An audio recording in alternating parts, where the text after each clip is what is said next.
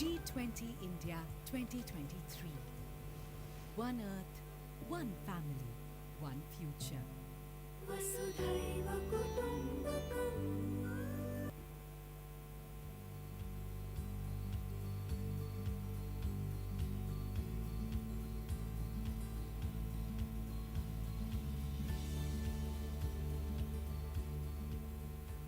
NLC India Limited is a leading fossil fuel mining and thermal power generating Navaratna Government of India enterprise, also spreading its wings to tap the renewable energy, namely solar and wind power generation under the Ministry of Coal. Afforestation activities and greenbelt development works are being carried out by NLC India Limited in all the mines in compliance with the commitment made to the Union Ministry of Environment, Forests and Climate Change in accordance with the mine closure plan. Under the afforestation scheme, so far about 2 crore saplings were planted in Neyveli Township and industrial area. The greenery which was existing in the pre-mining period has been restored after the mining activities by planting various varieties of native trees. As the dense tree coverage in Neyveli arrests the suspended dust particles emitted from the mines and thermal power stations, it helps in controlling air pollution. In Neyveli open cast mines, the overburden removed during mining operations is refilled in the mined out area. The dumped soil is unsuitable for cultivation due to its heterogeneous nature, devoid of plant nutrients like nitrogen, phosphorus, potassium and micronutrients. Moreover, the soil does not have proper texture and structure which are essential for growth of vegetation. For cultivation.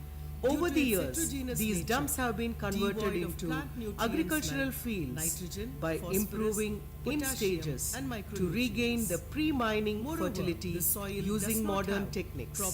As of now, nearly 2,600 hectares of mined out area was reclaimed, out of which afforestation was carried out in 2,188 hectares of land.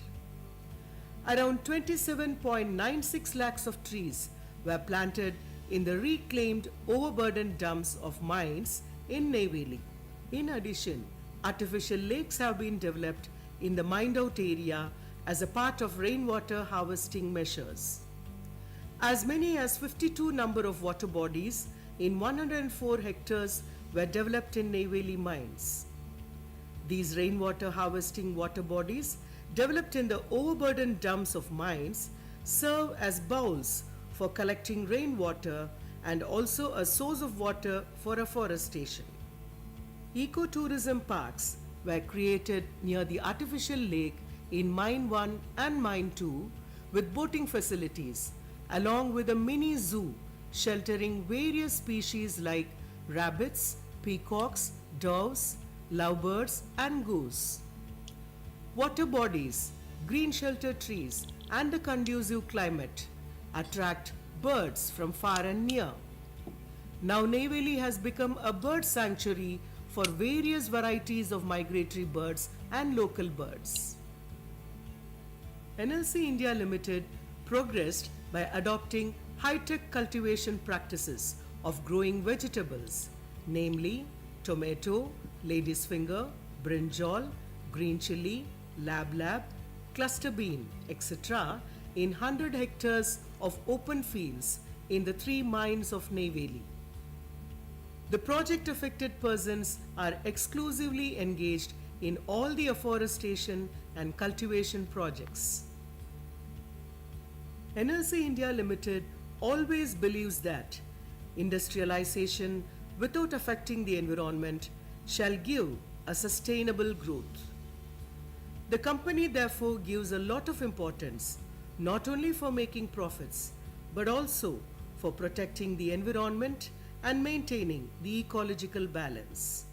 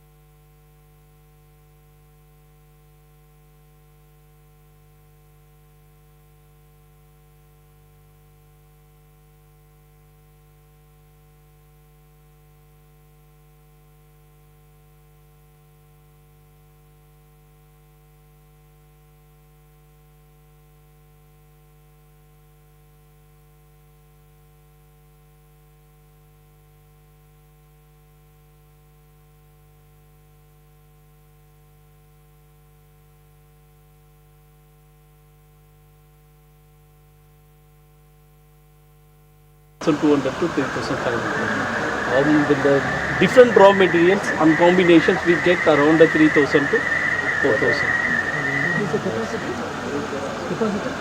Capacity of the plant. Plant is at this moment we have 110 each unit. So it will cost about 60 lakhs or 70 lakhs for in terms of machinery and The machinery costs roughly about 1.5 crores. This is 1.5 ton when we are going for production. It's around including the land and everything. When we calculate all together, 1.5 crores. Thank you much.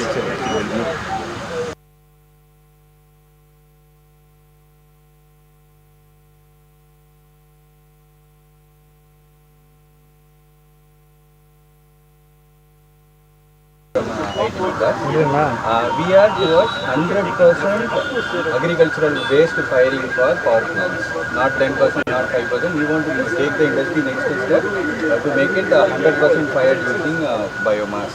So we understand what is the problem with the fuel. So we have taken consideration with what is available in Europe and what is different in Indian fuels. And Indian fuel is predominantly too high ash content and lot of clinker fouling. This is the problem that Indian systems are having. So we have come up with the systems, combustion equipment, where we handle things totally in a different fashion. For example, if you see, this is what we want. We don't want pellets. With our system, you don't have to pulverize the system. You don't have to torrefy. All that additional cost adding factors will be removed. So this is a 30 mm pellet. With 30 mm pellet, what happens? The manufacturing cost comes down for the manufacturers also. And we don't have to process too much at our end. We don't need to torrefy. We don't have to pulverize again. So we have already deployed 2 megawatts. So it was a power plant that was operated using coal. This is in Nagpur. So we have converted them from using coal, converted them 100% to agricultural waste. So the concept here that we come up with is, so these burners that we do are completely based on European designs. So they don't have, these are meant for operating 24/7 hours using ash content, fuel with ash content up till 30%. So everything internally, this is managed by the system itself. So we have two solutions. With one solution, we can retrofit existing systems itself.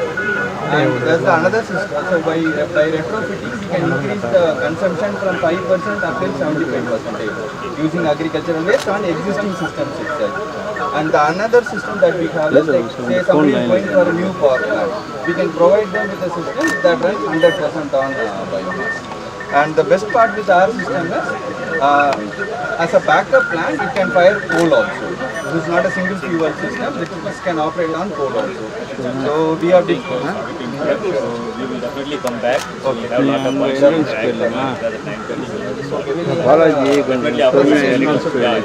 please do that. கையில் பிடிச்சிட்டே போங்க உதறாம.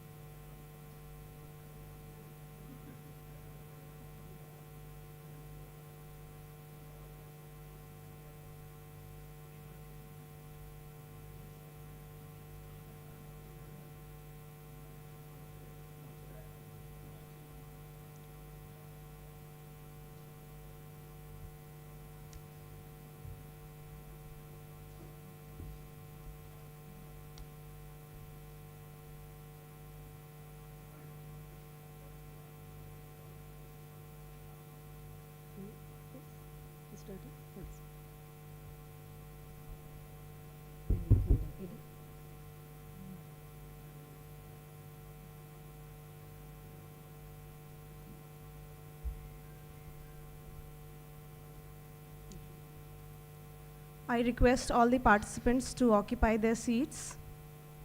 And people who are waiting outside, kindly have your seats, as we are going to commence the event shortly.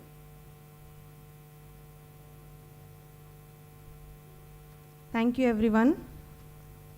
उद्यमेनैव सिद्धयन्ति कार्याणि न हि मनोरथैः न हि सुप्तस्य सिंहस्य प्रविश्यन्ति मुखे मृगाः. Without rigorous efforts, nothing can be accomplished.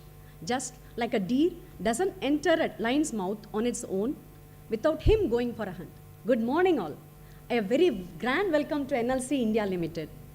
I'm Soumya. And I'm Rajshri. We are immensely happy to receive you all here at Power Station Training Center for this one-day regional level workshop on use of biomass in co-firing in thermal power plants. Ladies and gentlemen, in the coming hours, this workshop will offer a platform to share knowledge and insights about the use of biomass in co-firing in thermal power plants. In this regard, professionals, experts from government, academia, and research institution are amongst us, and on behalf of NLCIL, I wish each of you a pleasant and fruitful session today. It's time now to invite the dignitaries to the dais. I would like to invite Sri Dabasilan, Executive Director Thermal, and I request Madam Lokanayagi, GM Unit Head PSTC, to guide him to the dais, please. With a thunderous round of applause, please.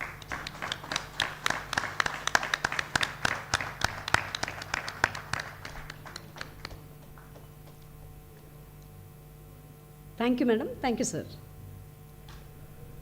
Ladies and gentlemen, let us put our hands together to invite Sri Sushil Kumar Arjarya, Member Mission Samad, with a request to Sri Tyagarajan, GM Unit Head TPS 1, to take him to the dais.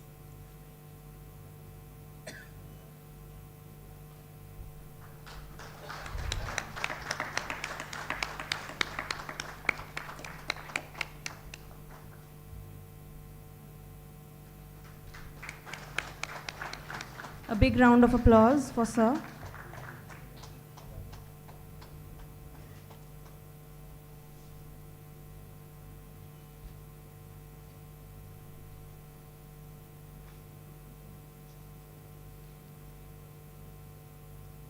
Thank you, sirs.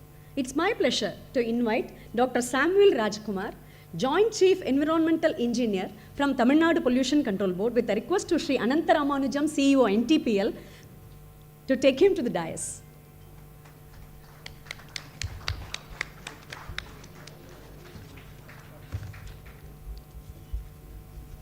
I feel honored to invite Sri Venkatachalam, Director Power. May I now request Sri Chandramohan, GM Unit Head TPS2, to take him to the dais.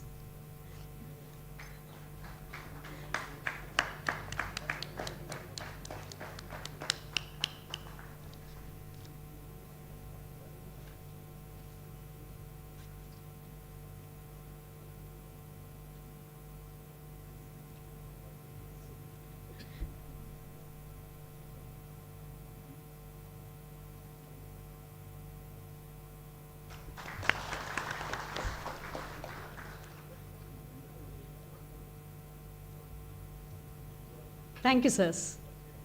मैं मंच पर जोरदार तालियों के साथ स्वागत करना चाहूंगी डायरेक्टर HR श्री समीर स्वरूप जी का, with a request to Sri Surya Narayanan, CGM Unit Head NNTPS, to guide him to the dais.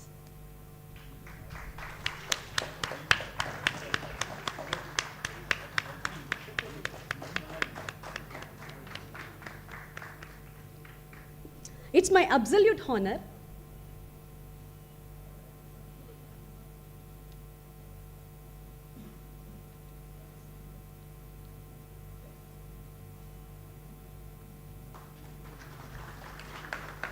Thank you, sirs. It's my absolute honor to invite Sri Mohan Reddy, Director Planning and Projects, with a request to Sri Saji Jose, CGM Unit Head TPS1 Expansion, to take the honor of guiding him to the dais.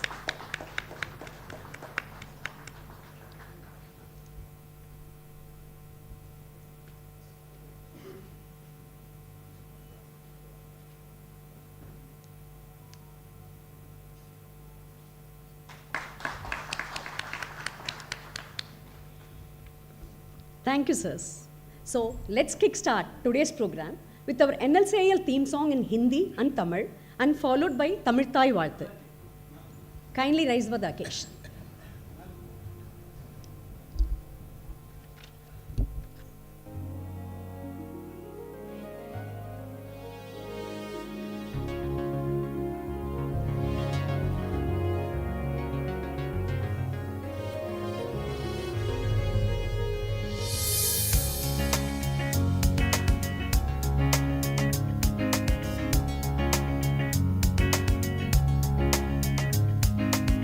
பொன்னாய் மின்னுவேன் என்னாலும் நானும் நம் நாடும் பொன்னாய் என்னால் மின்னுமே நான் நாட்டின் ஆற்றல் மின்னும் எந்த தேசம் நான் என்றும் துணை நிற்பேன் நான் நாட்டின் போர்வாள் நான் NLC இந்தியா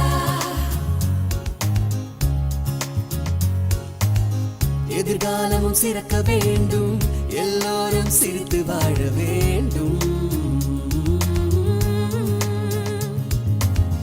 என்னாலும் வளர்ச்சி நம் நாடும் காணுமே நான் நாட்டின் ஆற்றல் உற்சாகம் செய்வேனே கண் முன்னே தேசம் மின்னொளியில் ஜொலிக்கட்டும் அதற்கென்றும் உழைப்பேனே நான் NLC இந்தியா நான் NLC இந்தியா நான் NLC இந்தியா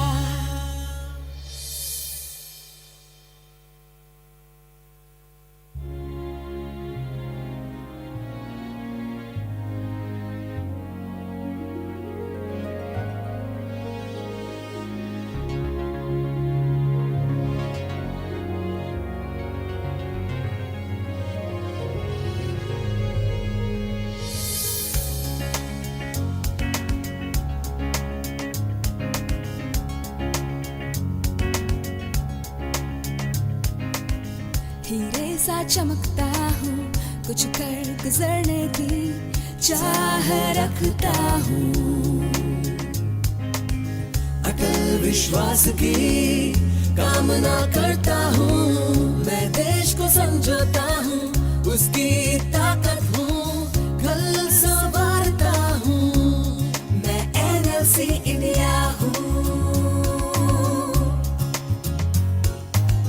मैं दिलों तक पहुँचता हूँ खुशियाँ फैलाता हूँ नई खोज को गले से लगाता मैं NLC इंडिया हूँ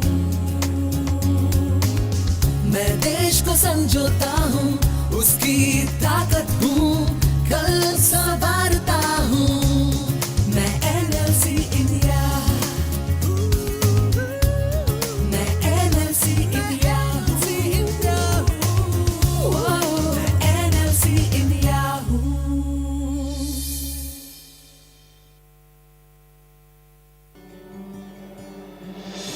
நீராறும் கடலுடுத்த நிலமடந்தை கெழிலொழுகும்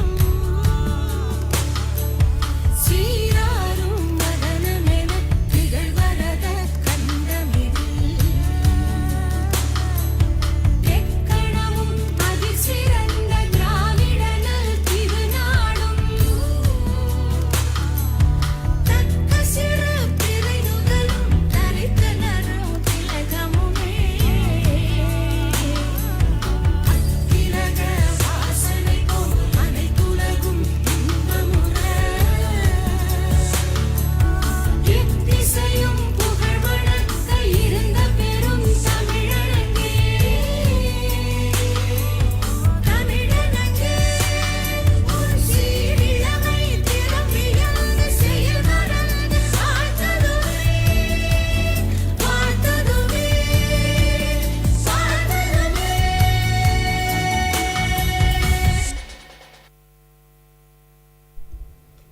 Please be seated.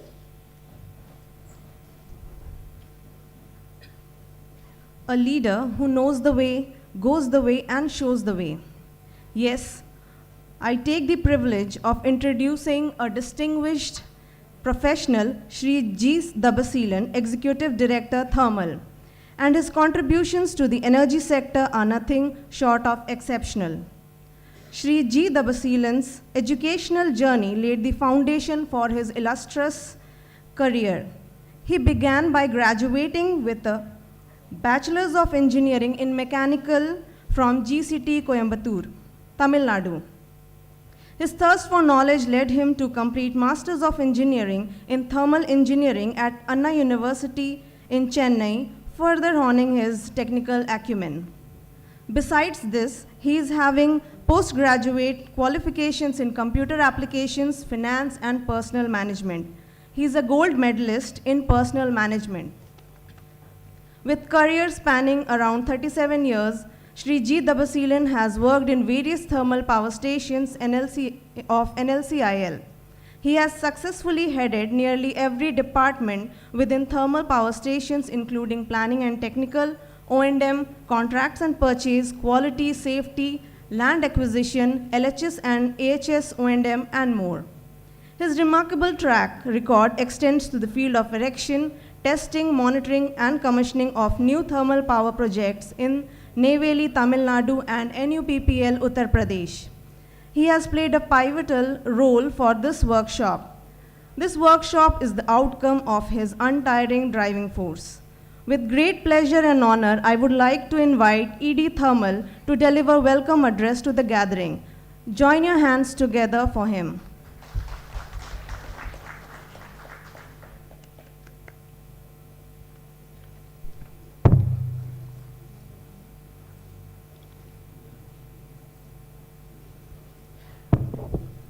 அனைவருக்கும் வணக்கம். Namaste. Good morning to one and all present here. Our CMD sir and Director Mines are gracing this occasion through VC. So most respected and beloved CMD, Director Planning and Projects, Director Mines and Director Finance Additional Charge, Director Human Resources, Director Power, CVO, Shri Sushil Kumar Acharya, Member Samarth Mission, Mr. Ramachandran, MD Transco, who is also joining through VC, Dr. Samuel Rajkumar, Joint Chief Environmental Engineer, TNPCB, Kadalur, Executive Director Safety, Executive Director Mines, Executive Director REPP, Executive Director Civil Contracts of Mines, Mr. M. Shanmugam, Member Samarth Mission, Dr. S. Nagurali Jinnah, CGM Retired NABARD, Dr. Ganapati Arambugam, Managing Director, Enhanced Biofuels and Technologies India Private Limited, Dr. Kurian Joseph, Professor and Director, Center for Climate Change and Disaster Management, Anna University, Thiru KG Muralidharan, Chairman, Trichirappalli Engineering and Technology Cluster, Mr. R. Prem Kumar, Consultant, Aquatham Engineering, Dr. M. Maheshwari, Professor and Head, Department of Environmental Sciences, Tamil Nadu Agricultural University, Dr. V. Nehru Kumar, Professor of Civil Engineering and Director CEHS, Annamalai University, Srimati Amritavalli, Deputy Director NPTI, Mr. Ramanathan, Manager Shank Process, Mr. K. Mugundan, Director Technical, MS LPEC India Limited, Thiru V. Vivekanandan, Director Surya Machines Private Limited, Thiru R. Chinnadurai, Director MS Deepak Engineering, Thiru R. Thamodaran, Managing Director SMINT TIQ Private Limited, Units of all thermal power plants, NNTPP, TS1 expansion, TS2 expansion, TS1, PSTC, thermal contracts, OSMG, CONTPL, CGM Finance, CGM Central Safety, GM Environment, Technical Secretaries of Director PNP, Director Power and Director HR, GM O&M of all thermal plants, all the GMs, all the HODs, participants deputed from Neyveli thermal units, NTPL, NEPPL and BTPS, all other executives and other employees from corporate office, ladies and gentlemen, good morning to you all once again. We are truly delighted to have all you here today for this one-day regional level workshop on use of biomass co-firing in thermal power plants. we are going to explore and discuss one of the most promising and sustainable solutions in the energy sector. A lot of eminent speakers have arrived here. They are going to take detailed presentations, and we are going to share a lot of their experiences. Let me say a few words about this workshop. First of all, let us understand why this workshop is arranged. India, currently the world's fifth largest economy, is on track to surpass Japan and become the third largest global economy with a projected GDP of $7.3 trillion by 2030, with a projected GDP 7.3 million as per the latest report from S&P Global Market Intelligence. At COP26 conference in Glasgow in 2021, our Prime Minister Modi ji announced 5 Panchamritas. First one is India will reach its non-fossil energy capacity to 500 gigawatt by 2030. India will meet first 50% of its energy requirements from renewable energy by 2030. So 50% of its energy requirements from renewables by 2030. This is an important point. India will reduce the total projected carbon emissions by 1 billion tons from now onwards till 2030. By 2030, India will reduce the carbon intensity of its economy by less than 45%. By the year 2070, India will achieve the target of net zero. This is very, very important. Further, the Prime Minister said that these Panchamritas will be an unprecedented contribution of India to the climate condition. So, not only on economic development, on climate control also, India has to progress, India has to lead the world. So now we can understand what is the importance of this workshop.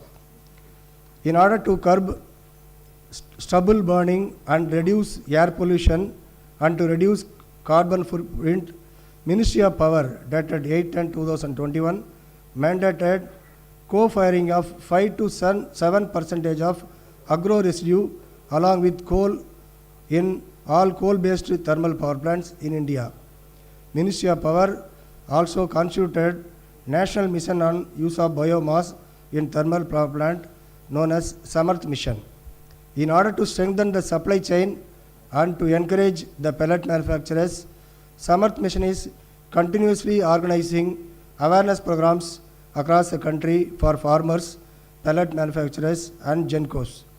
Samarth Mission has instructed the power generating companies to take urgent efforts to boost up the awareness and organize a regional level workshop for all the stakeholders of biomass to share their experience and discuss about future planning.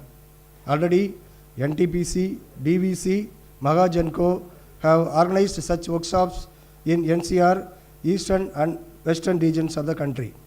On the same lines, so as to spread awareness under the aegis of Mission Samarth, NLCIL is happy to host today the one-day regional level workshop on use of biomass co-firing in thermal power plants, bringing together all the stakeholders like field experts, statutory authorities, professionals, farmers, biomass pellet manufacturers, biomass equipment manufacturers, GENCOs, academicians, research institutions, NPTI from southern states, Andhra, Telangana, Tamil Nadu, Karnataka and Kerala.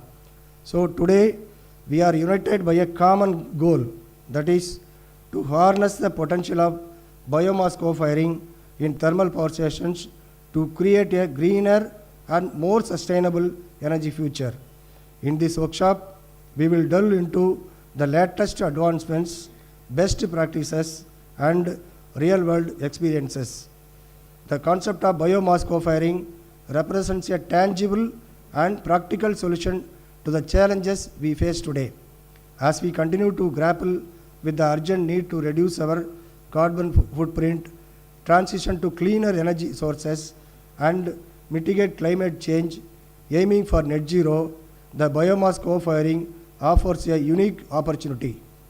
During this workshop, all the eminent speakers arrived here will engage us in a meaningful discussions on various aspects of biomass co-firing, including technological innovations, environmental impact assessment, policy frameworks, economic feasibility, and technical issues of implementing such systems. I hope that knowledge and insights shared here will not only educate and inform, but also inspire and empower all of us to take meaningful actions in the future with respect to biomass co-firing, as it offers enormous potential to reduce carbon dioxide emissions from the power plants. The significance of today's workshop extends beyond this room. It is an important step towards creating a more sustainable and eco-friendly world. As we exchange ideas, share our experiences, and forge new connections, we are collectively contributing to greener, cleaner, and more resilient future. So, today on this occasion of Green Initiative by NLCIL, I am most privileged to extend hearty welcome to our most respected and beloved CMD sir for this inaugural function. I wholeheartedly welcome our beloved Director Planning and Projects, Director Mines, Director Power, Director HR, CVO to this function. I welcome Member Samarth Mission and Joint Chief Environmental Engineer for this workshop. I extend a warm welcome to all the delegates, speakers, professors, CEOs, managing directors, senior executives, and their team to this workshop. I also welcome NLCL executive directors, CGMs, unit heads, GMs, HODs, executives deputed from all the thermal units, BTPS, NTPL, NEPPL. I welcome all the executives from corporate office, TA office, PRO, health and departments. I welcome the press and media persons for this workshop. I welcome the association representatives, GIA, NGIA, EA, OA for this workshop. I welcome the volunteers and the PSTC employees. Once again, I welcome you all to this inaugural function and followed by technical sessions. Thank you. Nandri, Vanakkam. Thank you, sir, for your welcome address. Now we move further to honor our dignitaries.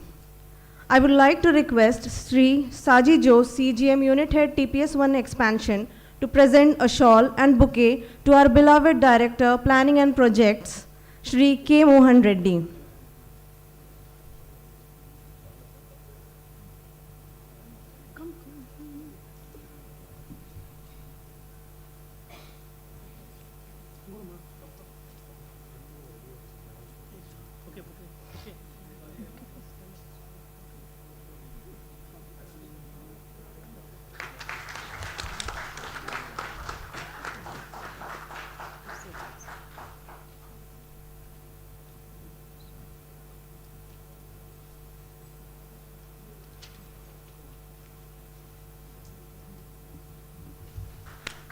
A big round of applause.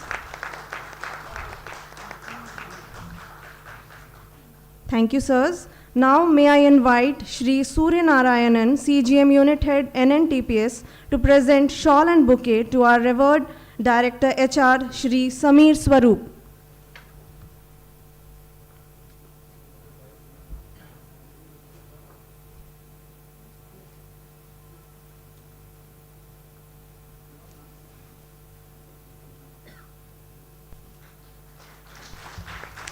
Join your hands together for sir.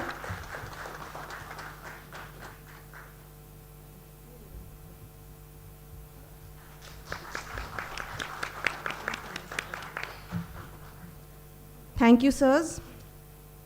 Now I request Shri Chandra Mohan, GM Unit Head TPS2, to present shawl and bouquet to our Honorable Director Power Shri M. Venkatachalam.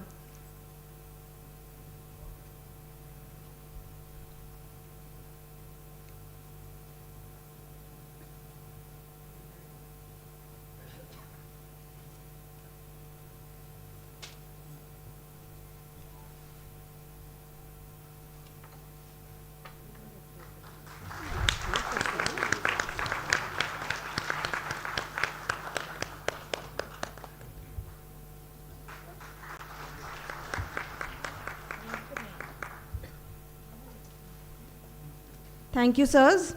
Now I would request Shri Punnu Pandian, GM Unit Head, TPS-2 Expansion, to present shawl and bouquet to Member Mission Samarth, Shri Sushil Kumar Arjaria.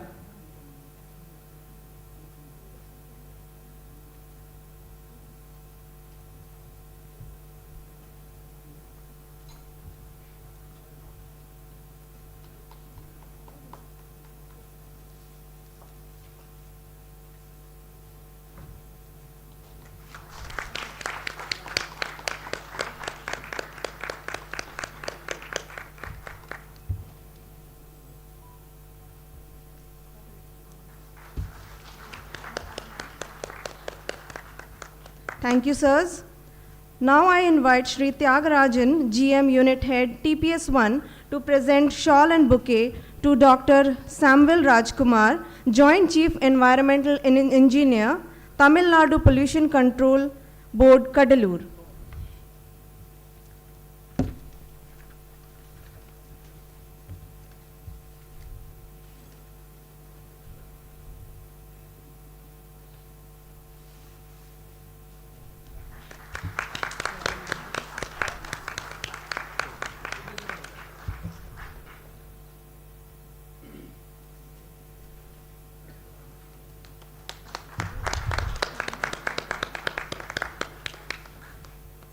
Thank you, sirs. Now I would request Srimati K. Loganaiki, Unit Head PSTC, to present a shawl and bouquet to Shri G. Dabasilan, ED Thermal.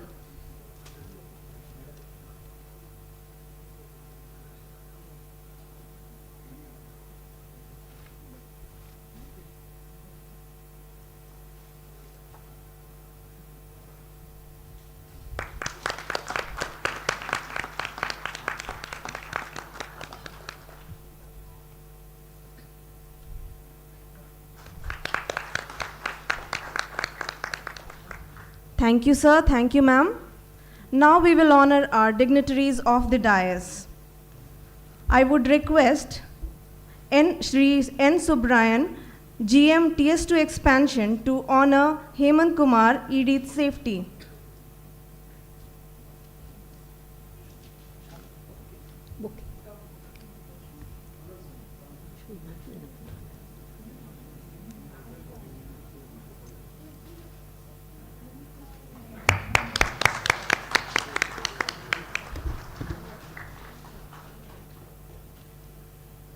Thank you, sirs. Now I request Shri N. Murugesan, GM TPS-1 Expansion, to honor Shri Srinivas, ED Civil and Contracts of Mines.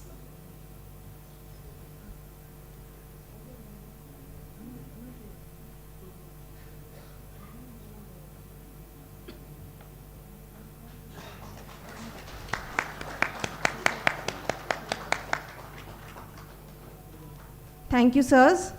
Now I request Shri U. Lakshmanan, GM NNTPS, to honor Shri Mati, ED REPP.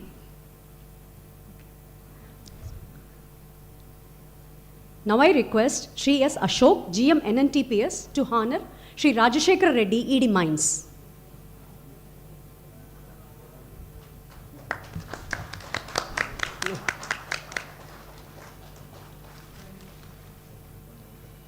Sorry, sir. Now I request Shri Ashok to honor CGM Finance Shri Hari Ramakrishnan.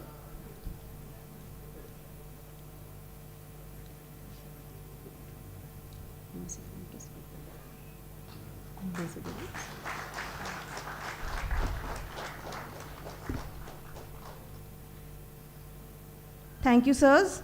Now I request K. Vasudevan, GM TS2, to honor Shri Solomon, CGM Corporate Computers.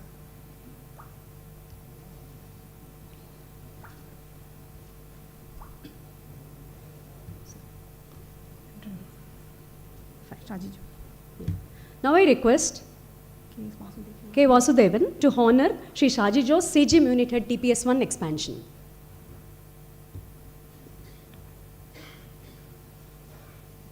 Sorry sir, due to the last minute changes, kindly bear with this.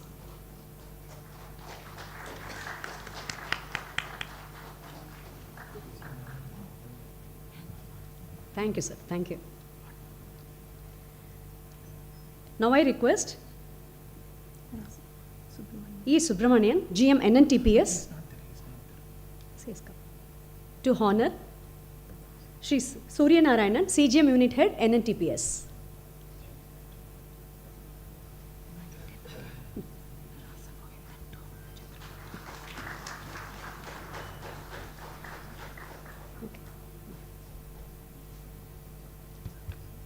Now I would request Shri Rasa Govindan Ji, GM NNTPS, to honor Shri Chandra Mohan, Unit Head GM TPS2.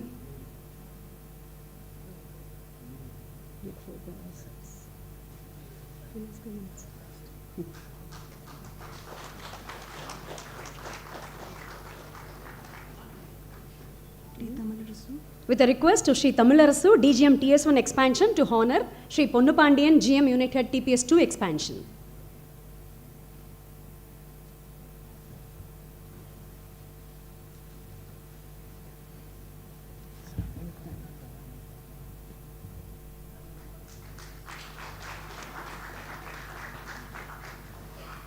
Thank you, sirs. I would request Shri V. Yanaguru, ACM Finance NNTPS, to honor Shri Ananta Ramanujam, CEO NTPL.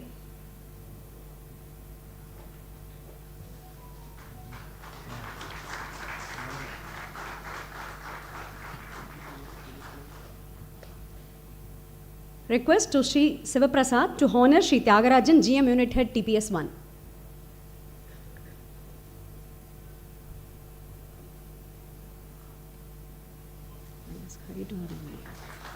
Thank you, sirs. Now I request Shri Hari Prasad, DCM, OSMG, to honor Srimati K. Lognaiki, Unit Head PSTC.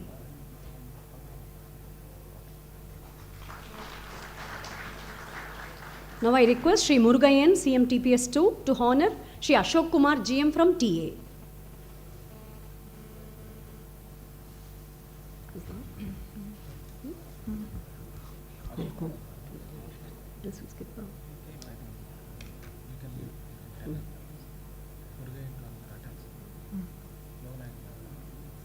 I would request S. Murugayan, CMTS2, to honor Shri C. Mohan, GM, Unit Head OSMG.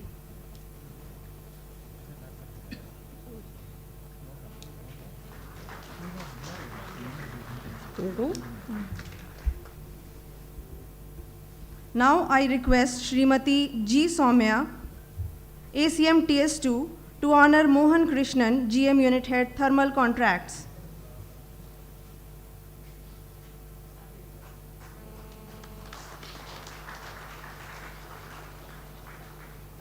Thank you, sir. Thank you, ma'am.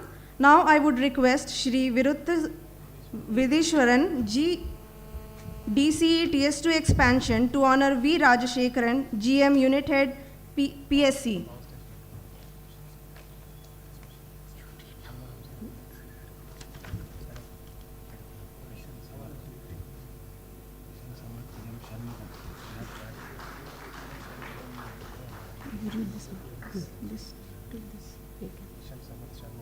I request Shri Kishore Kumar, EE NNTPS, to honor GMTS2 Director Power, Shri Mr. O.S. Rangasamy. Sir.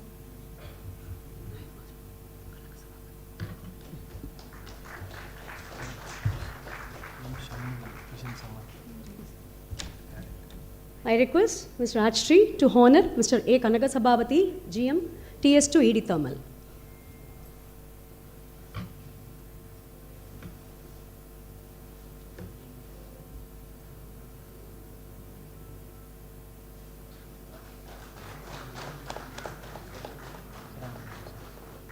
I request Sri Ramesh DC PSTC to honor Mr. Krishnamurthy GM from PPMG.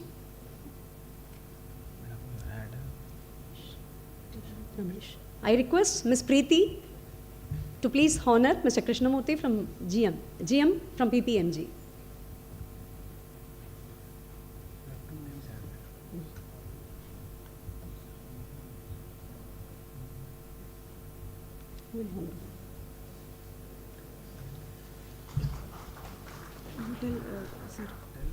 I request Mr. Kamal Basha to honor member from Mission Samad, Sri Shanmugam.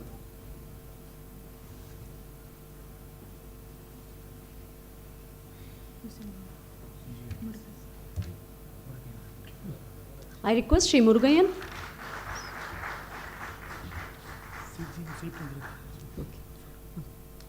I request Sri Murugayan to honor Mr. Saravana Bhavan from LDC, GM LDC.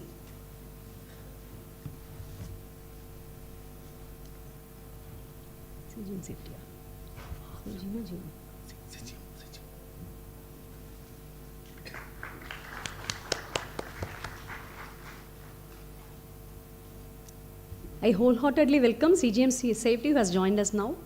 And I would request Sri Tamil Arasu DGM TS1 Expansion to please welcome him with a bouquet. CGM Safety.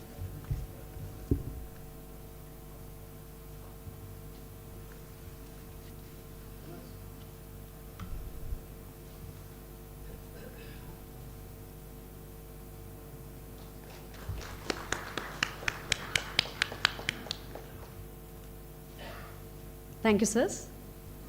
A lamp lighting ceremony makes the beginning of a journey towards brilliance and greatness. We commence any auspicious occasion to seek the divine blessings, and that is a testament in assuring positive energy. And so let's start by inviting our dignitaries to do the honors. Ladies and gentlemen, may we invite our dignitaries now to proceed to the Kuttuvalakku.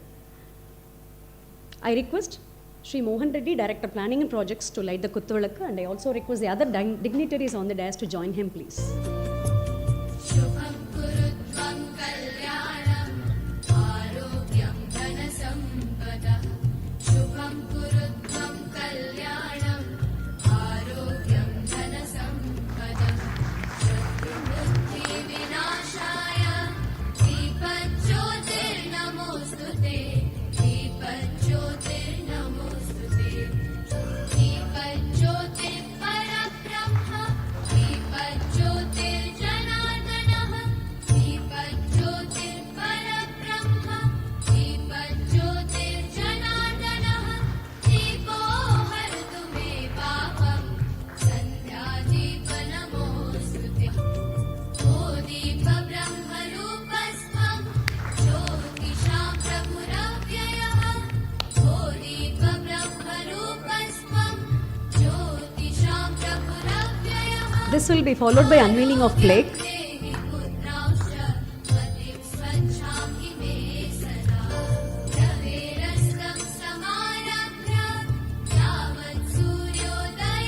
Thank you, sirs. We will move on to the next agenda of unveiling the plaque. With a request to the dignitaries on the dais.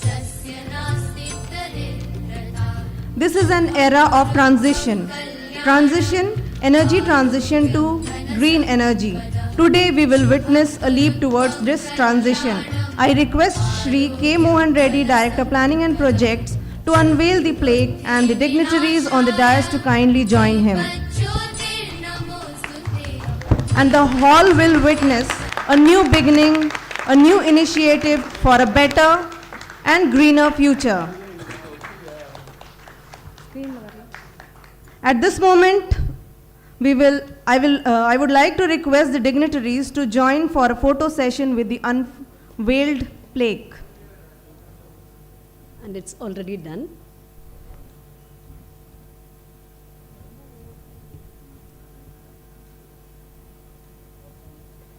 Thank you, sirs, for the honor. Kindly have your seats.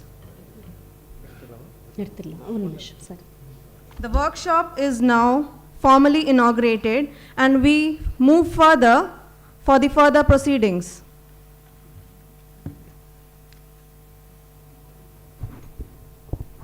Now we will present to you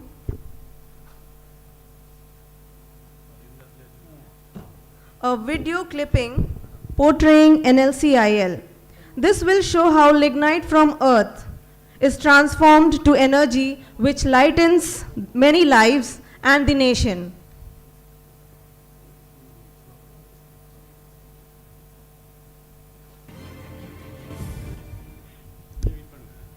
NLC India Limited is a Navaratna Government of India enterprise coming under the administrative control of Ministry of Coal and a pioneer provider of India's energy security with a rich history.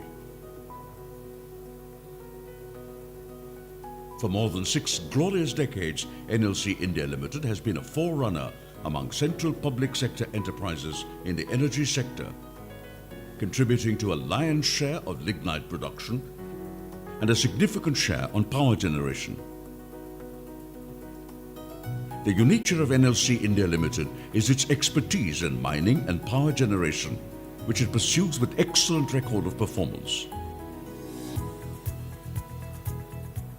Presently, NLC India Limited is operating 3 open-cast lignite mines of total installed capacity 28.5 million tons per annum at Neyveli, 1 open-cast lignite mine at Barsingsar in Rajasthan with an installed capacity of 2.1 million tons per annum, and an open-cast coal mine at Talabira in Odisha with an installed capacity of 20 million tons per annum.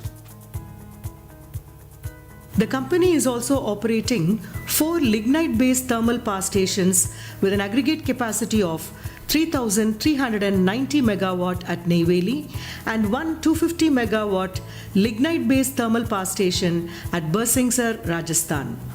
A 1000 megawatt coal-based thermal power station is also in operation at Thoothukudi, Tamil Nadu through its subsidiary company NLC Tamil Nadu Power Limited, a joint venture between NLC India Limited and the Tangent-Co. On the renewable energy front, NLC India Limited is now operating 1,421 megawatt of solar and wind power projects in Tamil Nadu and Andaman and Nicobar Islands. Today, the company has set its footprints in pan-India mode in the states of Tamil Nadu, Rajasthan, Uttar Pradesh, Odisha, Jharkhand and Andaman and Nicobar Islands. While the power generation capacity of NLC India Limited was 2,740 megawatts in 2014, now it has been raised to 6,061 megawatt. Similarly, the mining capacity is also increased from 30.6 to 50.6 million tons per annum. The company also ventured into coal mining with a capacity of 29 million tons per annum in Odisha and Jharkhand states. The first unit of the 2x500 megawatt Neyveli new thermal power station was declared for commercial operation on 28 December 2019. The second unit of Neyveli new thermal power station was declared for commercial operation on 10 February 2021. The Honorable Prime Minister of India, Shri Narendra Modi ji, dedicated this thermal power station along with Tamil Nadu 709 megawatt solar power projects installed in the southern districts of Tamil Nadu to the nation on 25th February 2021. A 1,980 megawatt coal-based thermal power project, Neyveli Uttar Pradesh Power Limited, a joint venture with Uttar Pradesh Rajya Vidyut Utpadan Nigam Limited, is under execution in Ghatampur, Uttar Pradesh. The first unit of this thermal power station successfully completed its mock light-up on 26 March 2021. NLC India Limited is the first central public sector enterprise to cross 1 gigawatt capacity in solar power generation. Now, NLC India Limited has become the member of International Solar Alliance. NLC India Limited has also successfully commissioned the 200 kilowatt R&D pilot scale floating solar power project at Neyveli New Thermal Power Station's raw water reservoir. To establish more solar power projects in various states of the country, a joint venture company, Coal Lignite Urja Vikas Private Limited was incorporated with Coal India Limited on 10th November 2020. The project activities of 9 million tons per annum capacity Pachwara South Coal Mine in Jharkhand is also in full swing. NLC India, harnessing energy, spreading smiles.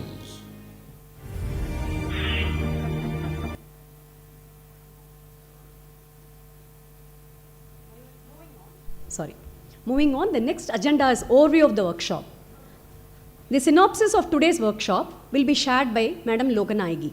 Madam Loganaigi holds BE in Electrical and Electronics Engineering from Gindi College of Engineering and an MBA from IGNOU. She has put in 37 years of glorious service in NLCIL. Presently, she is the unit head of Power Station Training Center, which is a CEA certified Category 1 training institute for power plant engineers. Madam was instrumental in bringing the state-of-art simulator to enhance the reflexes and responses of board engineers during plant emergency. It's my pleasure to invite Madam Loganaigi to present the overview of the workshop. Respected dignitaries on the dais, esteemed guests, and distinguished individuals of the dais, Executive Directors of NLCIL, CGM Finance, CGM Central Safety, Unit Heads of Thermal Power Stations of NLCIL, General Managers of various units of NLCIL, and to all the individuals who have graced us with their presence, I extend a heartfelt good morning to all of you. NLC India Limited is highly honored and takes pride in conducting this one-day regional level workshop on use of biomass for co-firing in thermal power plants. I feel privileged in delivering the overview of this workshop. NLCIL, a pioneer in thermal mining sector, has already ventured into renewable energy sector. Strongly committed to environmental protection and sustainable development, NLCIL has always thrusted upon eco-care measures. On the renewable energy front, NLCIL has already 2 gigawatt in hand and recently incorporated a wholly owned subsidiary, NLC India Green Energy Limited, with an aim to expand the renewable energy generation capacity to 6 gigawatt by 2030, and is always focusing on taking up all the renewable energy initiatives. In this line, NLCIL is committed to the implementation of biomass co-firing in all the thermal units as well as in the upcoming projects too. In an era where sustainability takes the center stage, exploring alternative sources of energy becomes imperative, biomass emerges as a promising contender. India, with its escalating energy needs and commitment to environmental stewardship, is at the forefront of adopting innovative solutions. Today's workshop is an ideal platform to unravel the potential of biomass co-firing to not only meet the escalating energy demands of the nation, but also to foster a sustainable future. This is an opportunity to exchange ideas and lay groundwork for a transitional step towards a more sustainable energy mix. Speakers from statutory authorities, farmer producer organizations, pellet manufacturers, academicians, GENCOs, research institutions, and fund providers are here with us today. Speakers will share insights, research findings, statutory requirements, funding for biomass aggregators and suppliers, and best practices related to the utilization of biomass co-firing in thermal power plants.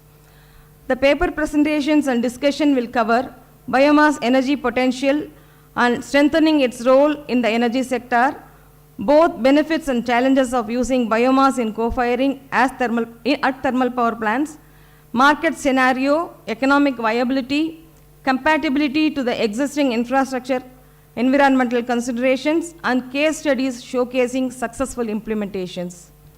This collaboration among industry stakeholders, policy makers, and researchers will help to ensure an efficient and economic supply chain from farmholds and to develop effective solutions for the successful integration of biomass co-firing in thermal power plants.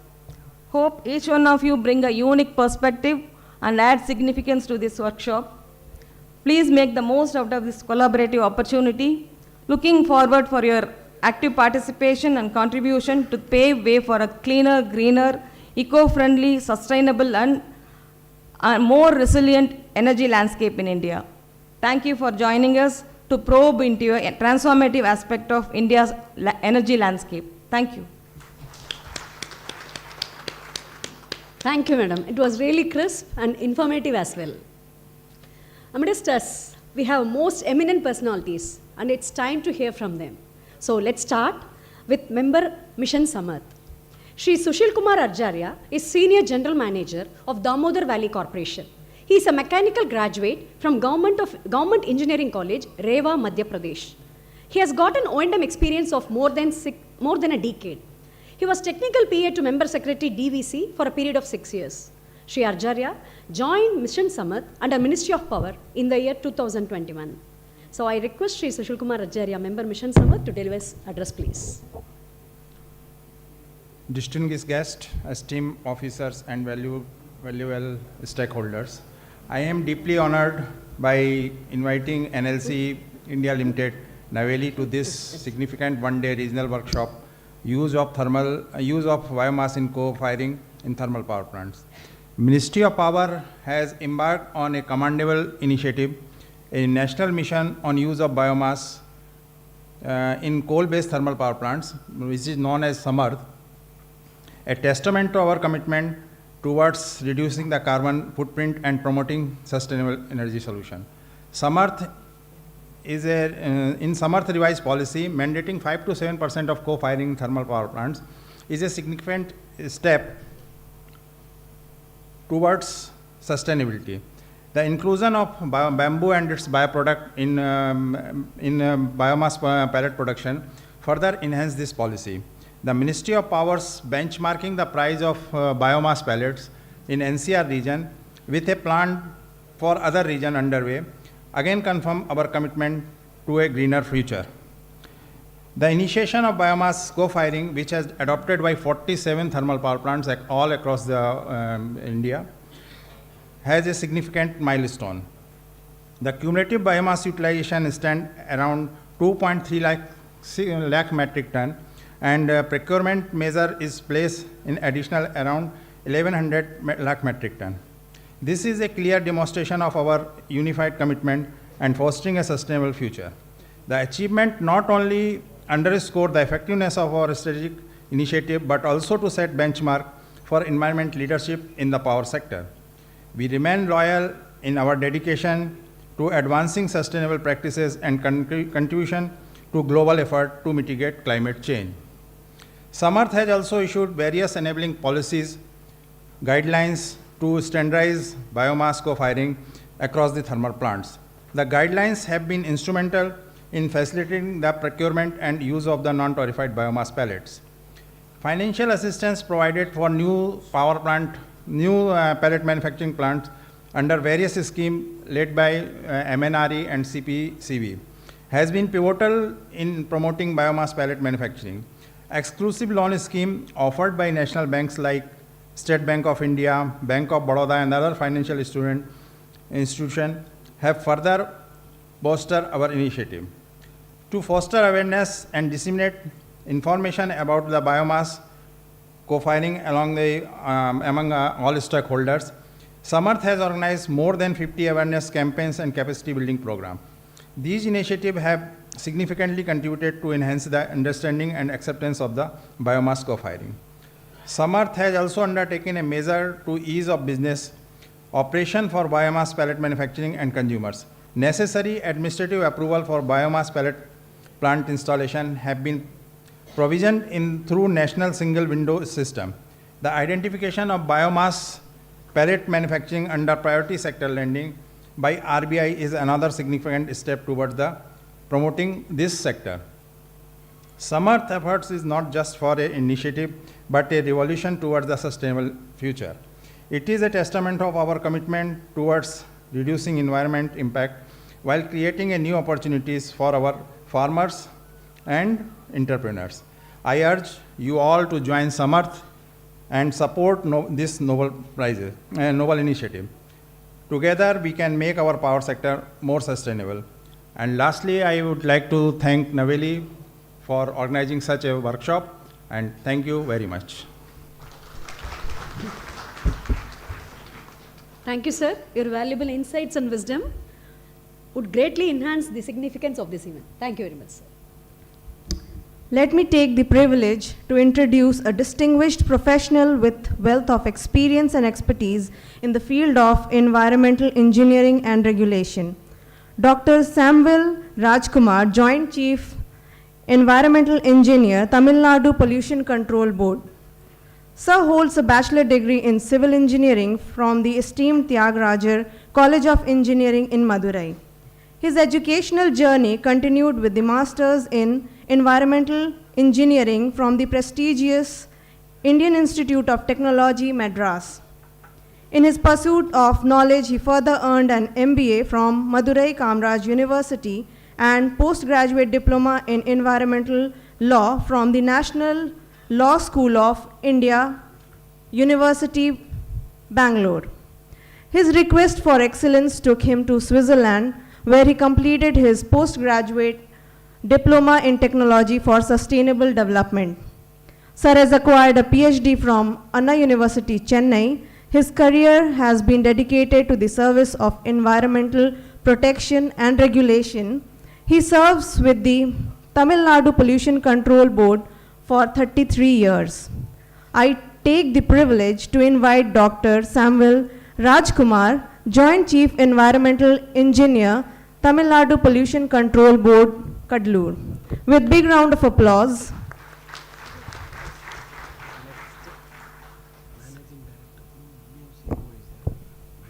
Good morning to all. It is great pleasure to be with you this morning. In fact, this is a wonderful sunny day. Mostly we will get rain today. Why? Because we have planted trees. And also NSC has a lot of trees in this campus, wonderful campus. Thank God for a wonderful campus. And all you know that Neyveli is the largest, highest rainfall in state of Tamil Nadu. It has more than average of Tamil Nadu. Thanks to that wonderful campus. And our beloved Dabasilan and Director Power, respected Mr. Vengalachalam, Mr. Mohan Reddy, Director Planning and Projects, and respected Human Resource Director Mr. Samit Sarup, and Sushil Kumar Acharya, Mission Samat. And also my job is very simple, since Tabasilan has invited and welcomed all the people of the entire participants from the various power plants and mines and other units. Thanks to the NGT, National Green Tribunal, who made me to close with all the phases of here. Almost I have inspected thrice in a month for the past 3-4 months. So most of the faces are very familiar to me, and they have interacted, they took care of me and showed that all the inside and outside of the entire units. This workshop, it's really a wonderful gathering and wonderful organized event by the NLC in association with Mission Samarth. And also the place, the producing the power of 3,390 megawatt. It is one of the huge in the entire campus. You are generating a huge amount of power, and the place is very important, the regional workshop. It is the right time that Ministry of Power organizing such a wonderful workshops in power sectors like this. Thanks to the member Mission Samath, who represented from the Ministry of Power, and also organizers of the NLC. You have seen that beautiful videos displaying that various strengths of the power sectors, and I was amazed and see that almost 1,400 and something megawatt of solar and wind power NLC is doing. NLC is doing a lot of diversification of that clean technologies. After that, the great CMD took over for the past almost 6 months, and because of his visionary in the leadership, I am seeing a lot of good changes and innovations are taking place in this NLC campus. The almost that biomass, you all know that how much that importance of that biomass, and especially now that the Ministry of Power made a mandatory kind of things, almost 5 to 7% from the year of this month, 2023. Initially it was 5%, now it became at 7%. And I have seen the brochure, NLC already made a lot of efforts in the procurement of biomass as a trial basis for various units, and also they are working hard to include in the DPR stage itself for a new power plants, and procurement of power plants is underway. I am here to tell something differently, to showcase that NLC in a such a way that we can create, not only creating a wealth for the well-being, that is the NLC's mantra, but I wanted the NLC to create a sustainable environment for a well-being. That is the need of the hour. So how that NLC, because I have recently, we have cleared from the TNBCB that overburden sand converted into that M sand. It is innovative, and after a lot of work with that R&D, and NLC came with a nice project, and TNBCB had cleared recently, and mostly you will come up with the M sand. You all know that the creating from that M sand, how much it costs, it saves that our rivers by over exploitation of the natural sands. So this is a unique kind of things. Similarly, in the biomass sector, after director called me and personally he invited for this workshop to say a few words about that our environmental issues. Then thanks to Mr. Shanmuganathan, who is an environmental engineer, TPS1 expansion, I called him and I requested him to take something about that basis of that, what are the waste generating from that NLC. Very interestingly, the average quantity of canteen waste generated from the canteen, various canteens you have, almost 2 tons per month, including mines, thermal power plant, everything. And you have a beautiful township with 14,000 houses. And average, you are generating waste generation 800 grams per day, roughly. So almost average biodegradable waste generates 300 tons per month. Horticulture waste, you all know that horticulture leaves and around 5 tons per month. And interestingly, sludge generation from the sewage treatment plant and effluent treatment plant, specifically not effluent treatment plant, STP, you can take almost 2.5 tons per day. So calculate all together, it comes around approximately 310 tons per month of biomass is being generated in the NLC campus alone, excluding the pruning of trees. Now we have seen today morning, I walked with that NLC campus, I have seen lot of pruning took place for the past 3 months, and huge quantity of trees, the branches of the trees cut and kept in that places. You can use it. And also recently High Court of Madras came with a good judgment, informed and advised all the big units to use the CSR fund to remove the invasive species, exotic species, especially the Prophecy Julifera, the CMA Karuvala Maram. That is, you can use that CSR funds to clear off all the Prophecy Julifera in that. Not only in your campus, I have seen little in the campus and lot of other sites also. You can collect so much quantity, is rich in that caloric value, especially that Prophecy Julifera. And also huge quantity of municipal salts from the nearby municipalities also. When we have planted the trees, saplings, and we discussed with that the pellet manufacturing people outside this institution, we asked what is the cost of that pellets. Roughly, they said that 13,000 to 14,000 rupees per ton of pellets. What is the raw materials? Whatever we have discussed, whatever I have told about you, this all the raw materials. And whether are you interested in purchasing from the NLC? He said, why not? We are very much interested. We are in need of that biomass. So roughly how much they can get? Maybe 50%, so that they can fetch some profit. The 50% cost is suppose 14,000 or 30,000. Around 6,000 rupees is the cost of that purchasing cost, or 5,000 rupees. Keep it with less profit. 5,000 almost into 10 tons per day. 5,000 into 5,000 into 10 tons, 50,000.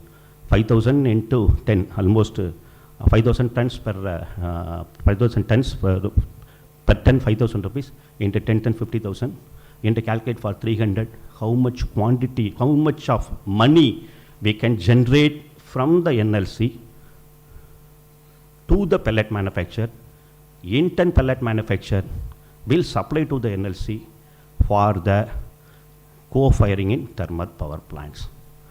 Like that, if you showcase it, NLC, if they showcase it, it is a role model in the entire state, entire country, and also then the future also in the videos you can display that goodness and how much you are taking care of the environment is the best kind of the things.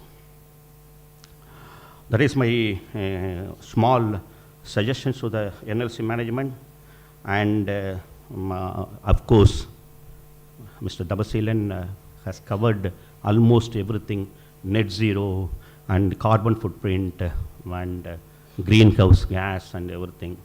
But very interestingly, the sulfur dioxide, almost reduction in sulfur dioxide, almost 2.37 tons per day by replacing that, and also the ash generation also. So by this we can do good wonders in that society. Ultimately, our aim is to make the earth in a sustainable way for the future generations. That is for what why we are, God has created all of us. Thanks to the management, and especially I thank, my heartiest congratulations to the PST, that is a Power Sector Training Center. Wherever I go for first time to that visit the campus, I used to visit that campus first to the training institutes. Based on the training institute, we can see the strength of the institutions. Awesome, in fact. It is a wonderful institution, Power Sector, and also Learning and Development Center also. I am passionate towards the training. I had been trained in that Danida as a training of the trainers in Denmark for more than 6 months. So I am passionate towards the training. This institution is a wonderful training institute. And also I have seen that lot of models, prototype models for the benefit of the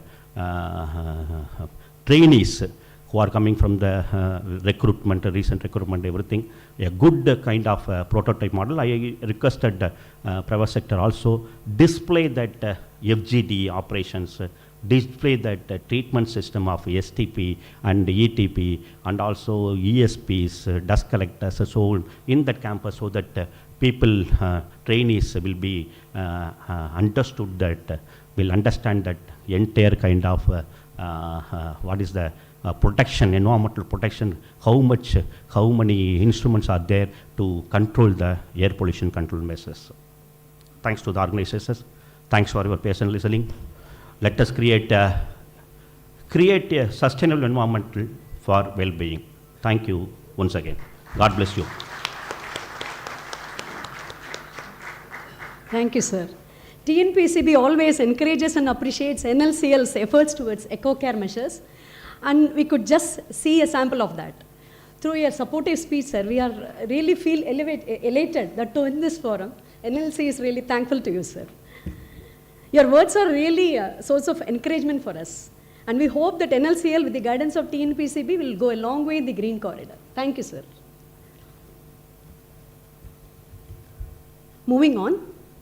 Managing Director of TAN Transco, Sri Ramachandran, has joined us through VC. So I would like to invite him for this workshop and request him for his address through VC, please. Good morning to all present there, sir. I am Ramachandran, sir, Managing Director TAN Transco. Very good morning to all of you.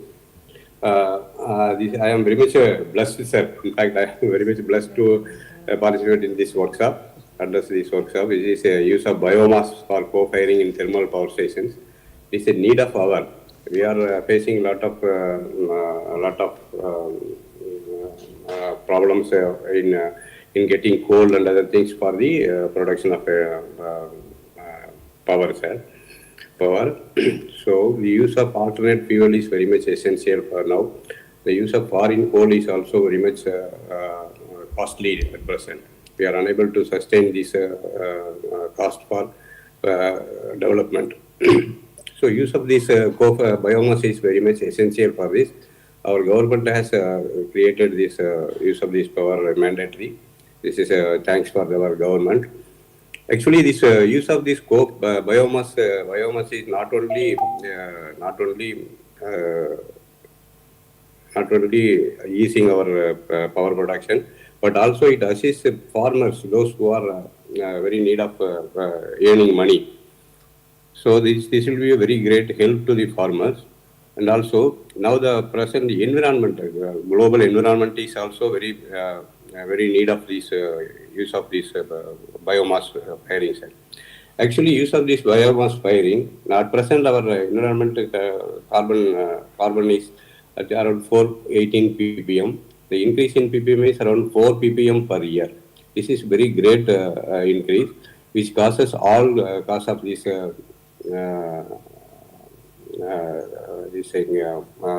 and other things. Cyclone, huge cyclone, rain. There's a devastating effects on the global environment. So to reduce this, the use of biomass will assist in a great way, sir. Actually, use of biomass for producing this normal coal, we used to spend energy. So we are emitting carbon dioxide for producing the fossil fuel. But in the case of this co-firing biomass production, actually the green trees absorbs carbon dioxide. In the way we are actually consuming the carbon dioxide, and also while firing, we are emitting that neutralizes the carbon emissions. Actually, this is energy carbon emission, neutral carbon emissions by use of biomass. This requires very much essential. Actually, our PM's vision is to neutralize zero carbon emission in the year of 70. But by using this co-firing, actually we are neutralizing now itself at the 7%. So I thank our NLC management and Samarth team, those who are participating in this workshop. I thank all the team members and thank the NLC management for giving this opportunity for me. Thank you, Ananda. Thank you.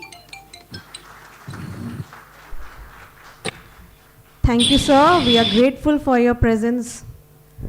Our beloved CMD, he will be joining us through VC. I take the honor to introduce a dynamic and visionary leader who has taken the helm as the chairman and managing director of NLCIL on January 12, 2023. Shri M. Prasanna Kumar, a seasoned professional with more than 3 decades of invaluable experience in the energy sector, especially in power and coal sector. Before assuming his role as CMD at NLCIL, Shri M. Prasanna Kumar served as Managing Director of Gujarat State Electricity Corporation Limited, GSCEL, where he excelled in various aspects of energy management and innovation. His achievements and contributions have been recognized through numerous accolades, including Power Excel Awards and Horizon Best Article Award. His expertise spans power plant erection, operation, maintenance, coal management, heavy equipment maintenance, and much more. His influence extended to the national level when he played a significant role in formulating policies for utilization of coal and gas in power station efficiently, thereby contributing to reduced power tariff. Under his capable leadership, NLCIL has already achieved significant milestones, including the successful participation in competitive bidding, winning maiden renewable energy projects, and venturing into commercial mining for the first time. Apart from his unwavering commitment to safety, operational excellence, and his vision for sustainable growth in energy sector, his strategic initiatives has not only enhanced NLCIL's performance, but has also instilled confidence among stakeholders and elevated the company's market capitalization. We extend a warm welcome to Shri M. Prasanna Kumar, a visionary leader who is steering NLCIL towards a brighter and more sustainable future. I request our beloved CMD to address the gathering. Over to you, sir.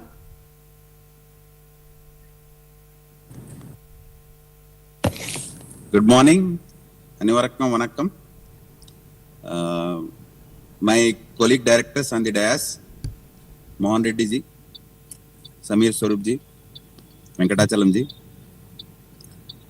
respected guest attending the one day conference from Tamil Nadu Pollution Control Board and Tamil Nadu Transco, and all the participants, distinguished delegates of this conference. Actually, I was very much interested and I was particular to join this conference, but due to some urgent works, I could not physically present there. But thanks to technology, despite physically located almost 1,000 kilometers away, I could connect to conference. This biomass pellets, this is, we have been hearing since long. This initiative was started with the problems that happened in the national capital region with huge pollution that is creating the problems because of the stubble burning and many other reasons. So this initiative was started long back, and there were clear-cut directives from the government for ensuring the blending of some percentage of biomass pellets with the conventional coal and lignite. But due to the reasons of non-availability of infrastructure for the pellet manufacturing, there is some slow progress in this regard. In this context, this conference plays very important role. At the outset, I congratulate our NLCIL thermal group for taking this initiative of having all the experts in the area and sharing the knowledge to the people so that this initiative can be taken forward in the national interest. As you know, while power generation is of utmost importance. At the same time, we have to take care of the Mother Earth. That should be our prime objective. And as you know, the per capita consumption of our country is hardly 1300 kilowatt hour per person, whereas the world's average is more than 5,000. And many of the underdeveloped countries are having more per capita consumption than us. So, for becoming a developed country, as per the dreams of Honorable Prime Minister, we should be having power generation in eco-friendly way. That should be our target. NLCIL is famous for its eco-friendly mining and power generation activities. Since beginning, even when there were no rules and regulations for this, NLCIL was giving utmost priority to the eco-friendly mining and eco-friendly power generation, and many initiatives are being taken to ensure this on sustained basis. And NLCIL is also famous for its mine reclamation activities, where the greeneries are being developed and is well appreciated by the recent parliamentary committee, where the initiatives were shown. Taking this forward, we should take all the steps to ensure that we follow the blending of bio pellets with the coal to the level prescribed by the government, so that we can take lead in this direction also. Now the major important point is there is a mandate of 5% blending. Earlier it was more, but now it is reduced to 5% of blending of biomass pellets. There is a huge requirement of biomass pellets, and gap in the facilities that are available in the country for manufacturing of the biomass pellets, which is creating the problem.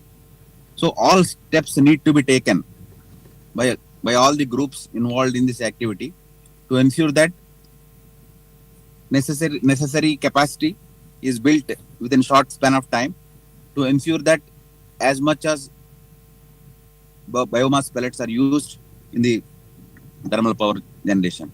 I am happy to convey that our NTPL plant, they have already awarded the contract for supply of biomass pellets.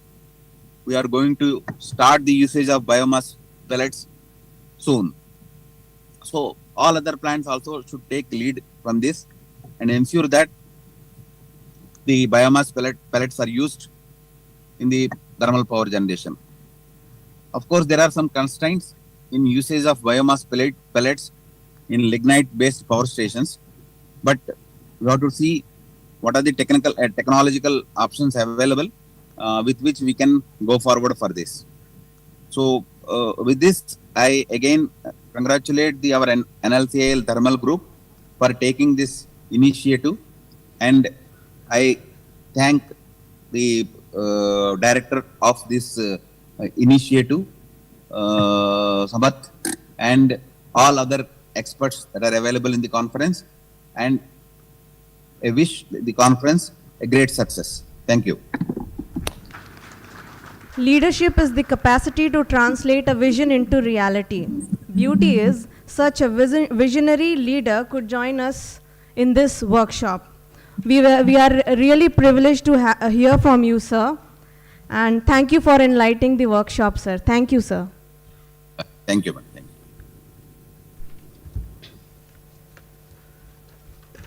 Moving on to the next agenda. Integrity, insight and inclusiveness, the quality that speaks about our beloved Director Power. Shri M. Venkatachalam, Director Power NLCIL, is a mechanical engineer from University of Madras and is a distinguished scientist in the Department of Atomic Energy. Prior to joining NLCIL, he served as an executive director at the Nuclear Power Corporation of India Limited. In his 35 years of experience, some notable achievements include erection and commissioning of the first 700 megawatt unit at Kakrapar Atomic Power Project, major upgradation and life extension activities at Madras Atomic Power Station, and handling natural calamities such as tsunami event at MAPS. Sri Venkatachalam ji is recognized as an expert by the World Association Nuclear Operators and has delivered talks on commissioning and operation to senior international personnel. He has actively participated in public awareness initiatives, engaging with students, state officials, and community leaders, and has received several awards, including prestigious NPCIL Excellence Award and Meritorious Group Awards. Without much ado, I would like to invite our beloved Director Power for his address, please.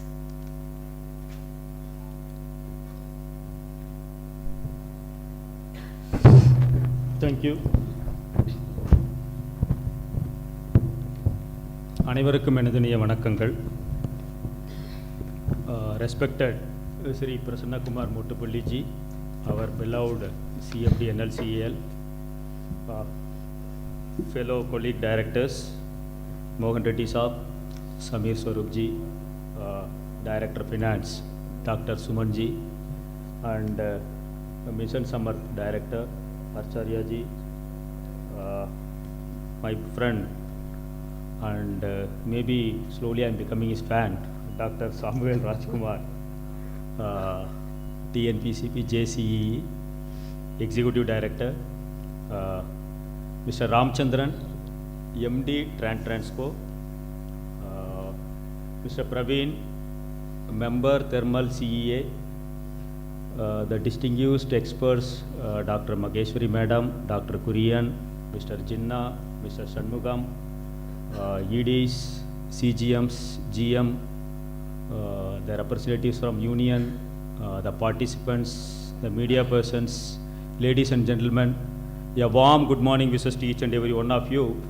And I am really pleased and then privileged to be here among you all for this wonderful workshop. Let me first welcome you all to this wonderful township.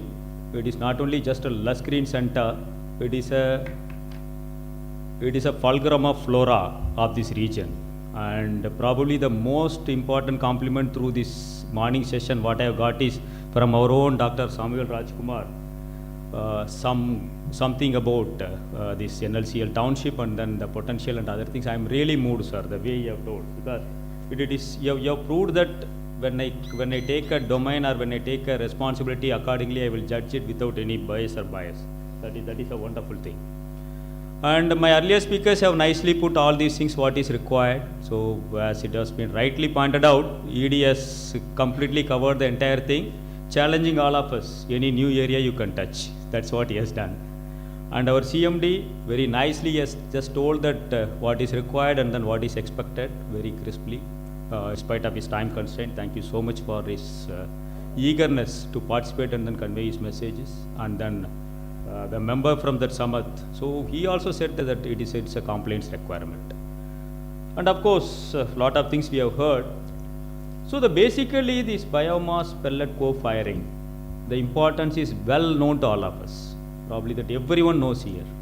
We don't have to repeat or whatever it is, because the dimensions are many. It is starting from that limiting the pollutions, bringing down the carbon footprints, gainful utilization as a green energy, and then even to avoid soil pollution. There are several dimensions, and if you just sum it up everything, and then it boils down to two things. One is that really the gainful utilization of energy, because it is readily available and it is a green energy. And second one is that limiting the pollution or bringing down the carbon footprint. This carbon footprint, so many things have been told and then it has been touched upon, but definitely that we'll have to see from the different perspective. We'll have to take a big picture. And that is the reason that why it assumes so much of importance. The global temperature rise, the Conference of Parties, of course my earlier speakers have indicated this, is the most important challenge as on today. Because it is not a technological or it is not a challenge talking about some improvement or some cosmetics. It is a question of our survival. So any act, anything we do towards this is the most important thing, because it's not that, as it has been rightly pointed out, It's the globe or Mother Earth is not our property that we can just misuse and then throw it and then give it to somebody. No. It's a debt we owe from our maybe grandchildren or grandchildren and all. So it is safely we'll have to hand it over. So if you take that single cause, this act of biomass pellet firing plays an important role, maybe an iota of change, but this is most required. Just imagine that entire biomass which is generated in the world is converted into the energy, and correspondingly that CO2 emissions which is avoided, and there is a loss or there is a reduction of say this soil pollution. Think of the net results. So it will be very interesting. Probably I will give this small assignment to Dr. Samuel Rajkumar because I am really moved by the way, the suggestion which he has given with the simple calculations that how much we can save and then how much we can benefit, and at the same time how we can help the sustainability. So probably this is one of the important things we should understand, that the cause for which what we have met today is not just firing something or something like that. It is keeping the globe intact. It is sustaining the earth. So towards that we are all here. Well, let me not dwell further into that. The importance of sustainability is very well known.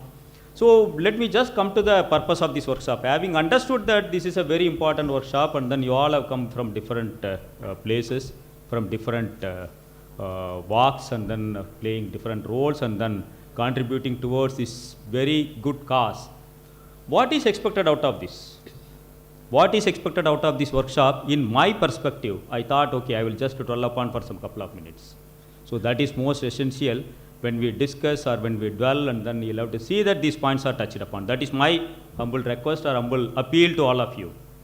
The first and foremost is our CMD also has rightly pointed out, he has just indicated, the first and foremost is the availability, the quantity what is required, and really what we have at the doorstep for our usage. Yes, it's a very good idea. We'll have to go fire. We'll have to utilize this heat. We don't have to just, make it as only legislation and then try to bring some 1%, 2%, 5% or something like that.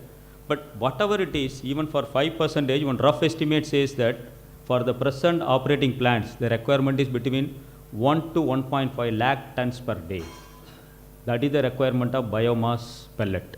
Maybe some of the people, entrepreneurs can make a note of it, the potential requirement, because as of now it is a legislation. Certainly there is a requirement up to 1 to 1.5 lakh tons of pellets per day. Whereas as of now the availability is roughly, it is about some 6,000 to 7,000 tons per day. Not even we have about some 5% of our requirement to meet even this 5% of the legislation. So the job ahead of us is huge, even when we talk about 5%. But when we are going for the new plants, we are planning to go up to 10%. Even in our last meeting, I still remember that our Mohan Reddy Saab was very curious, why you are all limiting it to 10%? It should be something like 15% or 20%. In future, it may be even 50%. Think of some boilers wherein that we can go for some 20 or 25%. So that is the thinking has already come. So the days are not far off that we'll be asked to go fire up to 20-25% in the future. So just to think of the requirement. So the task is, this message is to be disseminated. Though we are telling it is a most important thing, just to go out of our campus of any plant, you just see that how many of us are really aware what is the meaning of this biopellet. That itself it is not known. So the task ahead of all of us is that first and foremost is that this message is to be taken to the field. The people, those are really having the potential to contribute for this. Second one is the entrepreneurs. So they'll have to really take it as a challenge and then see that the machineries, whatever is required, is made in a way that it can be made as like a handicraft. We should have some machines at each and every farm. That should be that is the expectation. It's not that somebody will bring your biomass waste and other things to some place where you make it. No. It should be at the place where the farmers can use it and then make a biomass pellet and then come and then sell it to you. That should be the approach. Then only things will happen. Because rather than asking something, you tell them that you make it as with a small machine. You make it as a pellet and then yes, you will get so much of money. So this is first thing, the quantity. Second one is, though it is interrelated, I thought of putting it separately. That also I want this August audience and then gatherings, when we just discuss throughout the day, please review that, how to bring down the cost. This is most essential. Because now we know that the coal which is available in India is on an average around between some 2,000 to 4,000 rupees per ton when you are getting it. When you talk about the biomass pellet of 15,000 rupees, definitely this will, decelerate or rather make the people that not to go for it. So only by legislation things will not be implemented. Maybe there is a limit. Once we bring down the cost, you don't have to make any legislation, people will start thinking, why 5%, why not 20%? And there is a potential, because I made some rough calculations and it is possible. If we bring down the cost, you just imagine that where the coal by importing, and then when you are getting something about some 3,500 kilocalories per ton, per kg, that coal is something about some say 7,000 or 8,000 rupees. There if you are having a biomass pellet lesser than that, why people will not go for it? So look from that angle also, make the quantity available so that the real potential available at the biomass pellet will be utilized, and then bring down the cost. So these two are the two mantras. I feel that it is most essential, and then I want this August gathering to work on it so as to give some valuable insights, because this is the most essential for this region when we really want to go for it, and these two things are to be done. Of course, there are some technological limitations. We are going for it. Even for our Bussingsar boiler, we are studying how it can be used, though it is alkaline boilers. That is one part. But these two are the very important things. Please work on it. And I thank all of you who have come from all the way to contribute for this cause, as I indicated earlier. And then give your best, and don't limit yourself only today, your contributions or your interactions. Please extend your interactions in a long way till we find a good solutions, and then we sustain it. So that is my humble request. I thank all the people, those who have come from different parts and then participating in this workshop, to give what they have, and then to bring a good suggestions, good solution at the end of the day. And also I thank all the organizers and the media persons and others who made this program really a very good one. And wishing you all a great workshop ahead. Thank you so much.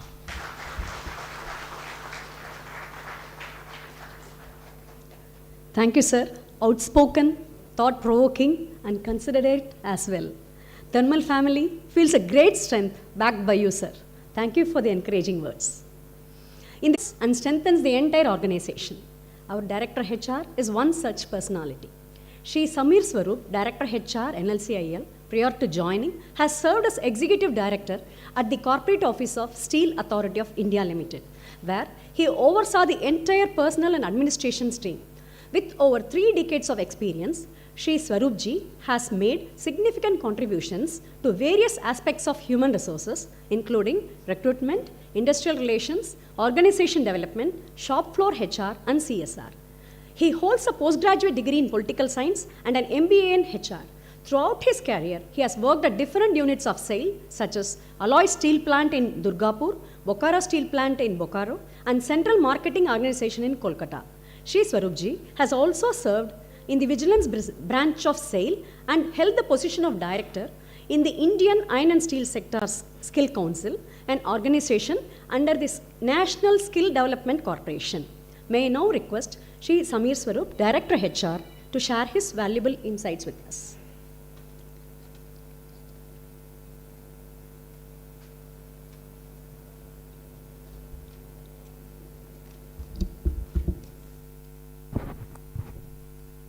Thank you. Respected Director PNP, Mohan Reddy sir, Director Power, Venkat Chalamji, Dr. Rajkumar from Tamil Nadu Pollution Control Board, Dr. Member Samarth, ED Thermal, my EDs, CGMs, ladies and gentlemen. A very good morning to all of you. First, I would like to say that I am delighted to be part of this summit, this workshop. I am not a technical man. As a common man, I would like that the pollution levels, they get decreased day by day. Our environment remains green. And as NLCIL member, I am very happy that we are always moving towards doing that. Our township, as Dr. Rajkumar has already told, is a green oasis. Definitely when we go for this biomass fuel, we'll be doing lot of things. First, I would say the carbon emissions, they will get reduced. It will become a renewable energy source. The utilization of existing infrastructure, that it allows our power plants designed for coal combustion can go for this biomass firing. Job creation and job security will be there for farmers. They would get some additional source of income. Waste reduction would be there. And we would also be complying with the regulations. As an HR man, we were exploring rather use of biogas for our industrial canteens, but we found that the wastes which we are generating here are very less. As sir was also telling, it is around 2 tons in a month. That may not be sufficient.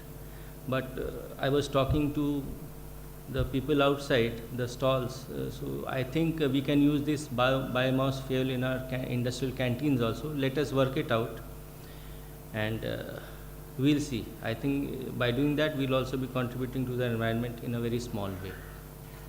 My best wishes to the workshop, and all the best to all of you for having a very meaningful day discussions. Thank you.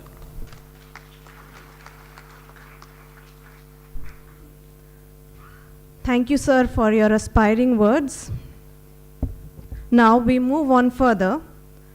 Operations keeps the lights on, strategy provides a light at the end of the tunnel. But project management is the train engine that moves the organization forward. It is with great pleasure that we introduce an accomplished professional whose journey in the energy sector is marked by dedication, expertise, and notable contributions. Yes, none other than Shri K. Mohan Reddy, our Honorable Director, Planning and Projects. A mining engineer with wealth of experience, currently serving as Director Planning and Projects at NLCIL. Before taking on his role, Sir served as CEO NUPPL, where he played a pivotal role in numerous achievements and developments. His leadership extended to geographical expansion initiatives of the company, notable signing an MOU with Assam State for establishing 1 gigawatt solar plants. Prior to joining NLCIL, Sir held important positions in Western Coal Fields, a subsidiary of Coal India Limited, and Singareni Collieries Company Limited. We are privileged to welcome our Honorable Director, Planning and Projects, to address the gathering.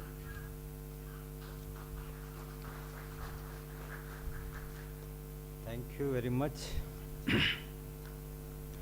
Vanakkam, namaste to all of you.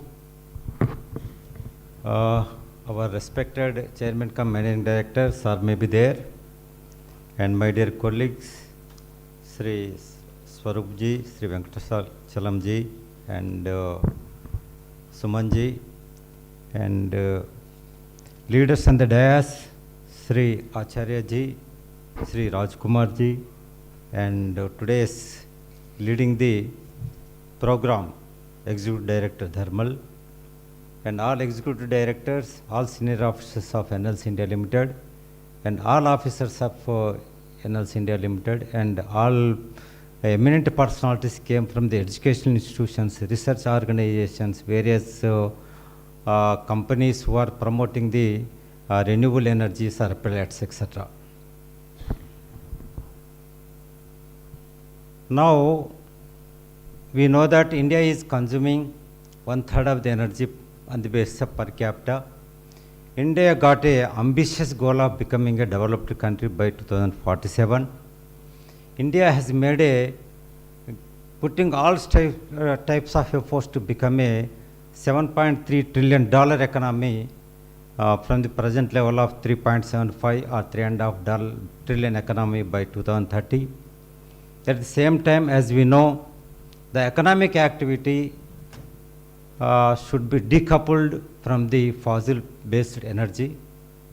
This is the era where hybrid fuels will going to hybrid fuels going to play a greater role in giving the energy. For example, whenever peak times are there, what we are doing is the thermal power plants based on the coal or gas or lignite being overloaded or loaded to its possible extent, we are generating. With that, what is happening? CO2 carbon footprint is increasing and meeting our energy demands. But sustainability and other aspects, long-term aspects are being compromised, and Earth is saying that no more I am going to observe whatever you are doing for your luxuries. But today what we are thinking is a luxury, but we are experiencing so many catastrophic incidents across the world and across the nations, particularly. We also seen in China, in our own Chennai, etc. So it is the time we all people should make a efforts to promote the circular economy, as told by our Joint Chief Environmental Officer. He has taken a small example, a local example, and made it a global issue. So we as the officers should put every effort to minimize the consumption of the fossil fuel and acquire the latest knowledge for going for the hybrid fuels. Today we are thinking about the pellets mixing in the coal. Tomorrow a green ammonia may be required to mixing into these thermal power plants. I have heard that hydrogen is also going to be mixed in this, so that the overall carbon footprint today what we are emitting will slowly neutralize it for the same unit of the power, so that power will get generated and economic activity will also go forward. Thereby, as committed by the nation, by 2070, our country will become a net zero. These are the coming 25 years are the transition period. By that time, the R&D or pilot scale projects should become a commercial scale projects. I hope by 2047, India will become a developed country based upon these energies. From there onwards, we will travel downwards towards the net zero while maintaining our developed status. With this today's program, Biomass for of co-firing in thermal power plants will lead to the more eco-friendly power generation. I wish that today's one-day regional level workshop should be a successful one. There should be great learnings from the August gathering. Thank you very much. Thanks a lot. We are grateful for your presence, sir. Thank you so much for your valuable insights. Before moving on to the next agenda, there's a small announcement. Participant firms have put up stalls outside, and I request everyone to visit those stalls for detailed information, please.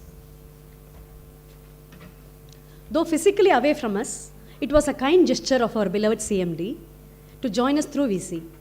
So in his esteemed presence, I now request our Director Planning and Projects, Shri Mohan Reddy ji, to release the e-souvenir, and I invite the other dignitaries to join, please.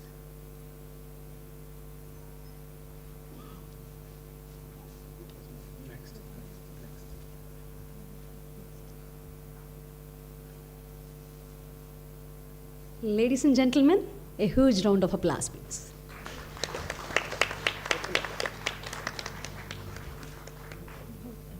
Come on, sir.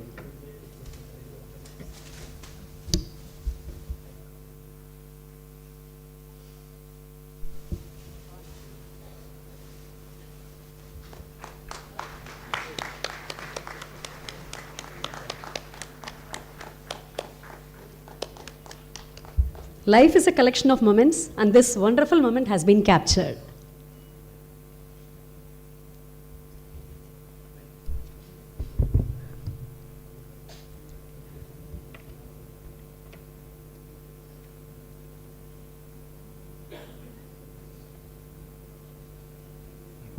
Thank you, sirs.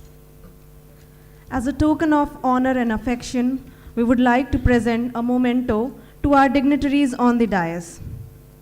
I would like to invite E.D. Thermal to honor Director Planning and Projects with a pleasantry.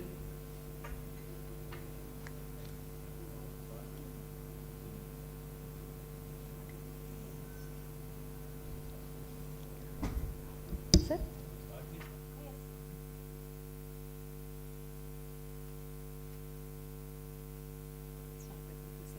also move on. Okay.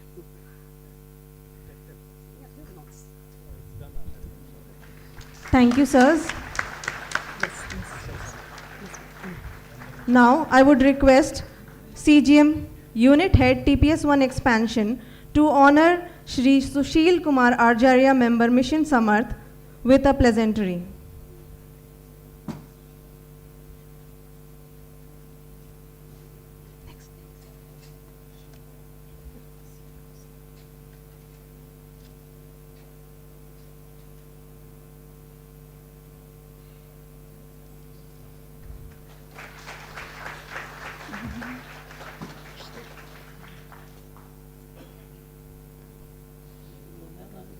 Thank you, sirs. Now I would like to invite CEO NTPL to honor Joint Chief Environmental Engineer, Tamil Nadu Pollution Control Board, Kadalur District, with a pleasantry.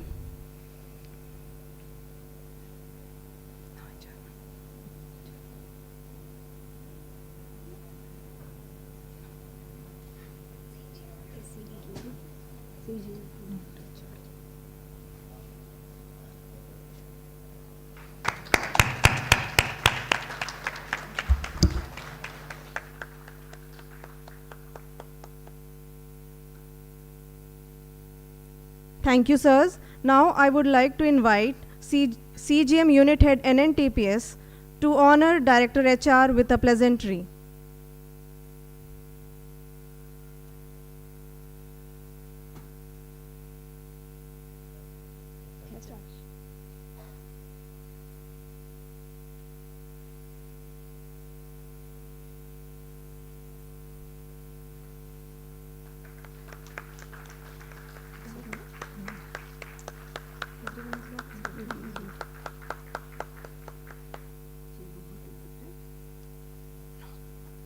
Now, I would like to invite GM Unit Head TPS-2 to honor our Director Power with a pleasantry.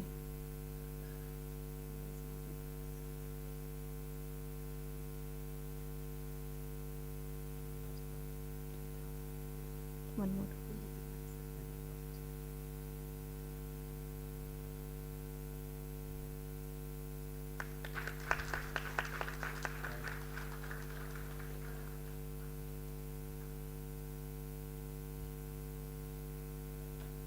Thank you, sirs.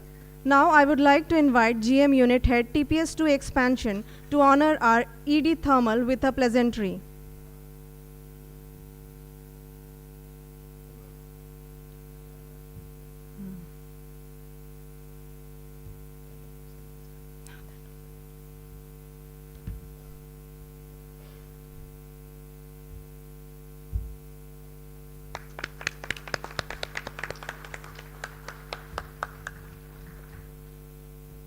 Thank you, sirs.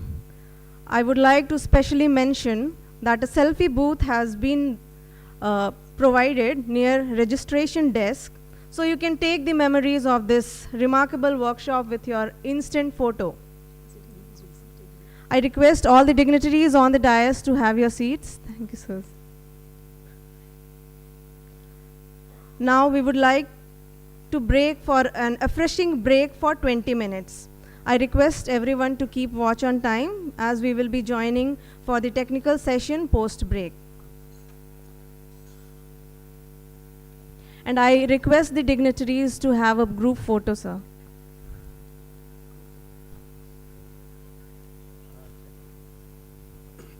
You may move to the lawn for the refreshing break.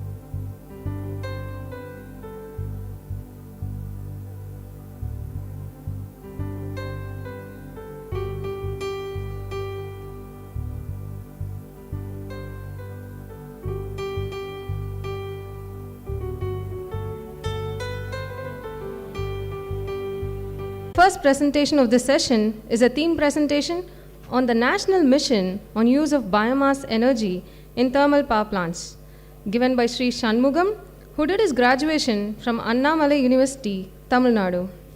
Sir has been serving BHEL since 1997 and is working as Additional General Manager in High Pressure Boiler Plant, BHEL, Trichy. His areas of interest include product engineering of boilers, subcritical and supercritical boilers.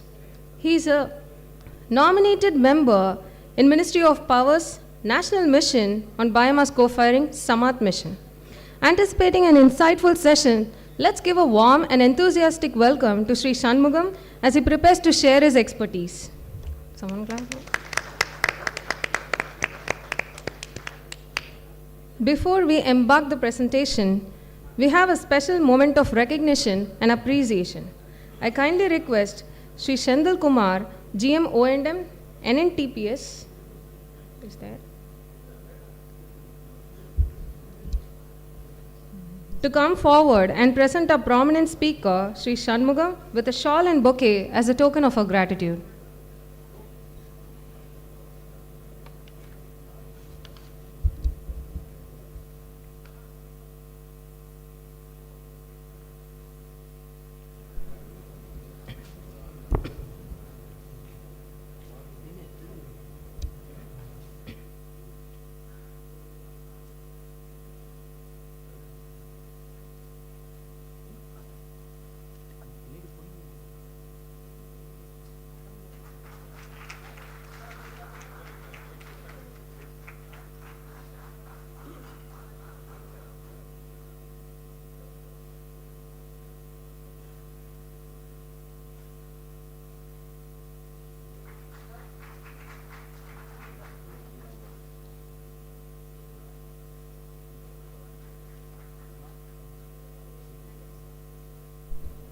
Thank you, sir, for doing the honors.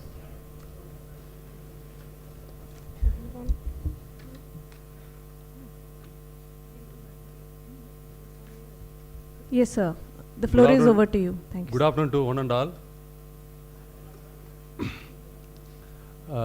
I extend a warm welcome to all the participants on behalf of the Samarth Mission, all the participants, dignitaries, officials, high officials from various organizations, NLC, thermal power plant and pellet manufacturers and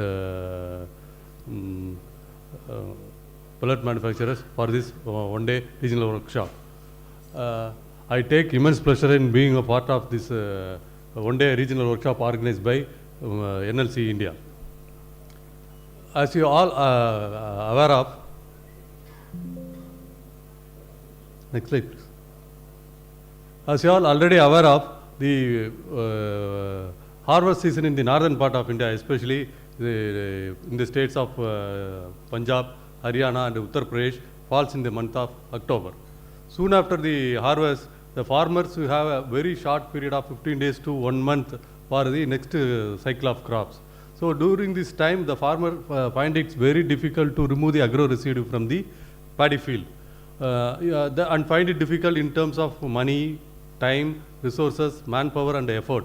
So instead they adopt a very easy and quick solution, just burn the parali in the paddy field itself.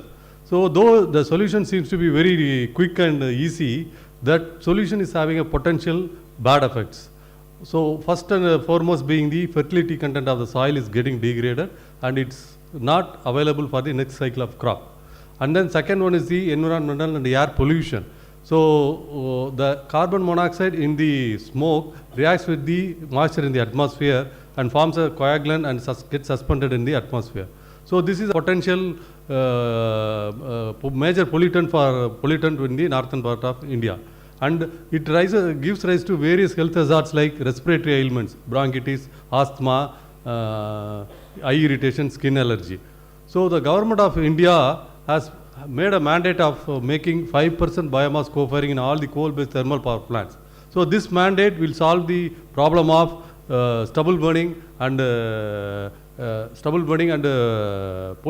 pollution.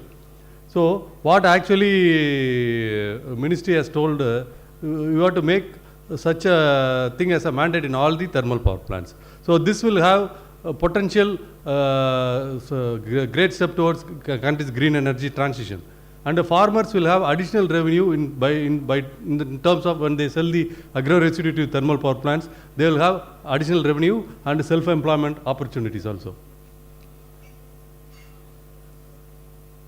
Next. So what you see now is the number of burning incidences happened recently in 2033 lakh metric tons, and 2021 it is 2.22 lakh metric tons, and in 2022 it is 1.96 lakh metric tons, and 2023 up to September it is 0.6 lakh metric tons. This is a report from MNRE. So in order to institute the 5% biomass co-firing, Ministry of Power, Government of India has formulated a mission called National Mission on Biomass, which is termed as Samarth Mission. It is nothing but an abbreviation of Sustainable Agrarian Mission for Use of Agro Residue in Thermal Power Plants. So with the objective to prevent stubble burning and the air pollution. Our basic objective is to increase the level of co-firing from the present 5 level to 5% to higher level, and thereby increasing larger share of carbon neutral power generation from thermal power plants, and also to address the various supply chain constraints in the biomass pellets. And the revised policy of MOP also have been released with a view to go for increase the percentage to 7% in the subsequent year of introduction of the policy.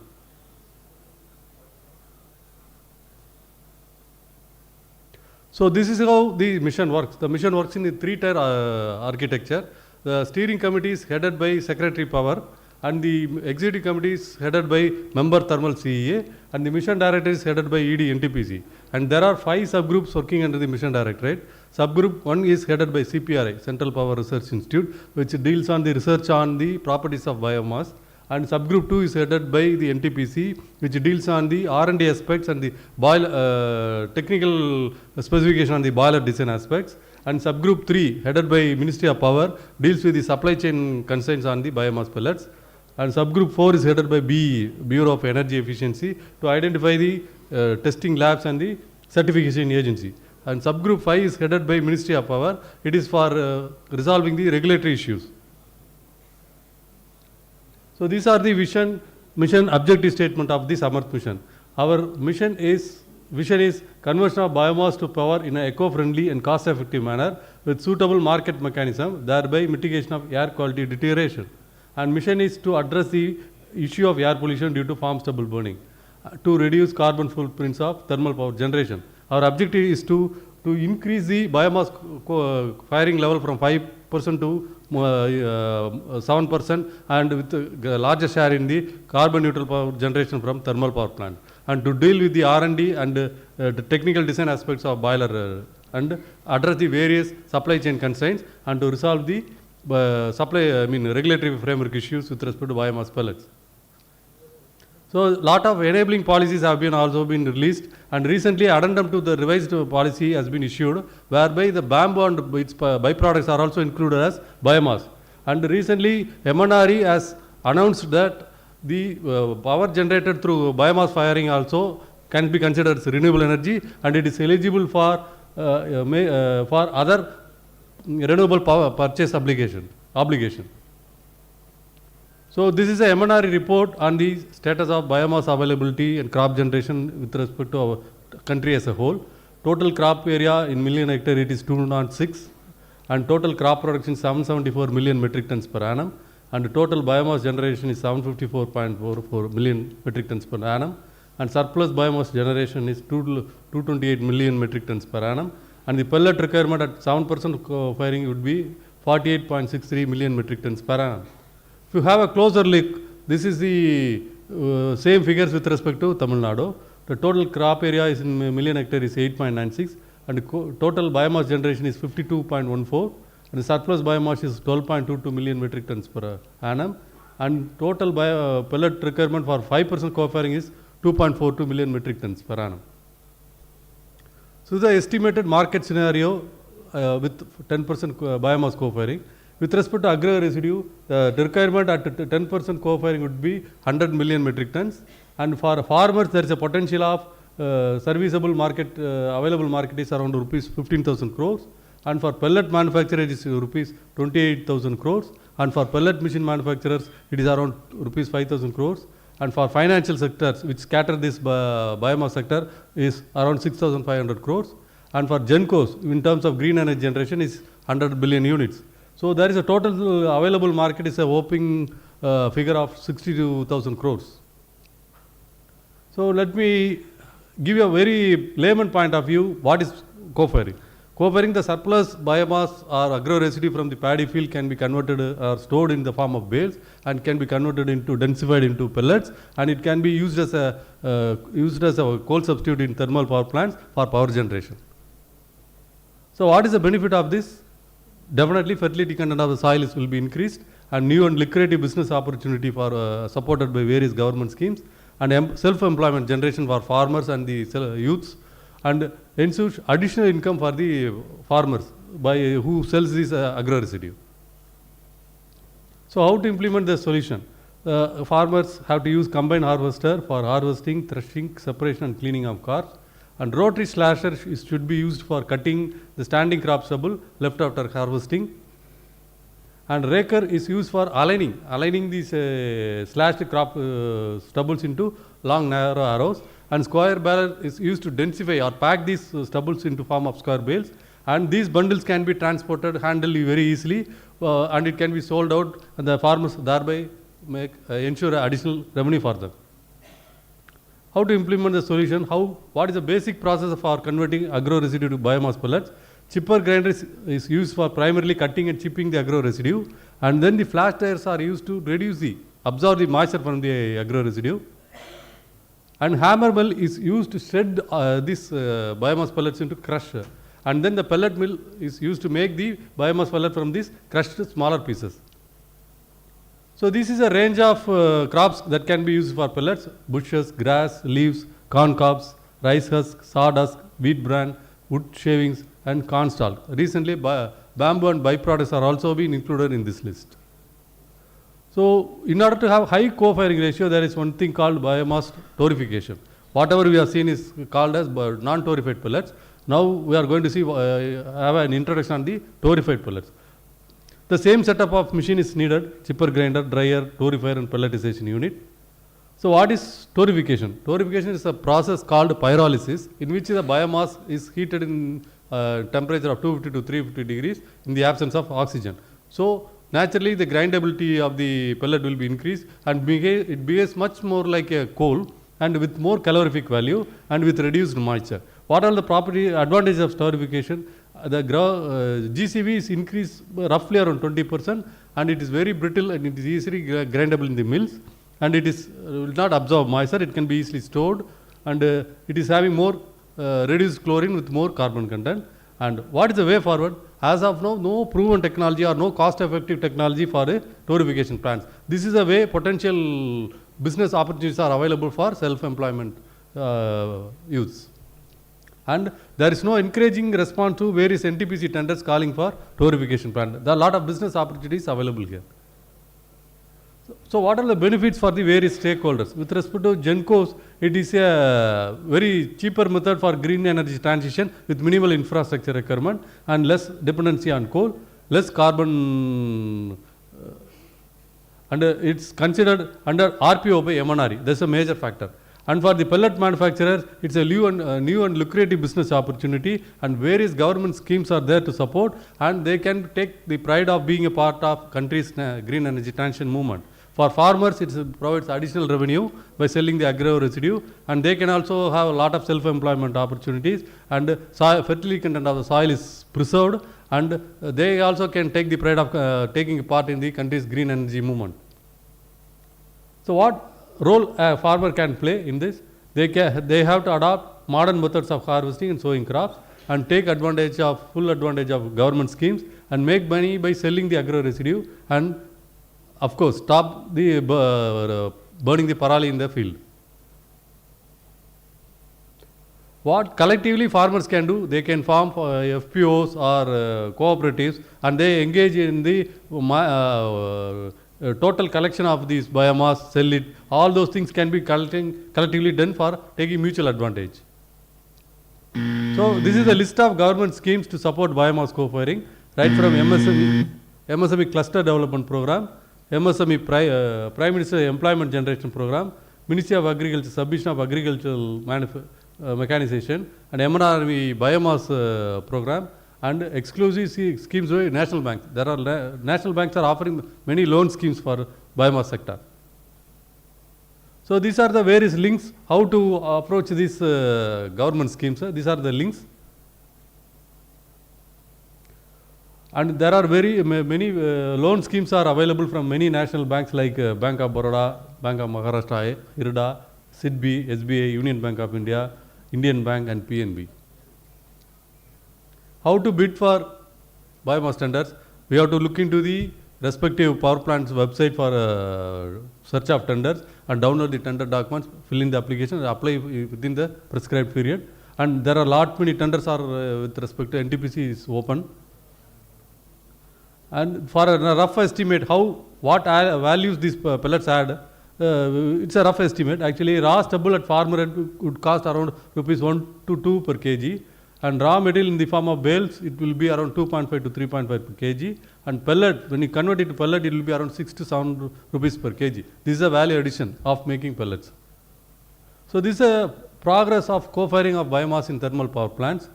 As of now, 2.26 lakh metric tons have been utilized by 47 plants, which includes both NCR region and other regions. This is a status of progress of procurement as of now happening in different TPPs. Total quantity as of now in progress is 1,081 lakh metric tons. This includes NCR region and other regions.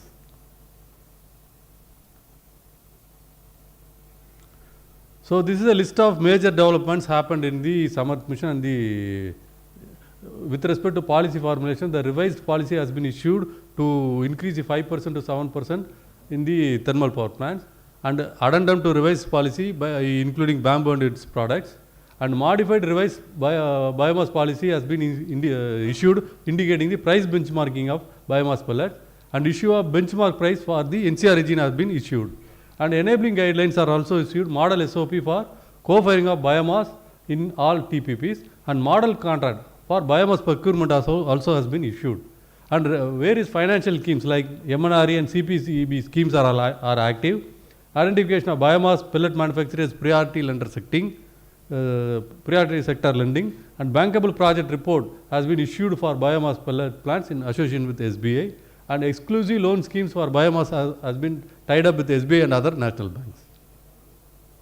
And with respect to awareness and capacity building, recently we have Samarth Mission has conducted a national level conference during March in Delhi, and 40 numbers of capacity building programs have been conducted in 18 states, and 4 numbers of regional seminars have been conducted, and 2 numbers of district level workshop also have been conducted, and we made a short video of biomass co-firing video for distribution through digital channels, and with respect to R&D, 12 numbers of projects are under subgroup 1 of mission, and 10 numbers of research projects are under Department of Science and Technology. For testing and certification, we have issued 12 numbers of standards through BAS for testing of solid biofuels, and identification of 40 numbers of NABL accredited labs, and testing facility at all project sites of NTPC, and development of new facilities through CPRI, Central Power Research Institute. And with respect to advertisement campaign, we are making newspaper advertisement regularly in the NCR states, Punjab, Haryana, Uttar Pradesh and Delhi, and we are regularly hoarding and posters across the NCR area, and we are making social media campaign also through Facebook, Instagram, Twitter, YouTube and all. And these are some of the miscellaneous activities happened in mission. Provision of necessary administrative approvals for power plant installation through national single window system, and we are giving advisory to all the power gencos to have their own pellet making plant in their own premises, so that the self-dependent of the pellet can be, they themselves can make it. And provision of display of pellet availability of Samarth website. Supply and demand status will be dynamically updated in the Samarth website. And action plan as per National Clean Air Program also complied. So we have exclusive site for our Samarth website. It is a single window interactive platform where all the stakeholders can meet, including thermal power plant, nodal officers and farmers and pellet manufacturers and buyers, sellers can look into this, and there will be always a dynamic reflection of the demand available for pellets availability, and where pellet is available for sale, that will also be enlisted in this website. Before concluding, I would like to show a small video from our mission.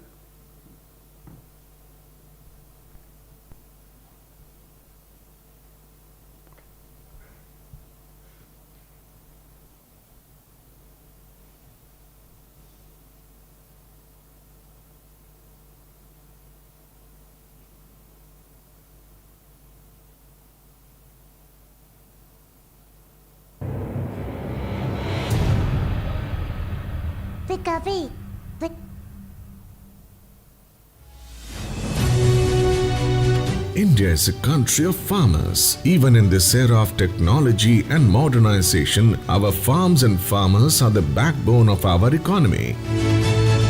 While modern living and growth of civilization has brought the kind of advancement which is better for human civilization, it has its own cost. The continuous need for energy, the greater consumption of energy makes it hard to satiate the demand generated. On the other hand, the energy generated by traditional means in such a large extent really puts our environment on risk. For last few years, the issue of air pollution due to farm stubble burning has been the bone of contention. Biomass is an organic material that stems from plants by converting sunlight into plant material through photosynthesis. The total agriculture residue generated in India is almost 754 million tons per year, out of which the total surplus becomes almost 228 million tons per year. Most of the farmers just burn this surplus agriculture residue of farm stubble. To reduce stubble burning and carbon footprint of thermal power plants while increasing the income of farmers, Government of India has taken various proactive steps with the establishment of National Mission on Use of Biomass in Thermal Power Plants in July 2021. The mission is also called as Samarth, Sustainable Agrarian Mission on Use of Agro Residue in Thermal Power Plants. Ministry of Power constituted steering committee, executive committee, mission directorate and 5 subgroup for the execution of the mission, which comes with revised policy for biomass utilization for power generation. Ministry of Power's policy on biomass utilization for power generation through co-firing in coal-based power plants, issued in October 2021, mandates all thermal power plants in the country to use 5 to 10% biomass along with coal for power production. A steering committee under the chairmanship of Secretary, Ministry of Power, will monitor the overall mission and make the agro residue or biomass a profitable material for the farmers. फसल के अवशेष से निकला ईंधन, कूड़े कचरे से निकला ईंधन, ये भारत के गांव से लेकर शहर तक के जीवन को बदलने वाला है, बेहतर बनाने वाला है। Samarth mission subgroups have responsibilities like research of biomass, preparation of technical specifications, resolution of issues pertaining to supply chain, regulatory framework, economics and development of ecosystem for biomass eco-firing in thermal power plant. 3 major stakeholders of biomass supply chain are farmers, pellet manufacturers, coal-based power plants. This is a two-sided approach for the country. One, where we reduce our carbon footprint. On the other hand, increasing the income of the farmers, as well as decreasing the dependency on fossil fuel would be a great achievement. By this advancing green proactive initiative, several benefits are possible, like rural electrification and job creation for farmers by pellet manufacturers and providing empowerment to the farmers. Co-firing is a low-cost option for converting biomass efficiently and cleanly to electricity by adding biomass as a partial substitute fuel in high-efficiency coal-fired boilers. Right now, India have installed 209 gigawatt coal-based power plants, whereas we have almost 228 million ton surplus biomass potential to work on, which have 325 billion units electrical energy potential. About 39 thermal power plants have already co-fired 83,000 metric tons of biomass pellets so far. The blending of biomass with coal will reduce coal dependence in thermal power plants. Reduction in coal consumption by 5% biomass co-firing shall result in carbon dioxide emission reduction of 38 MMT annually. Considering the future where India could be a green nation while it has more job opportunities and reduced carbon footprint, with this new mission in hand, the government has stressed on increasing the capacity of pellet manufacturers, and in this regard, several trainings for pellet manufacturers have been conducted by the National Power Training Institute all over the country. More than 30 numbers of offline and online training cum awareness programs for various stakeholders in the sector, including farmers, pellet manufacturers, and power plant officials, were held as of now. It is one of the best examples of pellet to power to prosperity. वर्ष 2070 तक Bharat net zero का लक्ष्य हासिल करेगा. Government of India is taking the right steps with a futuristic vision and the efforts of transforming the problem of stubble burning into a solution of power production with lower carbon footprints is taking holes in the minds and hearts of all the stakeholders. With the active participation of farmers, pellet manufacturers and power plants in the country, we can achieve an environment.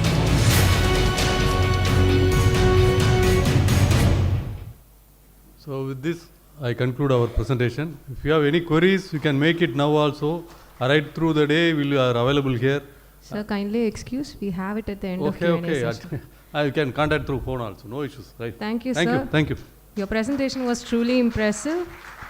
From pellets, we can go to power, then we can go to progress.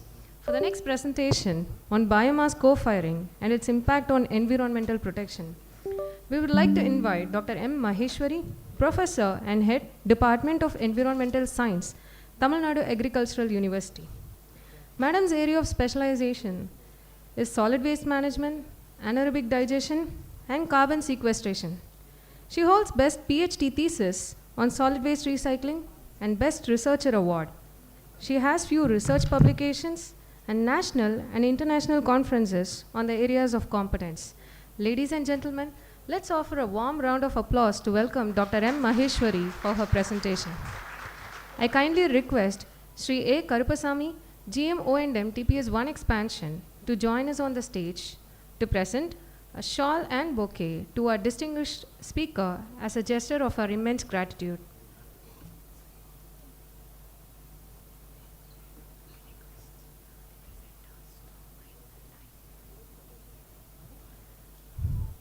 For the upcoming presentations, I kindly request the presenters to keep track on time. Thank you.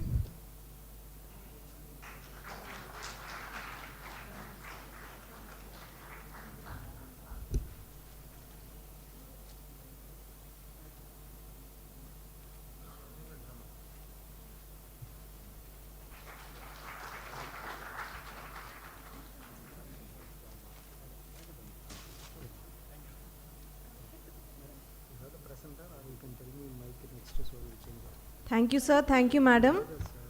The floor is over to you, ma'am.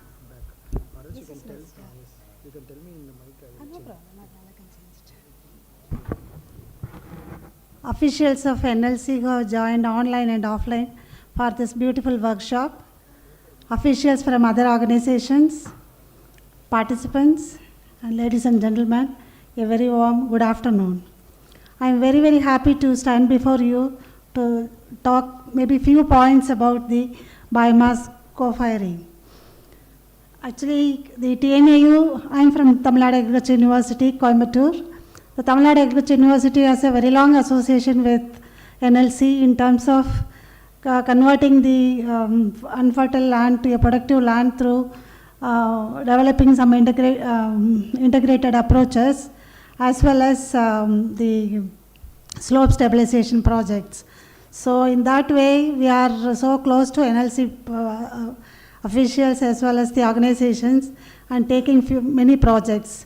Now itself, at present also, we are doing a collaborative work with NLC regarding the wastewater utilization of the thermal power plant for agriculture purpose.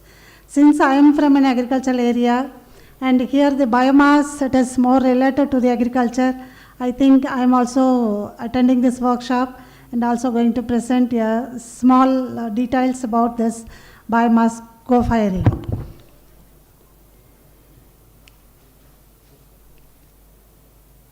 So I think my previous speaker has made my speech easier, because the crop residue management is a very big task, and this is again a very important task in this co-firing aspect. So you all know what is a biomass, again your coal. I think there is no much difference between your biomass, which is going to be used as a additional material in your boiler as a feed for producing a thermal, because it is a short, it's a fresh biomass or fresh material, whereas your coal is a matured material. That's the only difference. Because the carbon in the fresh material can again subjected to decomposition, that may lead to emission of many greenhouse gases. Whereas the coal that is again formed due to your the plant and animal origin material, it's a matured carbon which is not which is not going to pollute your environment immediately if it is not transformed into some other form. So that is the only difference. So here we have a lot of biomass through many activities. Even we use in terms of pollution, don't say that the industries alone are polluting. We as an agriculturist also equally polluting the environment through many processes, because our agricultural activities involves many processes, both aerobic as well as anaerobic process. In both the process, we emit large quantities and large number of gases, which again equally pollute the environment as that of the industries. So as an agricultural scientist, we are also involved in this biomass governing, in what all the methods by which you can make this or utilize this biomass in an effective way or in an eco-friendly way. Before Green Revolution, just production of the feed or food just to feed the growing population was our mandate. But at present, it's the quality is important. So in that case, we need all eco-friendly technologies. So in agriculture also, we have developed many eco-friendly technologies, not only to produce a quality food as well as to save the environment in terms of the environmental protection. So there are many technologies like system of rice intensification for paddy cultivation. That the major objective of that project itself is to minimize the release of this greenhouse gases into the environment. So like that, in your biomass thermal power plants, this biomass, since they are going to play a major role in addition to coal, so just we wanted to touch upon some of the facts and figures that I have collected through literatures, and I want to focus on it. What happened?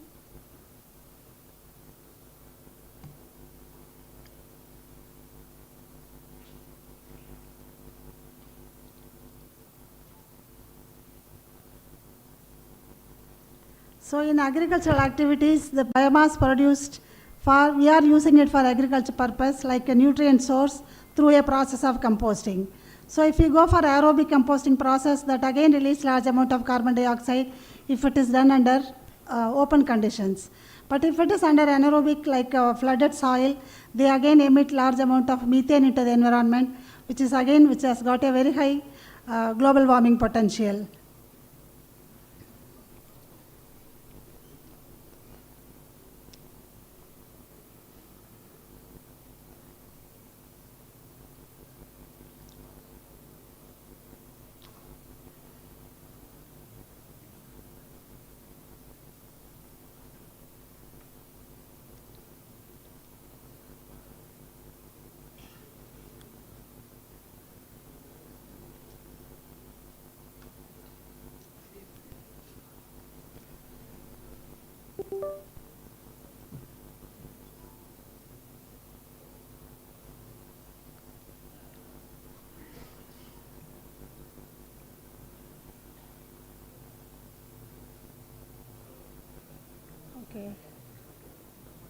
So you all know that I think our Joint Chief Engineer of Pollution Control Board also indicated what are the quantity of biomass that is available. Not only the crop residues, we have got lot of biomass from the municipal sources.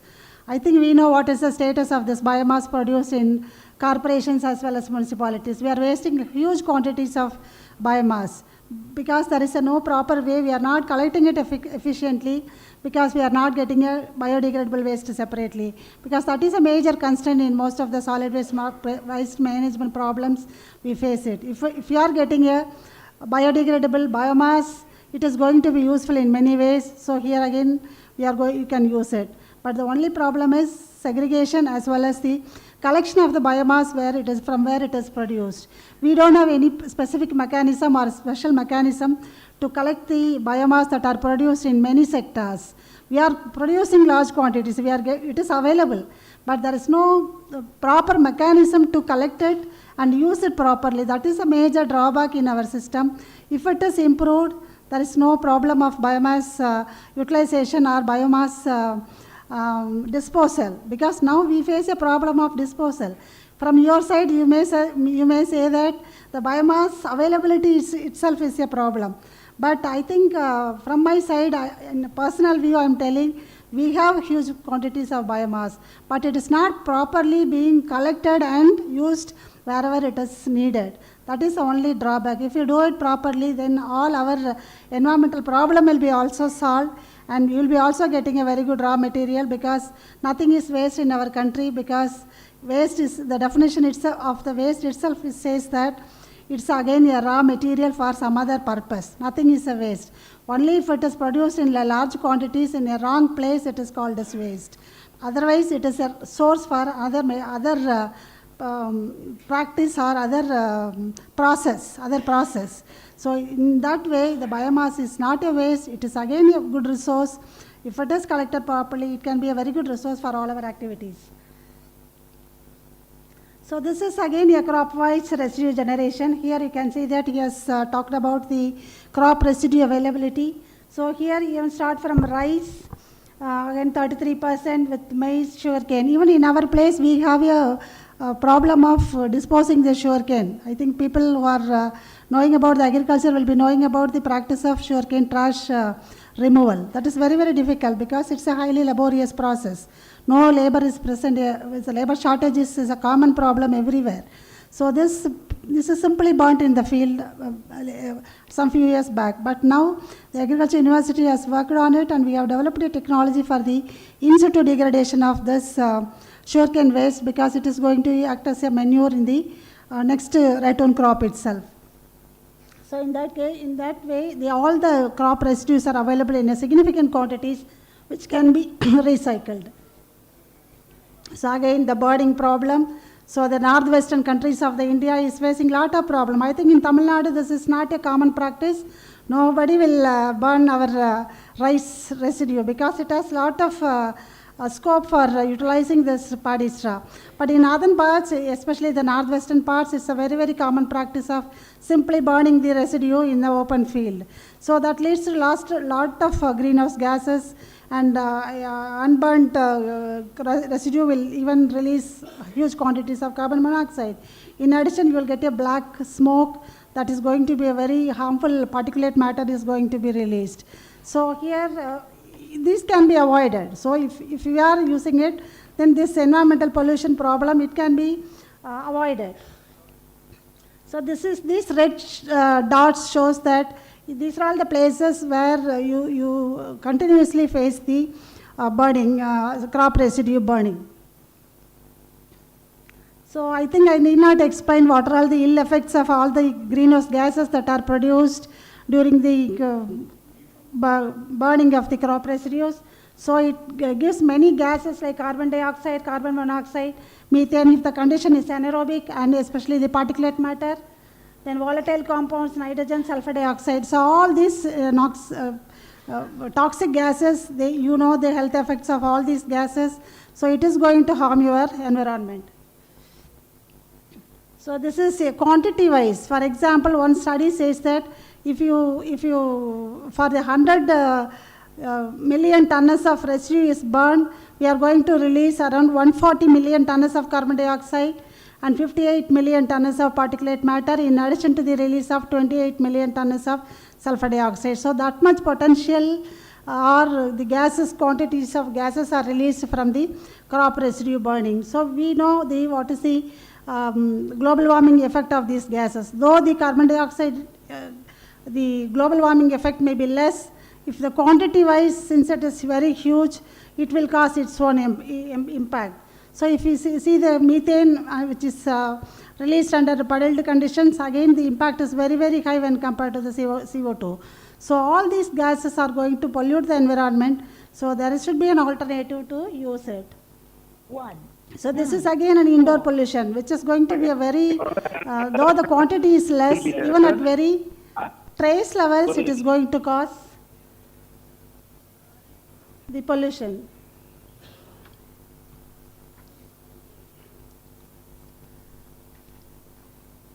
This is just to show the composting, which is again an aerobic process which releases gases.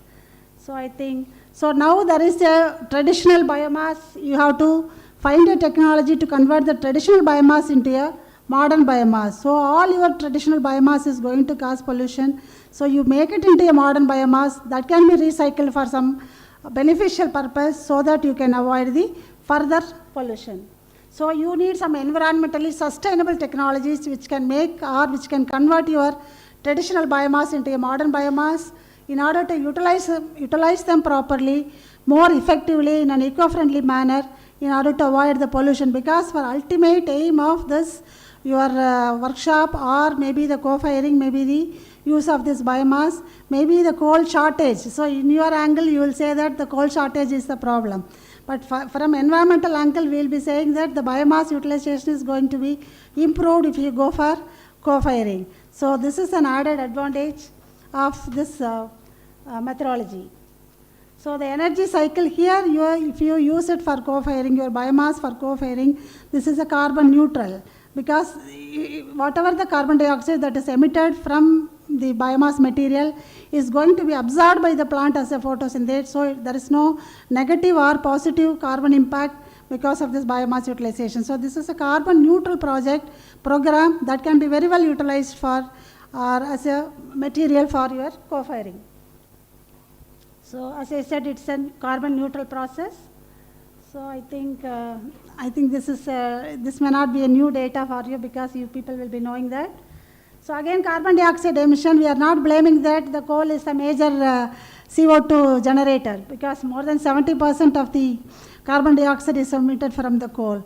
So you need to find an alternate substitute, or you have to reduce the consumption of this coal by utilizing some other biomasses that is available in order to nullify or at least reduce the effect of this carbon that is generated from the coal. So all these gases, including heavy metals and mercury, as well as the dioxins, so which are all the major important gases that are released from the coal. Okay, so this is again. So you know what are all the again the benefits. So it is an energy dense. Why? What restricts the use of biomass? You have said that only 5 to 7% can be blended with coal. So if you increase it to more than 10 to 15%, what is the major drawback? Maybe I may not be knowing. Why we are not enhancing the ratio of this coal and biomass? Why it is restricted to only 5 to 7%? Because if you go for more, maybe I'm thinking that if you enhance the percentage of biomass to coal for co-firing, you may get a less calorific value, because when compared to coal, all other biomass may be less calorific. That may be the reason, I don't know. But if you increase it, or you have to make some changes because you are going to make it in the existing thermal power plant where the coal is used as a material.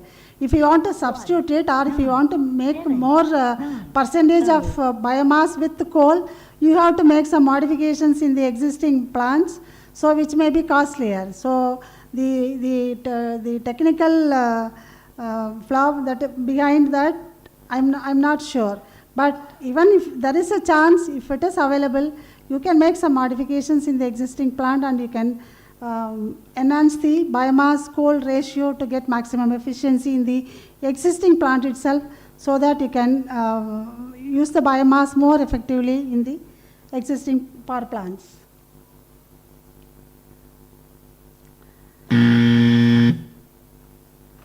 So it is again a globally accepted phenomena that you all know that. Okay, why this is news? This is no. So if you compare the calorific value of the biomass with coal, few biomass are almost equivalent in calorific value of the coal. So if you take the black wood pellets, it is around 24 megajoules per kg, which is almost equal to the coal. So this can be made as a material. But if you want to make it as a paddy straw, as making a pellets and using it with coal as a substitute for your thermal power plants, it may be cost affair. Okay. So again, what is the percent reduction? Just I want to show the numbers. So what is the percent reduction in the pollutant level? So you can see the level of pollutants starting from carbon monoxide, carbon dioxide, sulfur dioxide and particulate matter. So if you increase the level of agricultural waste in the biomass, automatically there is an enhanced level of pollution reduction in the thermal power plant, so which will indicate the possible options of or scope for utilizing more biomass in a thermal power plants along with coal.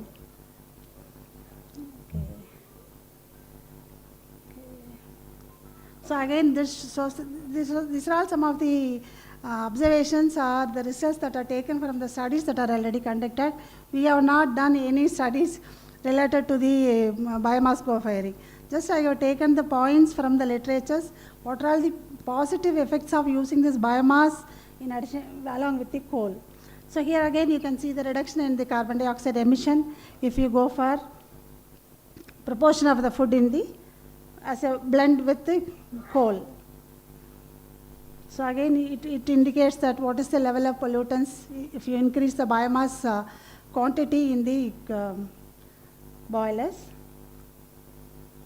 So here again if you see the merits, we know that there is a lot of agricultural wasteland is available. So if we promote the production of this biomass, woody biomass in those wastelands, again it is going to be a good substitute for your material.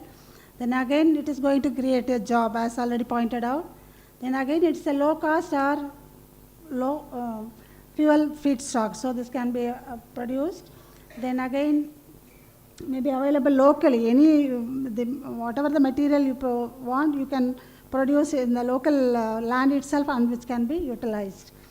Then it can reduce the dependency of the imported fuels and reduce the emissions. So overall it's going to reduce the pollutant load. But there are many technical issues. You will be knowing what are all the major technical issues, but only the large quantities of biomass. At present, the quantity of, as I told you, the collection and transportation of fuel may be costly from the place of production to the place of utilization. Then the high moisture content, it reduces the overall plant efficiency. Then production of the mixed biomass or coal, it has some disposal problems. Okay, so now there are, you said there are many pellet manufacturers are available.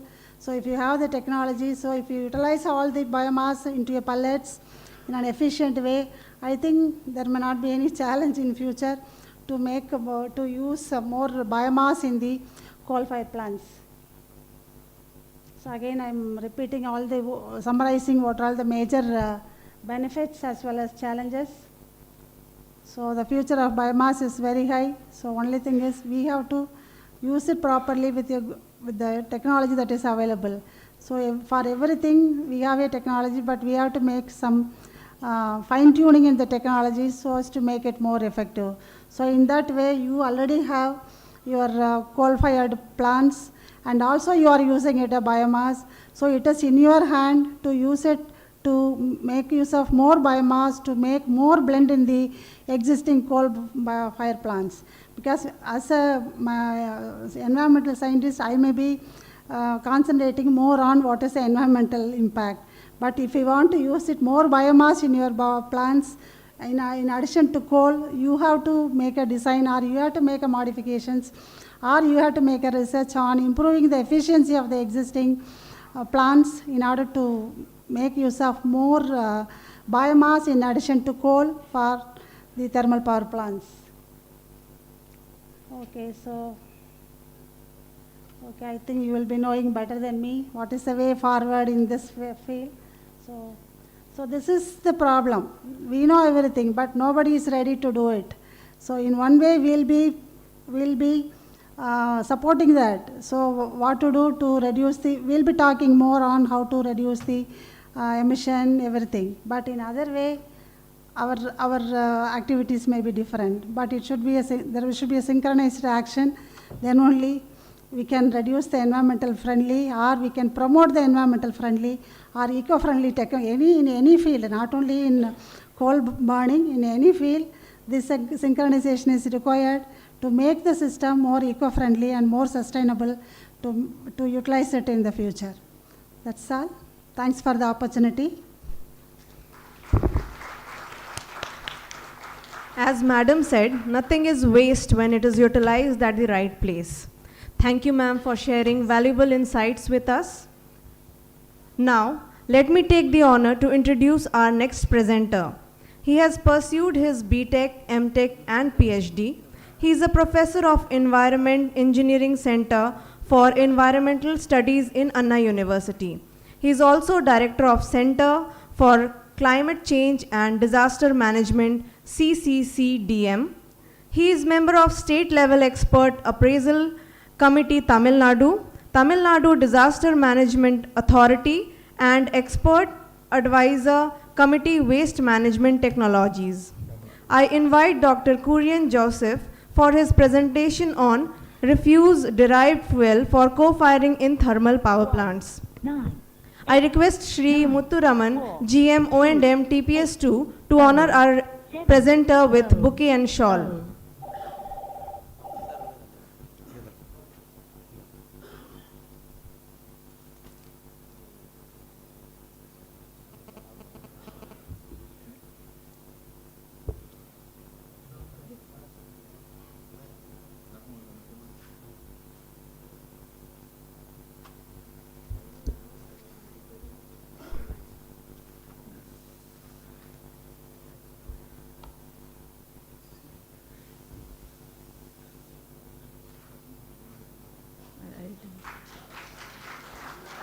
A big round of applause.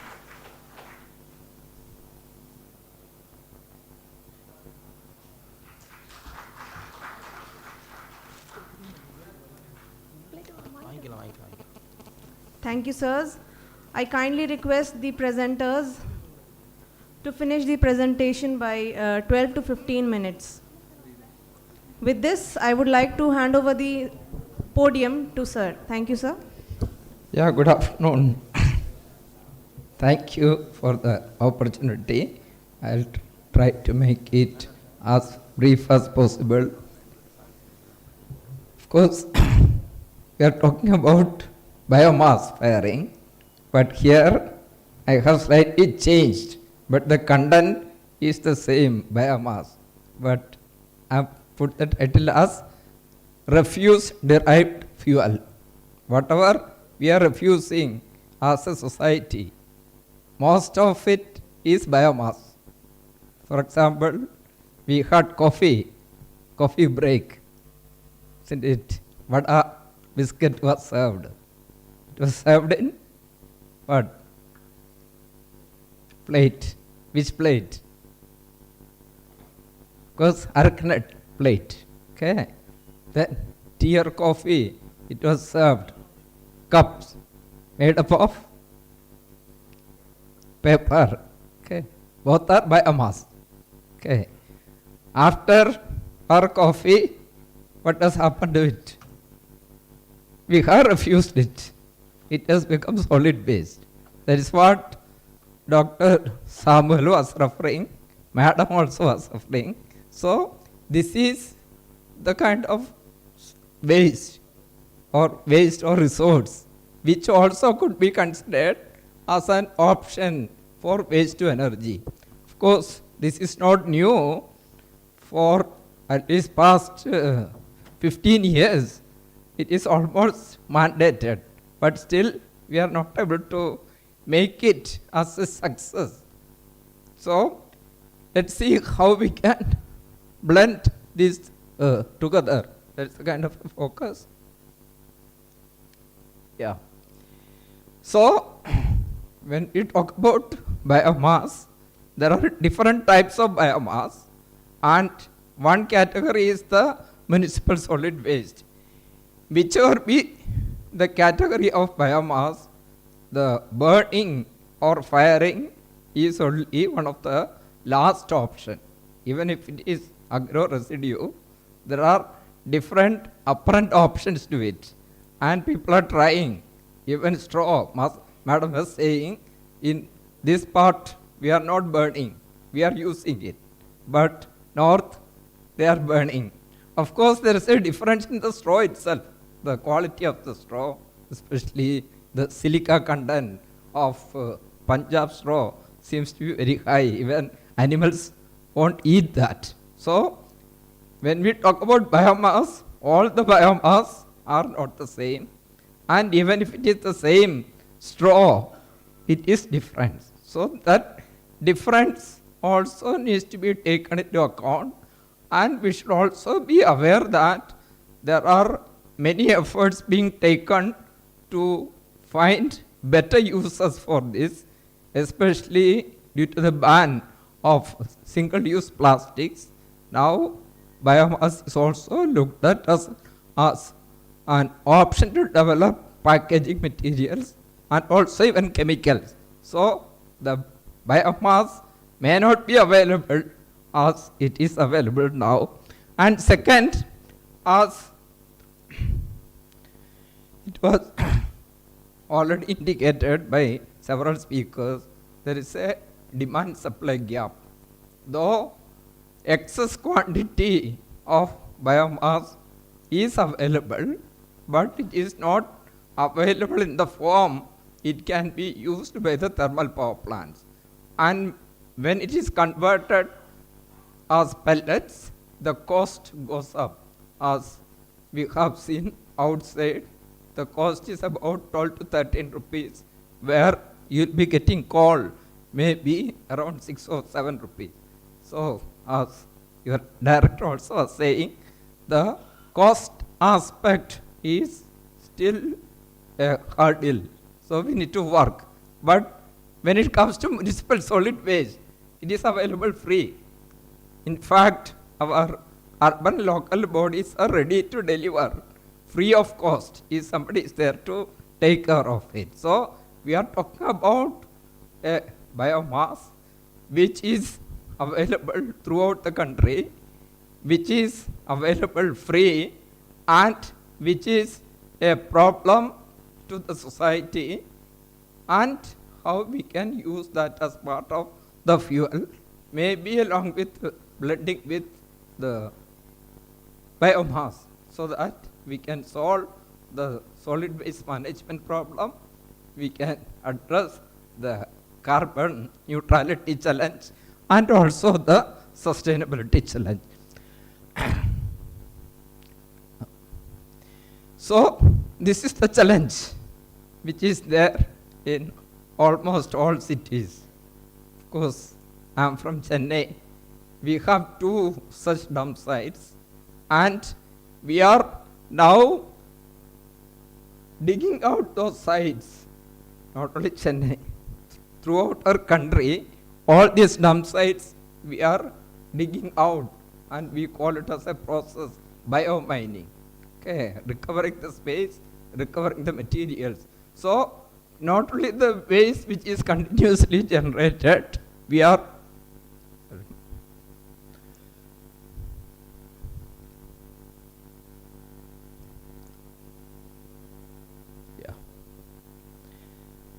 not only solid waste, there are also industrial waste, hazardous waste, which are also having energy value. So when we talk about biomass and when we have thermal power plants which are fit to receive biomass, we also have this alternate waste which is available, which could also be considered as part of your feed. Of course, if this material is from non-biomass source like plastics, then that is similar to your coal. So the carbon dioxide that is released by burning plastic will be like the carbon dioxide which you are releasing by burning coal. So it is not carbon neutral. But if it is biomass, it is the carbon dioxide that is fixed by the plant we are burning. So that's the difference between these two items. The solid waste management handling rules mandates that the thermal power stations are supposed to use this if the caloric value of the solid waste is higher than 1500 calories per kg. At least 5% of the fuel requirement is supposed to be met from these sources, which means we have a policy and legal framework which exists, which mandates that we should use it. There are also studies and guidelines available how this is to be used. And these studies, especially the study by a task force which was set up in 2014 by Government of India, it says that we can produce about 33,000 tons of RDF each day from this municipal solid waste, and that is capable of feeding at least 88 power plants of 5 megawatt capacity. So that's the kind of a quantity that is available throughout the country. If you take Tamil Nadu, the different urban local bodies generates about 17,000 tons of waste every day. Chennai alone generates 7,000 tons of waste. Of course, all these wastes are not combustible, but almost 80% of this waste is combustible. And even if we separate and use it for higher end purpose, like composting, biomethanation, or recycling, still we will be left with at least 30% of the waste which is non-recyclable but combustible. So we should be looking at this waste in combination with the biomass due to two reasons. One, it is available throughout the country. Second, it is available throughout the year. There is no break. Every day we get. Whereas the agro residue is seasonal. This is not a seasonal waste. And third, it is available free. And we are looking at a solution to this problem. So my recommendation is that when we get ready to accept bio source as the fuel in combination with the coal, don't just look at agro residue as the only option. Agro residue plus municipal solid waste, biomass derived solid waste should be looked at. The characteristics of the waste and its suitability for firing is already established. This is the biomining residue which I am talking. Chennai, we have two dump sites, Perungudi and Kodungayur. Perungudi itself, last 3 years, we have biomined.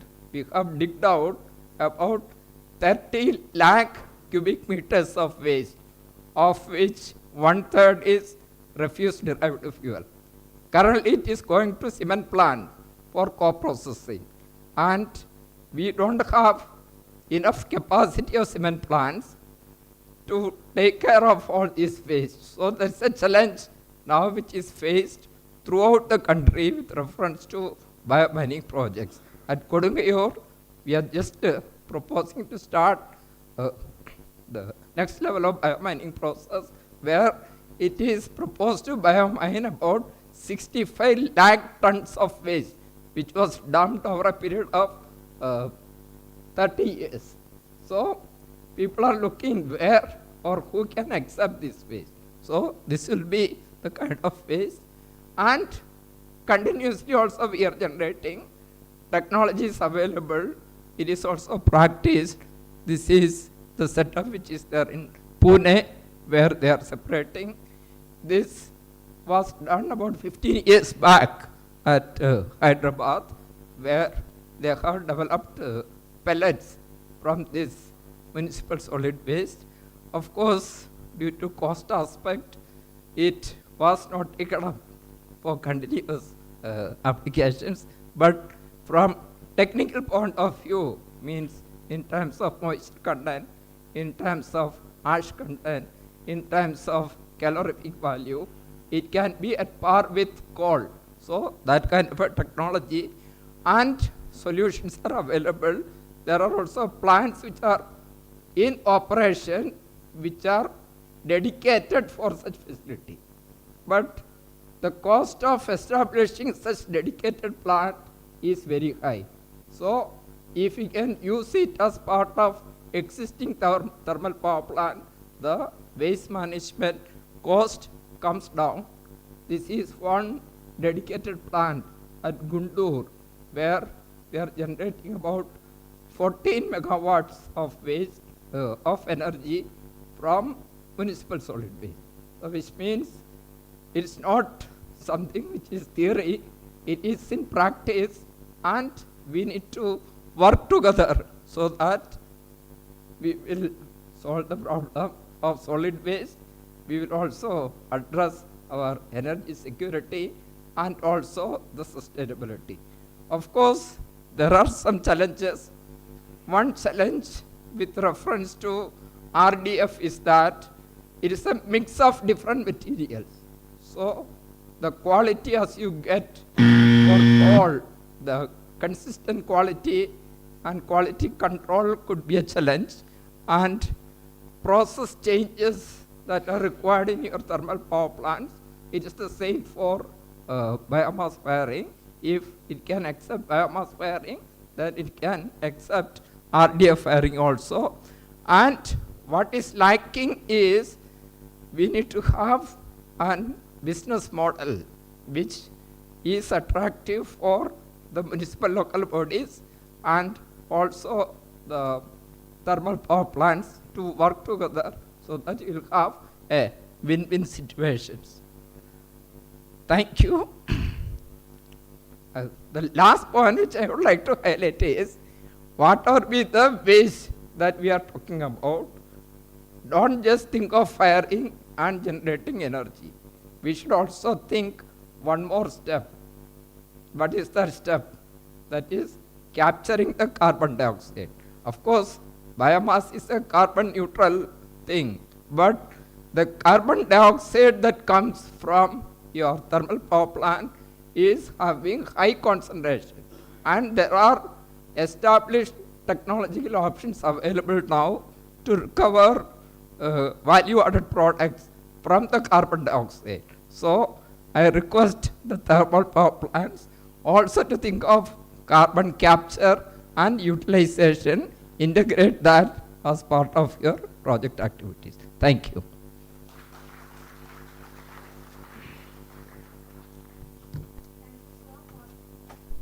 Thank you, sir, for an informative and engaging presentation. Sir has taken us through various pages of waste to energy. Now, I take the pride in introducing the next paper, which will be presented by Shri Vinod from the host of this workshop, NLCIL.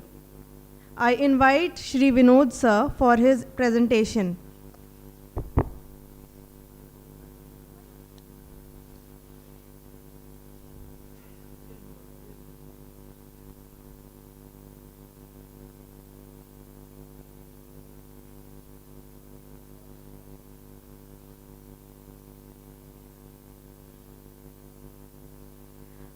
I request Shri Kamal Basha, DCE Environmental Engineer, TPS2 Expansion, to honor our presenter with bouquet and shawl.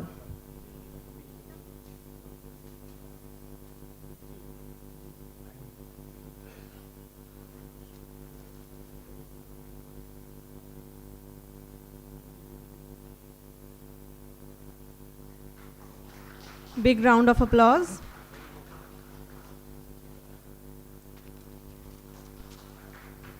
Thank you, sir. With this, I hand over the floor to you. Thank you. Very good afternoon to all. Hearty welcome to all the delegates and participants to regional level workshop on biomass co-firing.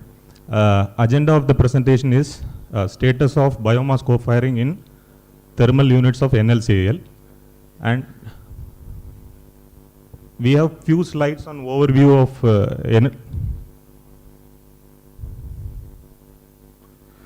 NLCIL overview for outside executives from other companies. So NLCIL is incorporated in 1956 with a net worth of 15,169 crore and equity capital of 1,387 crores and asset consolidated works out to be 53,068 crores and revenue operation of 16,165 crores and shareholding of Government of India 79.2% and others 20.8%. And manpower stands at 10,673 crore. And we are Schedule A Navaratna company, and we are the largest open cast mining CPS in Asia, and we have significant expansion in renewable energy sector. And it is proud that we are the first CPSEs to surpass solar capacity of 1 gigawatt. And in Talabira 2 and 3, Government of India has allotted Talabira mines, which we are operating in MDO. And Pachwara South coal block as a end-to-end execution project, we are doing it. And we have also implemented SD1 renewable energy in Tamil Nadu and Andaman. So this is our presence across India. So I will just rush through our presence in Tamil Nadu, which has got mining as well as thermal generation. Lignite based around 3,390 megawatt and coal based of 1,000 megawatt. At the Toothukudi 2 into 500 megawatt with solar of 1,350 megawatt and wind of 51 megawatt. And our corporate office located at Tamil Nadu. And at Rajasthan also we are having a lignite mines as well as lignite based power plant of 2 into 125 megawatt. And we are in award of about 1,110 megawatt of solar. And at Odisha we have mining capacity of 20 million tons per annum of coal. And in Andaman we have a solar project of 20 megawatt. And in Uttar Pradesh we have 3 into 660 megawatt coal based supercritical pulverized plant which is under construction. And in Jharkhand we have a mining capability of 9 million ton per annum. And in Assam we have signed MOU with the government of Assam for renewable energy of 1,000 megawatt. So as NLCIL India, we are always enabling transformation to a low carbon futures. These are all the areas we are into and we are exploring. The thermal and mining and renewable energy is our core, and we are exploring into lignite to methanol and overburden to M sand, sale of minor minerals, and some of the pilot scale level projects of pumped storage, battery storage, lignite to diesel, floating solar and green hydrogen. And few are under conceptualization like JV with NPCIL and underground coal gasification. And we are exploring lignite to syngas conversion also. These are projects under pipeway. So as our Tamil Nadu Pollution Control Board Director was telling, we are not just creating wealth, as he rightly mentioned, we believe in sustainable development. So sustainable development. This is a small video. I will rush through it considering the time constraint. So in all the mines in compliance with so we have implemented 2 crore of sampling planted so far, and we have reclaimed 2,600 acres. And this is how our township looks like. Under the afforestation scheme, so far about 2 crore saplings were planted in Neyveli Township and industrial area. The greenery which was So this existing in video the plays around pre-mining 2.5 minutes. has been Let me restored skip this after video. the mining This is the overview we will play at by the end of planting presentation. various So national mission of biomass presentation, as our presenter from BHL has already covered what is vision and what is mission about pellet availability as well as other constraint in availability of pellets. So our concentration is only on the status of biomass co-firing implementation in our thermal units. So as you are all aware, 5% of biomass co-firing is mandate in coal-based power plants. In case of lignite-based power plants, we will explain. So before getting into implementation of biomass co-firing, we have classified our thermal units based on its boilers into 3 classifications. One is lignite-based PF tower boilers, in which we have number of units 3 into 210, 4 into 210, 2 into 210, 2 into 500 megawatt, all at Neyveli location, all are lignite-based PF plants, and 2 into 660 megawatt TPS2 second expansion, which is in tendering stage. And the second classification is lignite-based CABC boilers. In Barsingsar, we do have 2 into 125 megawatt plant, and TPS2 expansion 2 into 250 megawatt at Neyveli, which is also a CABC type boiler. In the coal portfolio, we do have 3 projects. One is 2 into 500 megawatt NTPL Tuticorin, and the other is 3 into 660 megawatt NUPPL Ghatampur, which is under construction, yet to be commissioned. And it is Talabira NTPPP, Odisha 3 into 800 megawatt, which is under tender stage. So based on this classification of type of boiler, which is in NLCIL thermal units, we have just planned our implementation on biomass coal firing. So before, so as I told earlier, for the coal-based power plant, the 5% of co-firing is mandate. So for first concentration is on NTPL 2 into 500 megawatt. Before we work on it, our executives from NLCIL and NTPL has visited NTPC Dadri plant, because NTPC Dadri is of similar type as in our NTPL, which of 500 megawatt uses similar light type of coal. So we have went there and we have studied the plant. These are all the takeaways from the Dadri plant. So Dadri plant's 60 metric ton truck tripler is used. After checking the moisture of pellets what they receive, they unload it with truck tripler into the floor, and from the floor by means of dumpers they are putting into the emergency bunkers. At the bottom of the emergency bunkers, conveyor is there. By means of chute flap, they are controlling the blending ratio. So major takeaway is like, as the mill and the capacity of the plant and the type of coal is being similar to NTPL and NLCIL. So what they are doing is like mill inlet temperature, which is temperature of your primary air. It is controlled to 180 degree, and the coal flow to the blending mill is controlled to 35 tons per hour. This is consciously fixed in order to prevent pre-ignition in the pulverized coal pulverizers. So presently they are using 2800 GCV, and the biomass is not stored in the site separately. So now it is a coal-fired plant of our portfolio, NTPL. So this is the status of NTPL. So NTPL, as you see, it is a 2 into 500 megawatt, and with the design GCV coal of 3700 with hard guru index of 55, and it has installed 8 numbers of mill with the capacity of 60 tons per hour. So once we started thinking of implementing in NTPL, the major constraints was we faced in NTPL is the space constraint. So as you see, this is the red boundary of the NTPL, where the layout of 2 into 500 megawatt boiler, turbine and BOP is very closely packed, and this is TNEB site. So whatever the remaining cavities which are available in our NTPL plant, which is now being used for installation of FGD for 2 into 500 megawatt, as well as our additional desalination work is going. So space is the major constraint, and this is the coal with respect to mill loading and the number of mills operation. If you see with the design lignite, we require 6 mills. But actually we are now running with the Talabira coal, which is in the GCV range of 2900. With that, we require 7 mills in operation. But even with 7 mill operation, the mill loading is 98%, which is not permissible. So what we do running 1 mill with blended coal. So high GCV coal will be fed to one particular mill, such that number of mill will come to 6 and the loading will be plus or minus 90%. So NTPL presently using G12, 13, 14 with 42% ash, and the GC with one mill with higher GCV, for the sake we need to run for 6 mills. So in case if you want biomass in any of one mill, that means as per Dadri's takeaway, we need to restrict coal flow to that particular mill to 35 tons. So the other mill will get loaded. So obviously the mill loading of the operating mill will increase from 90 or 95. So we are forced to take other mill into operation. That means 7 mills operation with higher GCV in one mill and blending in one mill and other mills with the remaining Talabira coal.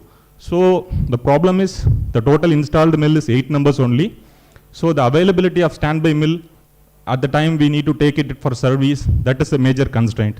First constraint is layout, second constraint is the number of mills in service while we are doing co-firing. And it is a coastal line location, so high humidity and wind. So prevent it, we are planned to have a closed storage for this biomass. So for way forward, we have decided to take one mill for biomass trial, and selected mills respective bunker will be blended with biomass. And as a takeaway from Dadri, we have planned to limit the temperature with 180 degree with the consent of OEM BHL also. And the coal flow need to be restricted to 35 tons per hour for the respective mill where we are going to blend this biomass.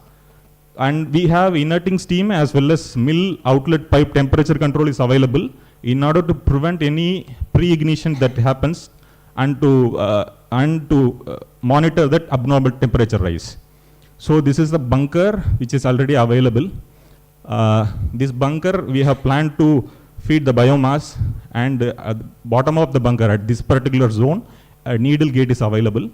By means of adjusting the needle gate, we can feed the biomass to the conveyor which conveys the coal to the bunker area. So this is our plan.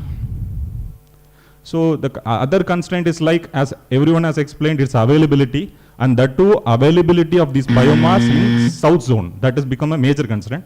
Even though we have ordered 500 tons of non-torrefied biomass to Beyond Drilling and Exploration Private Limited, and it is expected by November 23 at the site, and planning for co-firing at our NTPL site by November 2023. So as our BHL person has explained, there are 5 groups. I'm not getting into it. And the second group's responsibility is R&D of boiler design and safety aspects. This group 2, we are part of it. NLCIL is part of it. So as it is mandate for coal-fired boilers. So biomass committee has advised us to check it with lignite-based plant also to conduct study and the impact of FGD operation and other things. So this thing is lignite-based plant. So coal-based plant is over. For lignite, it's PF tower and CFBC boilers. So PF tower boilers, it is very unique in nature, and its design is so complicated, and it doesn't use any bowl mill, ball mill, or race mill or tube mills. It is a beater wheel mills, and our people from NLCIL are expert in operating this kind of boiler is nowhere available in India. So this looks like a centrifugal fan where it draws high temperature flue gas from furnace at 900 degree temperature, and when it mixes with lignite grinds not by physical grinding, it is by thermal integration. So as we draw 900 degree temperature from the furnace, your biomass volatile matter will get evolved at 190 degree. So when you put 900 degree gas, instead of combustion takes place at furnace, pre-ignition will take place at mill itself. So this is very complicated. So these are all the design limitations: 900 degree temperature, 150 outlet temperature, and other constraints of PF-fired lignite boilers. And we have conveyed the same to the committee, and the committee told they have agreed for PF-fired lignite boilers, but they have categorically told for CFBC lignite boilers, kindly do explore the possibility of co-firing. So based on that, we do have 2 numbers of CFBC boilers. One is 2 into 125 megawatt Bursing, sir. The other is TPS2 expansion. So in the Bursing, sir, This is the present status of Bursing sir, this thing. Based on group 2, we are proceeding. And for the feasibility study, we always approach the OEM because they are the one who knows about the basic design of the boiler. For in case of Bursing sir, it is again BHEL same like NTPL. So now the award is given already, and it is a 12 months time schedule fixed for carrying out co-firing and report submission. Once the trial run is over, like how in NTPC, Dadri and other plants, they have fixed the standard operating procedure and implementation methodology for coal-fired, we need to fix the methodology and SOP for CABC boilers also. So pre-feasibility study, we expect by November month, and the modification, if anything required based on the recommendation of BHEL for storage and other things, will be done by May 2024. Meanwhile, the proposal for 600 metric tons of biomass pellet is initiated. So biomass pellet co-firing trial is planned by July 24, and the final report submission by BHEL will be by September 24. So based on that, if the trial report is conducive, the report will be submitted to biomass mission, and further co-firing will be started at the guidance of biomass mission. So this is just a glimpse of status of all the plants. This is 3 into 660 megawatt Gatampur, which is under construction stage. So as it is with the OEMs, we cannot touch the boiler now. So we have planned, after commissioning, we have planned to implement this. So timeline is December 2025. Talabira, which is under tendering stage, 3 into 800 megawatt at Odisha. So our plan is like biomass trial by 2030, but we have included all the things in Talabira specification, like capability of 10% biomass co-firing for the boiler and handling system. Everything is included in the specification. And NTPL Thoothukudin, as I explained earlier, already we have ordered for biomass 500 metric tons for the trial study, and it will reach the site by November 23, and we will be conducting the trial run by November 23 for 2 into 500 megawatt NTPL. And for Bursing sir, LOA was already awarded for feasibility study to OEM, which is BHEL. So trial implementation by September 24. So these are all PF-fired lignite boilers, which are by design itself is not feasible for this any kind of co-firing, which is so critical in combustion system as well as milling system. And the other CFBC boiler, which is TPS2 expansion, it has under some modification is under pipeline. So once the modification is done, we have planned to take up the next phase for trial based on the result which we get it from Bursing sir 1 into 2 into 125. Thank you. Thank you, sir, for sharing all of NLCIL's steps towards biomass initiative. It is now my privilege to introduce our next presenter, Dr. S. Nagur Ali Jinnah, who will be sharing his expertise and insights on financing green, funding the supply chain for biomass co-firing in thermal plants. Sir is an agricultural graduate from Tamil Nadu Agriculture University and an MBA graduate from IIM Ahmedabad. He has earned his PhD in agricultural banking and finance. He was the chief general manager of NABARD in Mumbai, Tamil Nadu, Kerala and Karnataka with 37 years of development banking experience, and is currently a development banking advisor and is on the board of advisory panels. We are eager to benefit from his knowledge. Please join me in giving a warm reception to Dr. S. Nagur Ali Jinnah. May I kindly request Sri Marimuthu, GM O&M TPS2 expansion, to come forward and honor our esteemed speaker with a shawl and bouquet to convey our deep appreciation.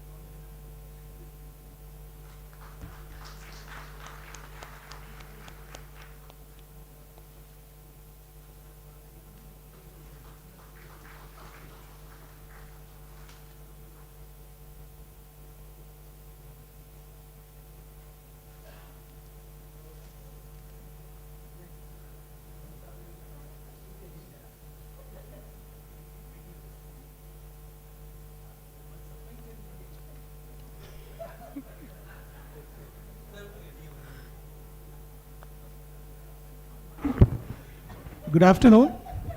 Vanakkam, namaste. So, seeing the pre-lunch stress in the audience, I would like to start with a Tamil film song. In a film, Pachai Vilakku. ஒளிமயமான எதிர்காலம் என் உள்ளத்தில் தெரிகிறது, which means a brightful future I am able to envision. After today's workshop, the song should be, the lyric should be, பச்சை ஒளிமயமான எதிர்காலம் என் உள்ளத்தில் தெரிகிறது. The green power I envision, a green power future. Okay. I hope at the end of with the implementation of workshop recommendations, NLC will really become non-polluting, life energy giving corporation. So anyway, I'm a development banker, so I will not talk technologies. I will just give some few, kind of issues I will throw, because all of them intelligent, we can find for problem solve, we can do the problem solving. Well, next slide please. Okay. Yeah. The ESG framework for thermal plants is creating a problem. Within 25 years, we have to sort of comply with the ESG framework, which means earth economy, equity ethics, all 4 parameters have to be covered. And there was recently, I must thank member Samath. I think I have taken from your conclusion from your workshop only 3 P's: pellet, power and prosperity. Okay, that is the kind of vision you have. Biomass co-firing, our technical people have already told, carbon neutral, all those things, stuff. So the issue is in the second bullet. Policy, we all know, out of 1.8 lakh metric tons of biomass co-fired in 47 plants, 64,350 megawatts have been generated. The actual 250 million ton surplus is available, but if you look at, if you want a requirement of Mr. Venkatachal was sending in the morning, it will be 1 to 1.5 lakhs per metric ton per day, which means we require about 700 metric tons of 700 lakh metric tons, which means 30% of the 230 million ton surplus has to be converted into pellets. That is the kind of scenario we have.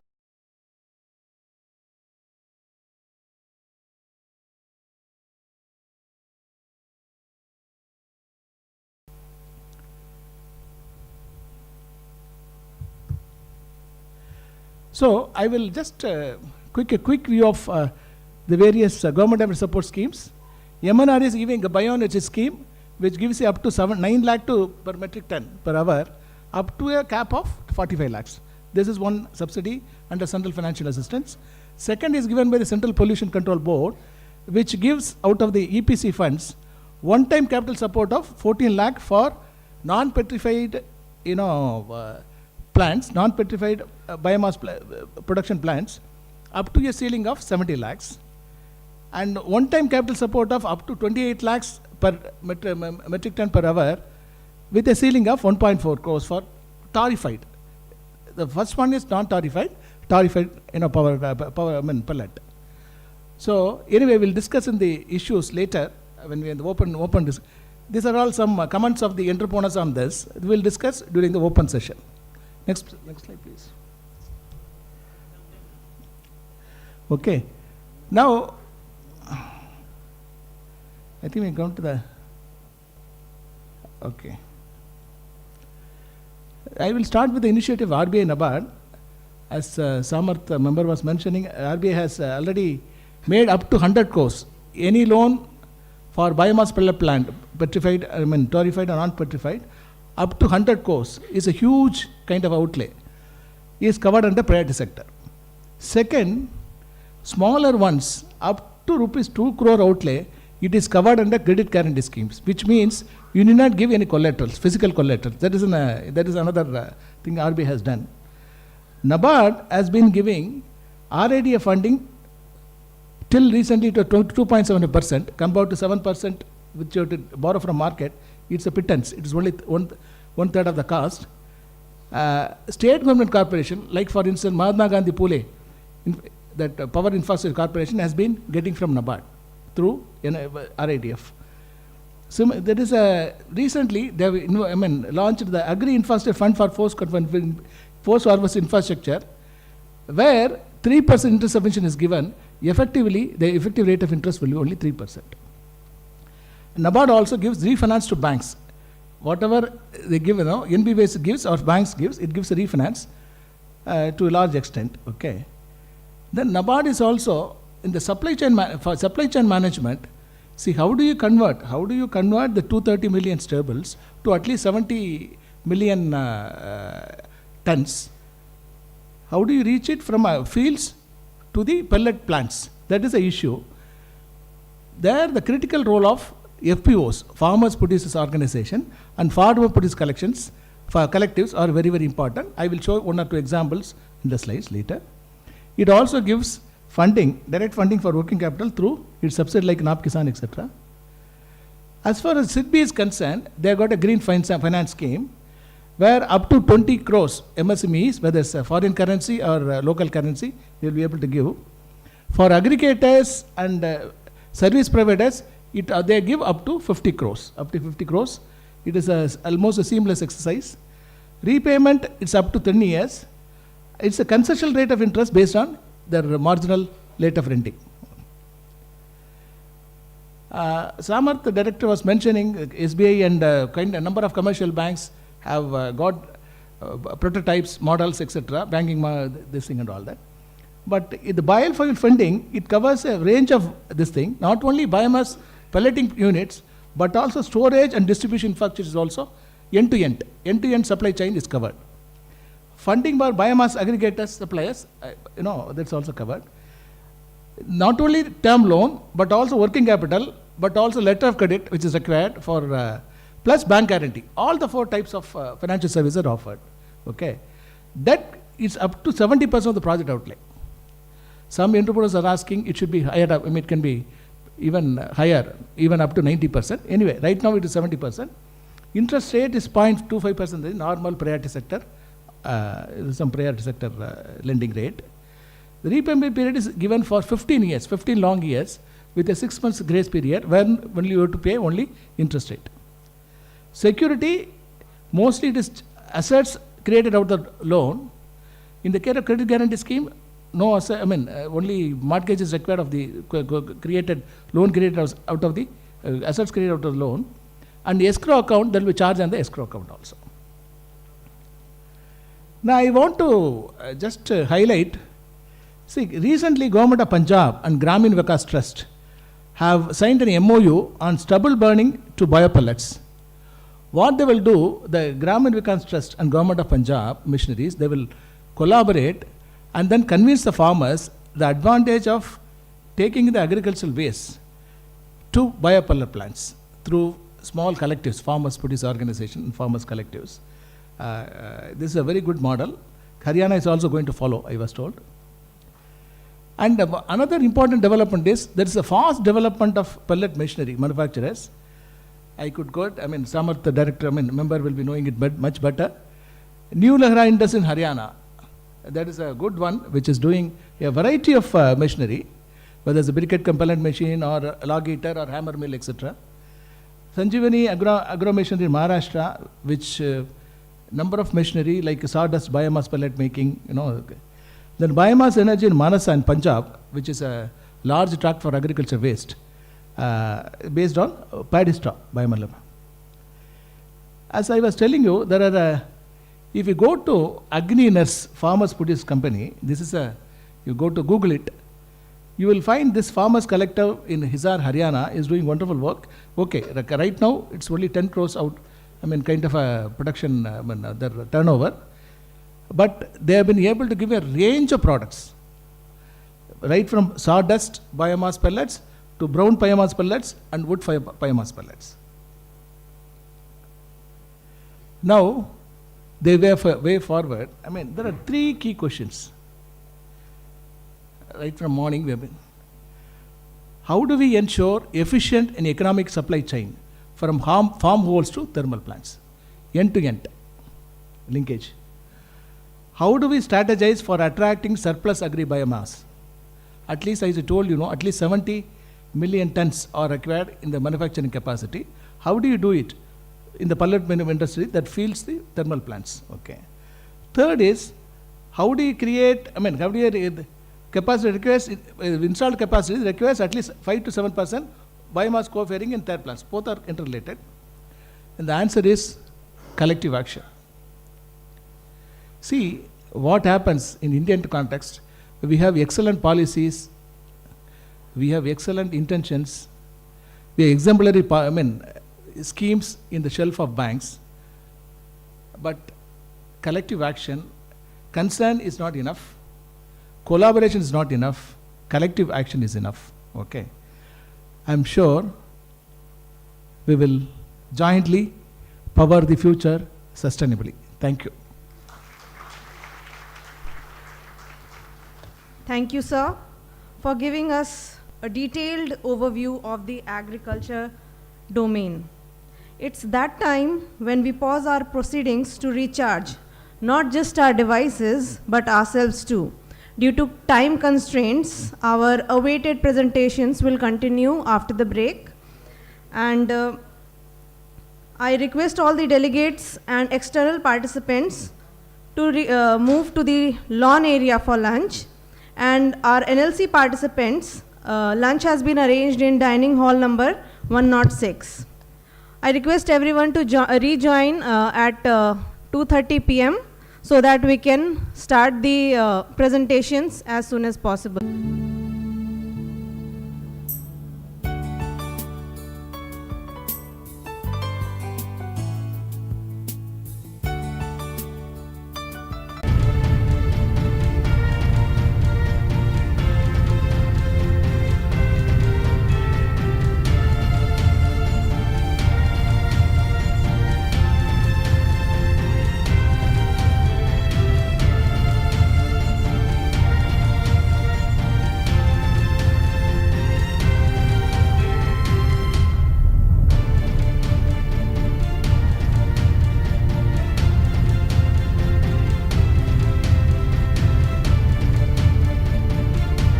Promises to be just as engaging as it was this morning.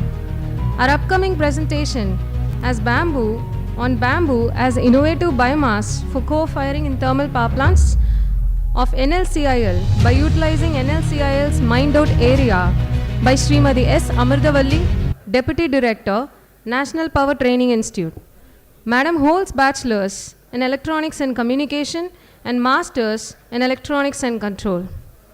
More than 26 years in the field of education and complemented by a rich 22-year tenure at NPTI. Presented a number of technical papers in power plant instrumentation, control, and renewable energies. Successfully completed biomass mission program for the stakeholders of pellet manufacturers and thermal power plants from the year 2022 onwards. Let us express our appreciation for Srimati S. Amritavalli with a hearty applause as she takes the stage.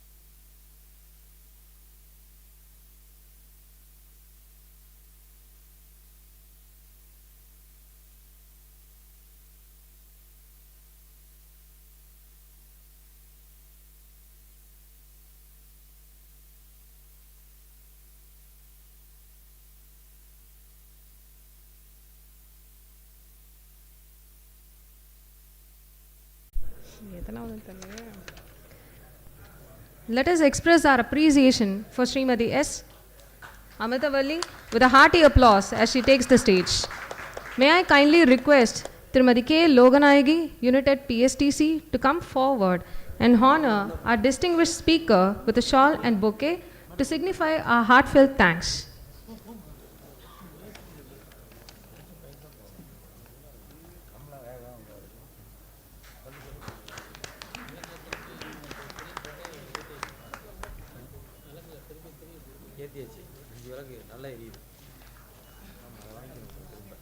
Thank you, ma'am. Now let us start with the presentation.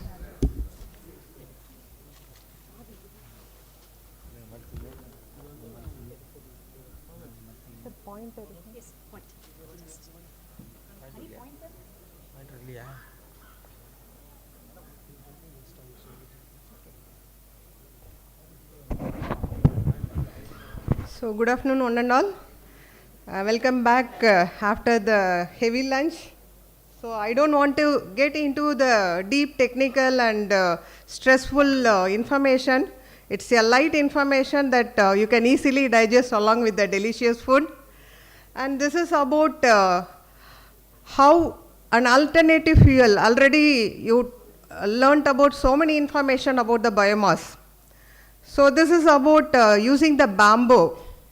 All the Asian countries are moving towards bamboo. Even if you go through Africa, even with less kilowatt of power, they are using the bamboo for producing energy. And we use bamboo for various applications. Even bamboo cloths are available.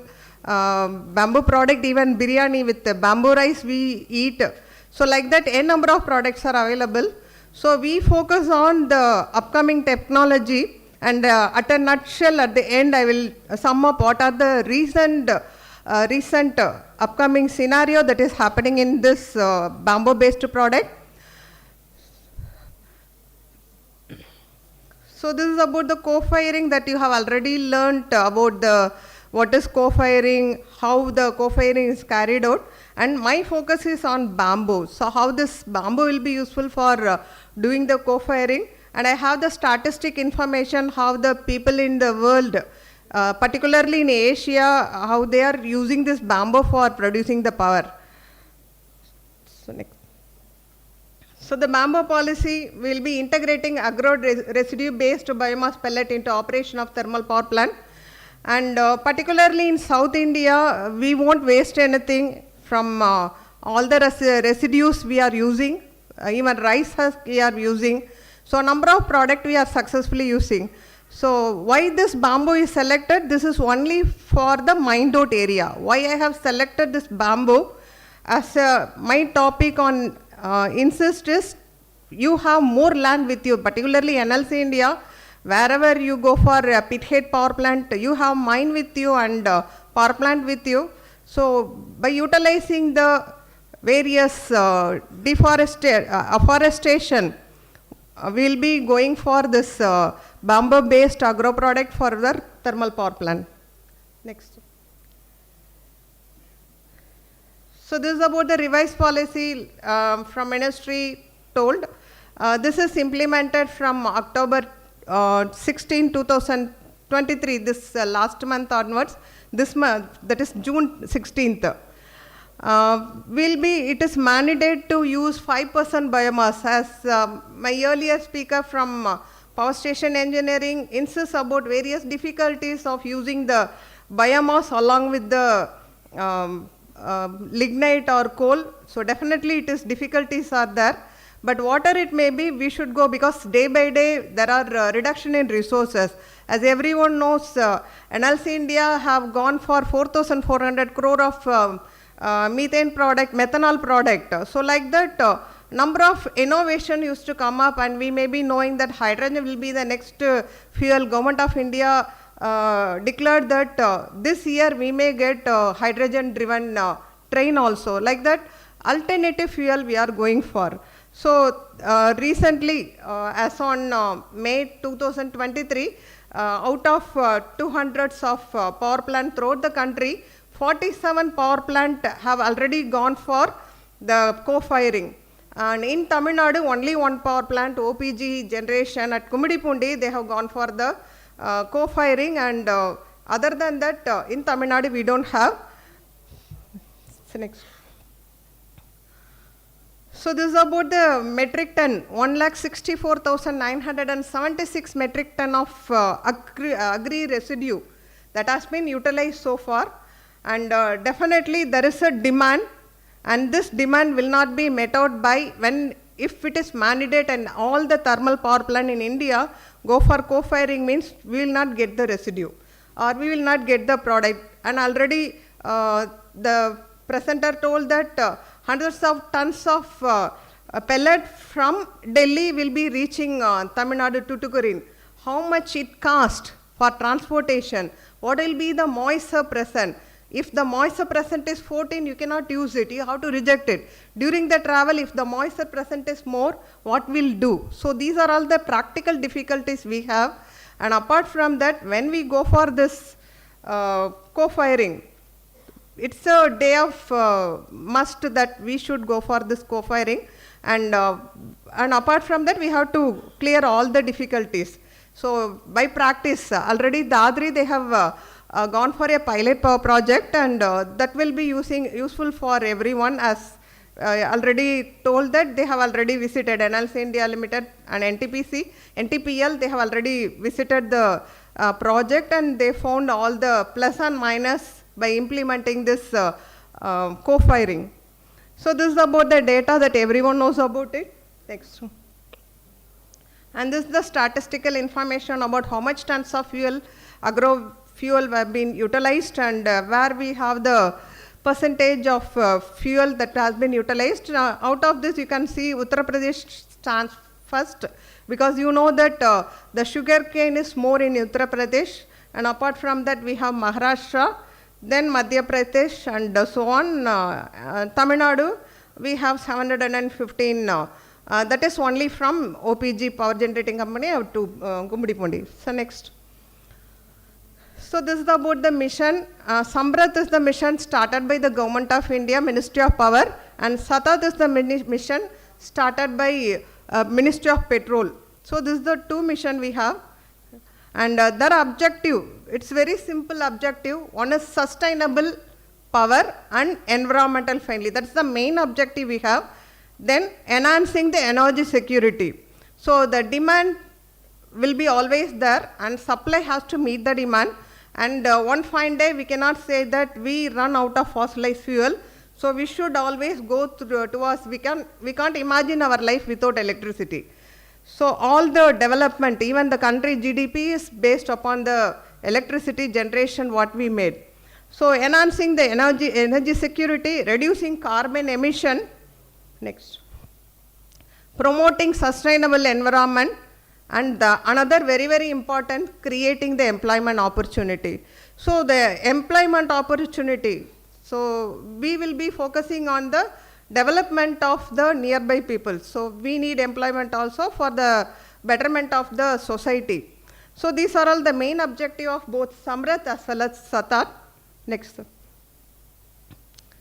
And this is about the newly formed NLC India Green Energy Limited, as everyone knows about it. Already 2 gigawatt of renewable energy is under implementation, and 2 projects, one is at Gujarat with 600 megawatt and 810 megawatt of solar PV project at Rajasthan, and there will be a 5 gigawatt of upcoming project by 2030.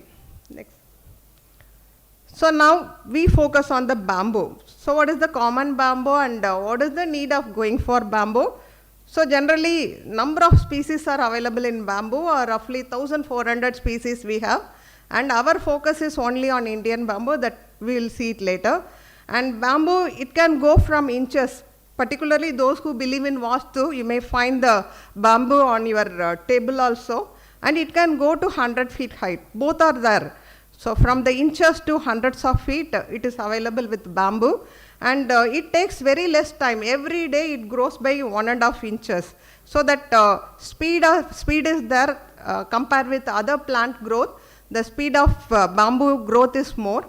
So it will be taking 3 to 5 years for you to get mature bamboo for our requirement. Next. So suitability, why we focus on, there is a concept called as energy plantation. Particularly in Neyveli, you can find so many eucalyptus plant, but we are not using that plant for energy plantation.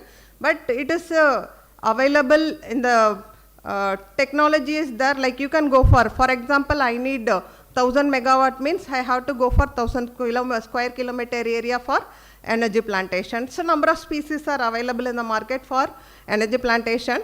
So here, for maybe I focus on bamboo for energy production. So the advantage of going for bamboo, the calorifical value. So far we discussed about the various calorifical value. Particularly you cannot decide about a calorifical value from the single product. So at present, for example, if you have cashew product with you, then the calorifical value will be different. For example, if I have a tamarind twig with me, then the calorifical value will be different. If I focus on rice husk, the calorifical value will be different. So I cannot get all the product at, it's a seasonal, and based on the agro residue, I have to collect my product, and I need a huge storage area to store all my residues. That is also impractical. So if you focus on bamboo, the bamboo will have high calorific value. It goes from 17 to 20 megajoule per kg, and ash content. Particularly, I will focus on Indian bamboo. There ash content is very negligible. So next, sir.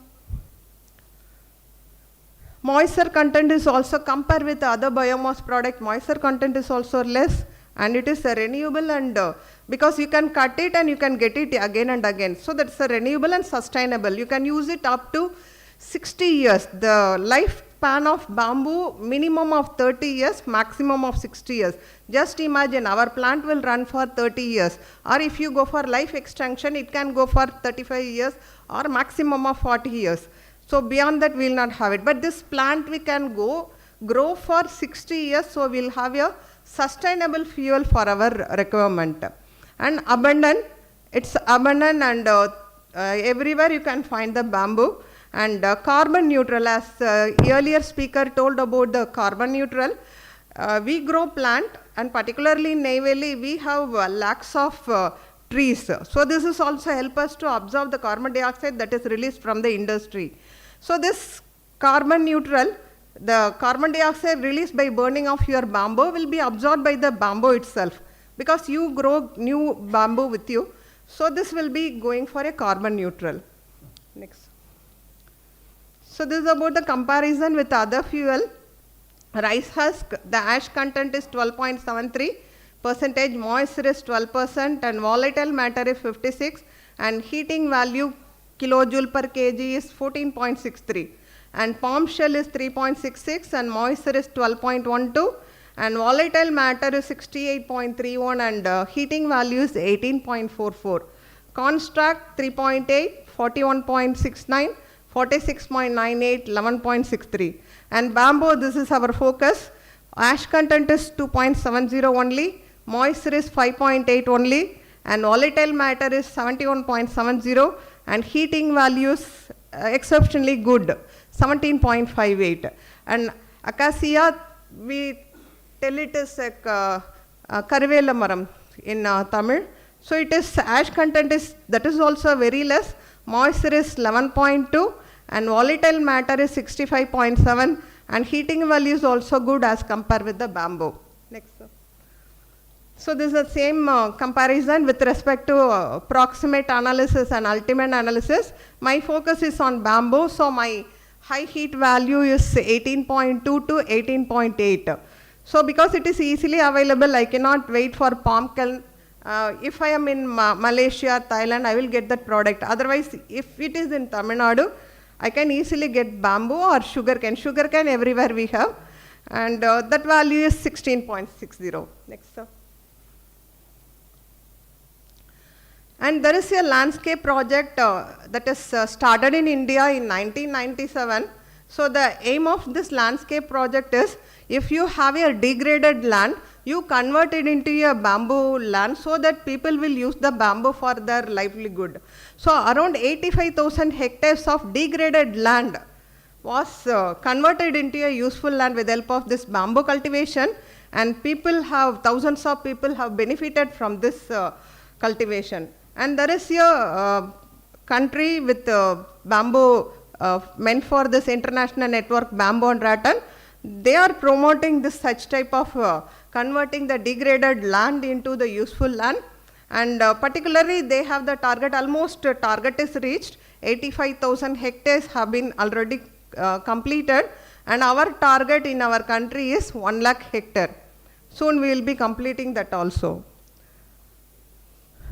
So now my focus is on Indian bamboo. So many bamboos are available in the market, and if you go through Vietnam or Malaysia or Japan, they have their own bamboo with them. And here, if you go for this Indian bamboo and cultivating the Indian bamboo, definitely we have so many best possibilities. So among the many bamboo, we will be focusing on the Bima bamboo. And the main thing is, it is easy for us to go for agriculture management, and it is mostly wild, or what is the normal bamboo is, it will be wild bamboo, but this bamboo is the cloned bamboo, so we can easily cultivate it. The next. So this is about the comparison between the common bamboo and Bima bamboo. So generally 1 acre you will get only 1 ton of bamboo if it is a normal bamboo or common bamboo. If I go for a Bima bamboo, then I will be getting around 5 to 7 ton per acre. So next. And usually normal cultivation is 200 bamboo plant will be cultivated in an acre. But when you go for Bima, we will be going for precise cultivation. You can roughly cultivate 1000 to 1200 plant, so that you will be cultivating more bamboo in a 1 acre of land. So here, 5th year only you will get a yield of 30 ton per acre, whereas within your 2nd year to 3rd year, you will be getting 40 tons of bamboo per acre. And next one, the energy cost. The next. So the bamboo biomass available with the common bamboo is only very less. When I compare with the Bima bamboo, this is 3 times, because I will be cultivating more. Compare with the 200 plant, I will be cultivating 1000 to 1200 plants. So I will be getting more bamboo per acre compared with the normal bamboo. So this is about the very, very important focus, why I am choosing Bima bamboo for using the degraded land for cultivation. Energy value is 4000 kilocalorie. As we already know, the coal also we have 3000 to 4000 or 5000 kilocalorie, and lignite will be 2500 kilocalorie. So this high value will help you to mix it easily with your low quality lignite. But technically I am not telling anything. This is about the co-firing energy value I am telling.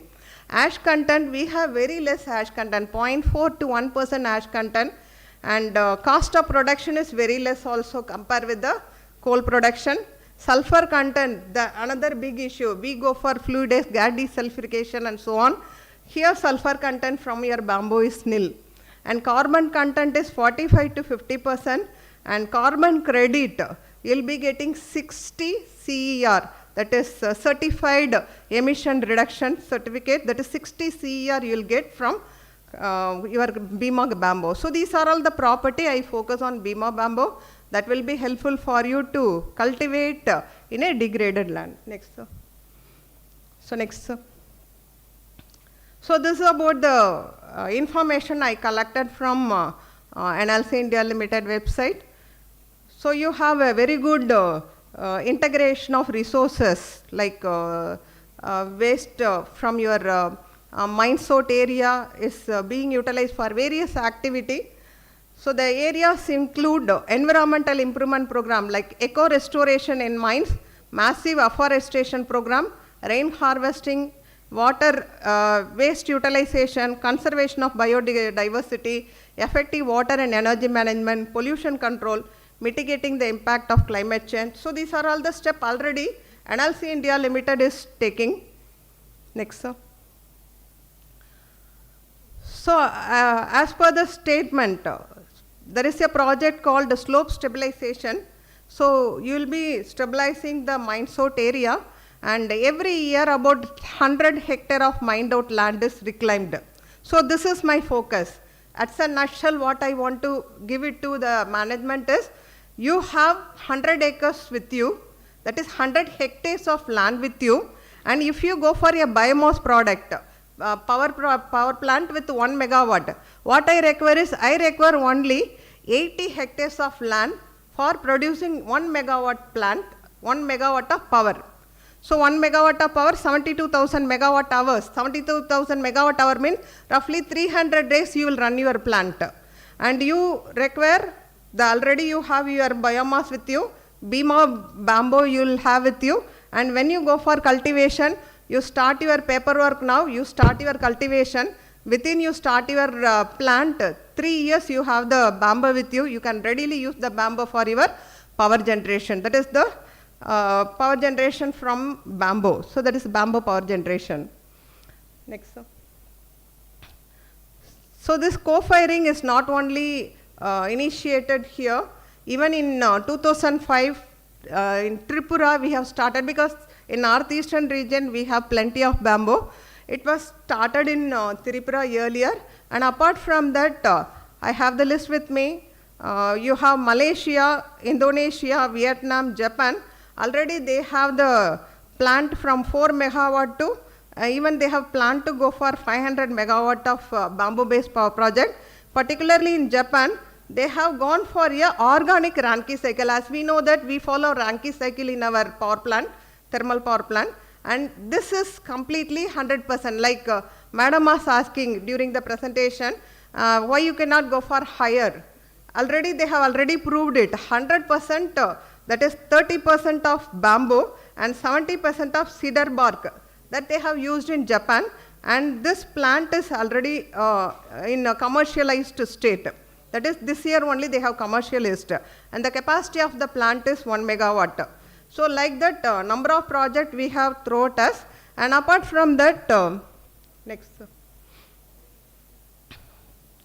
Apart from that, the latest information from NTPC, as we always follow the footpath of the proven messages.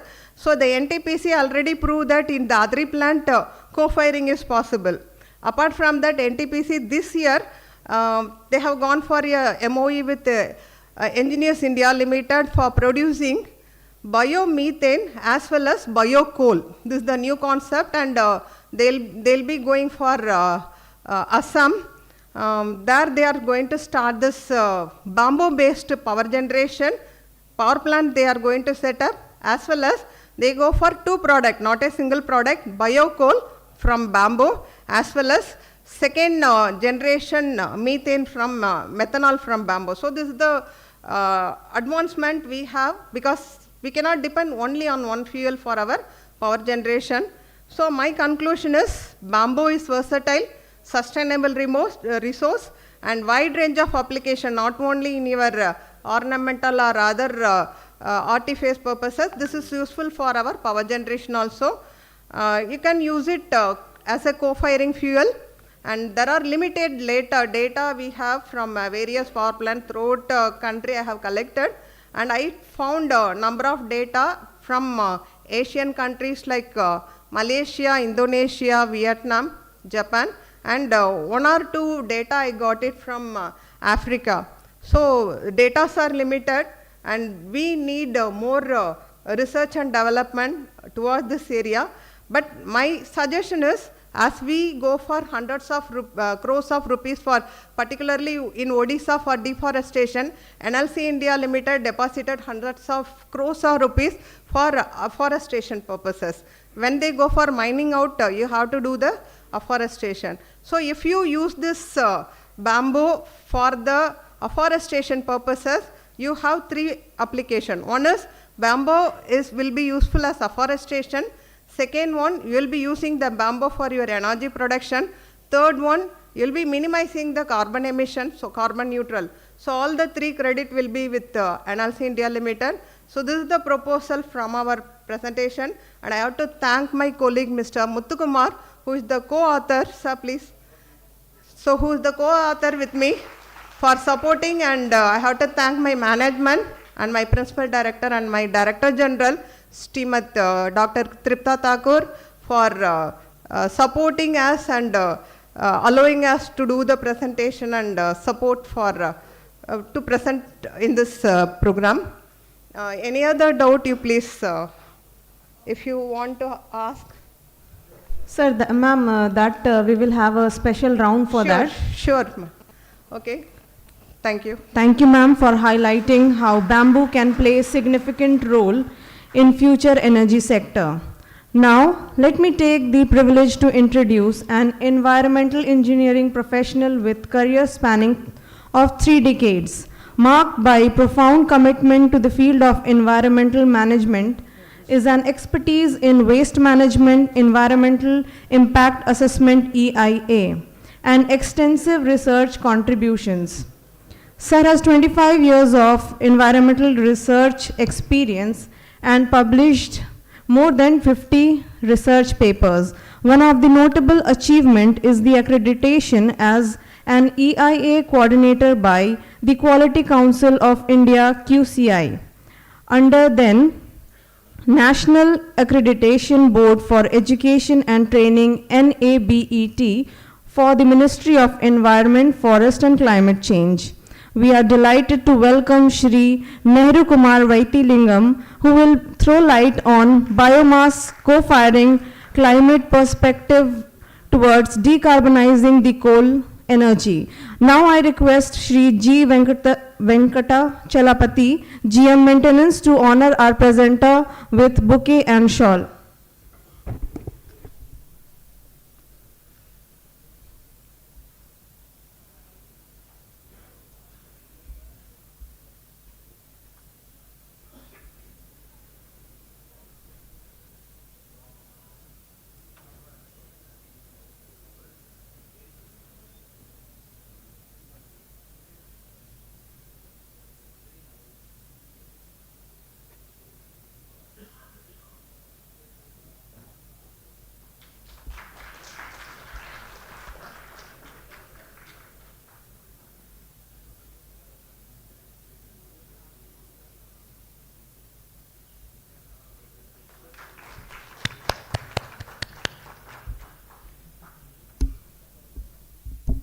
Thank you, sirs. The floor is now yours, sirs.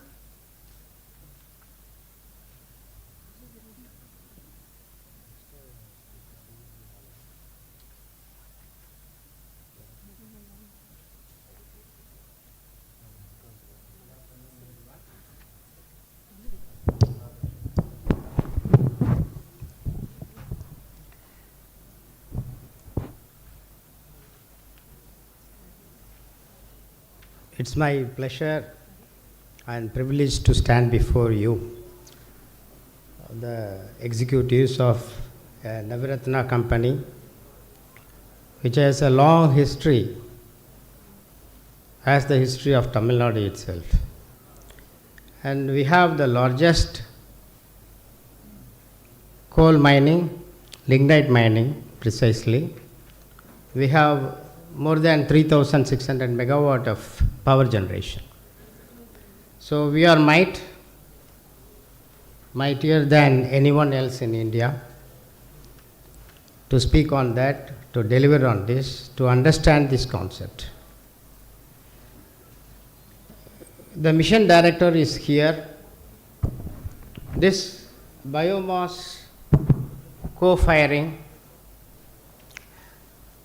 has come out in India in the year 2021 precisely to manage the crop residue, because during winter in North India, especially in Delhi around, we struck with the problem still we are facing in every winter, that the crop residue burning is a mess with the stable environment, the stable atmosphere precisely, is posing a serious health impact So we came out with a policy to do this under the special scheme.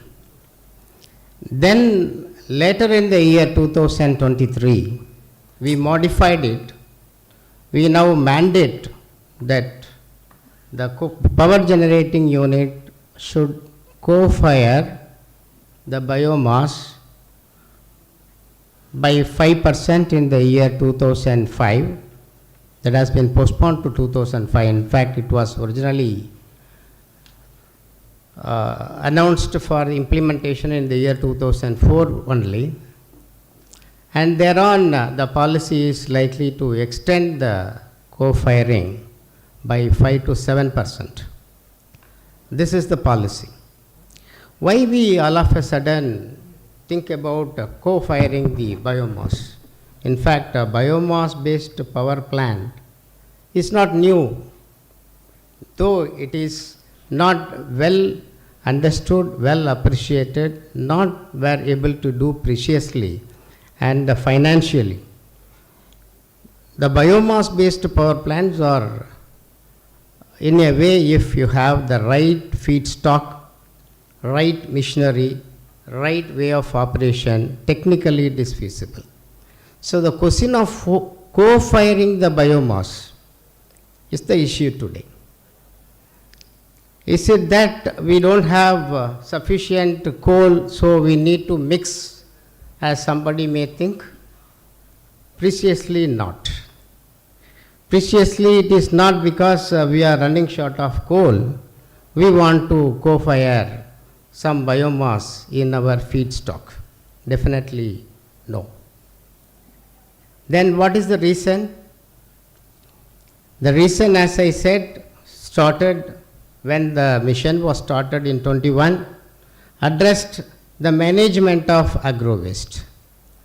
Now in the year 23, it has been modified, upgraded to address precisely the climate mitigation, or reducing the carbon footprint of every megawatt of power that we generate using a fossil fuel.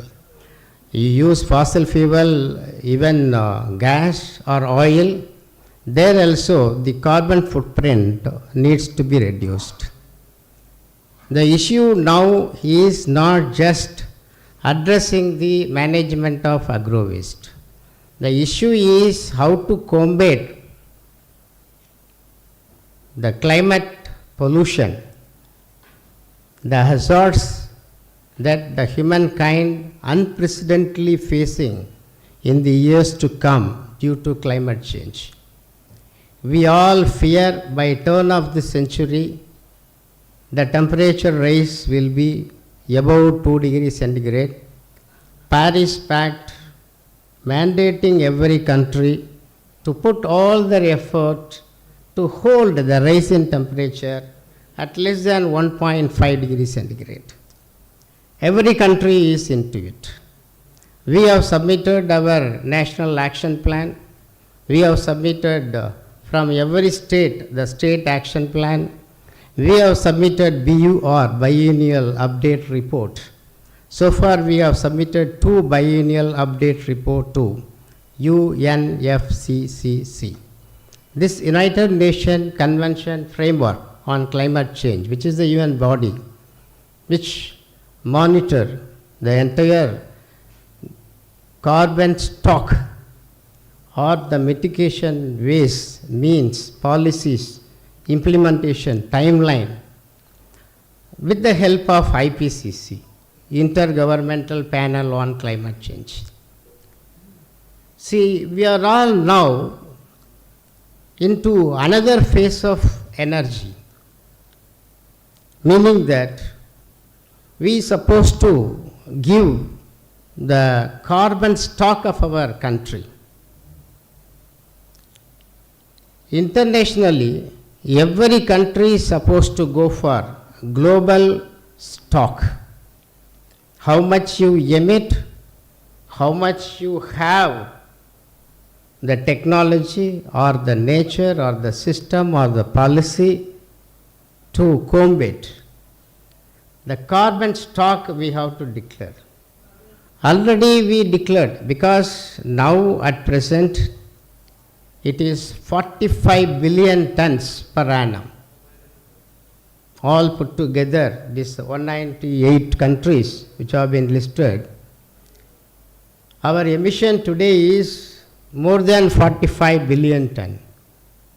And that is already crossed by some estimation, the 6th assessment report, which has been published by IPCC in the year 2023, put the figure at 60 gigaton. If it reaches 70, 80, then no one can control the rise in the atmospheric temperature. The global will keep warming, and that will lead to the climate changes, and ultimately we may see the extinction of the human life in the Mother Earth. Don't think I am exaggerating anything. I am talking only on the facts and figures that are already published in IPCC in their 6th assessment report. This intro I give because all of us should appreciate why we are suddenly talking about co-firing the biofuel. We all want to reduce the carbon footprint because India is supposed to phase down the coal use. We are in the process of phasing out the fossil fuel for energy generation, because our commitment to the international community is we will become carbon neutral by 2070. The EU countries have already committed they will go carbon neutral by 2050. Where are we stand today? If we go as how we go, if we do the business as how we do now, if we generate the coal power or lignite power as how we are now doing, definitely the chances are very bleak.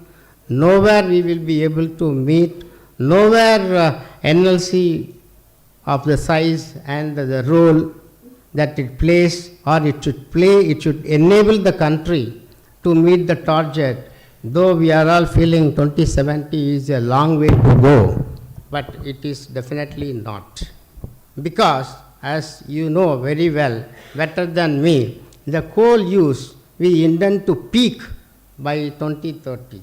India is likely to increase the coal use till 2030. Only after 2030 we are going to bring down. If that is the strategy, if that is the policy that we have, then every effort which is available at our facility, we should follow, we should do. We will be able to enable the country to meet our commitment to the international community. Yes, India with the claim of the biggest, largest, the first economic power will attain the carbon neutral by 2070. You can see that figure. So the figure shows two. One is just what we are seeing all, the atmosphere receives while you combust your coal in your boiler, the anthropogenic carbon dioxide. That bothers us, not the biogenic carbon dioxide, because carbon dioxide is part of our atmosphere. The second you can see, the carbon dioxide is absorbed by the biomass and biomass releases the carbon dioxide. The flux of CO2 to and from the atmosphere, to and from are equal.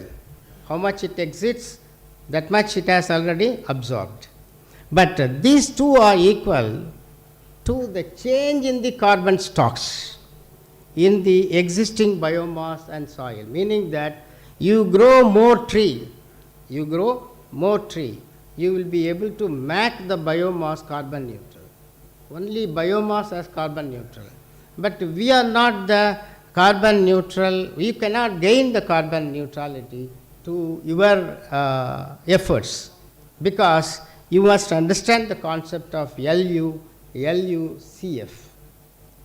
who is actually the cultivator, who is actually the harvester, they are going to get the merit of the biomass that you will be using.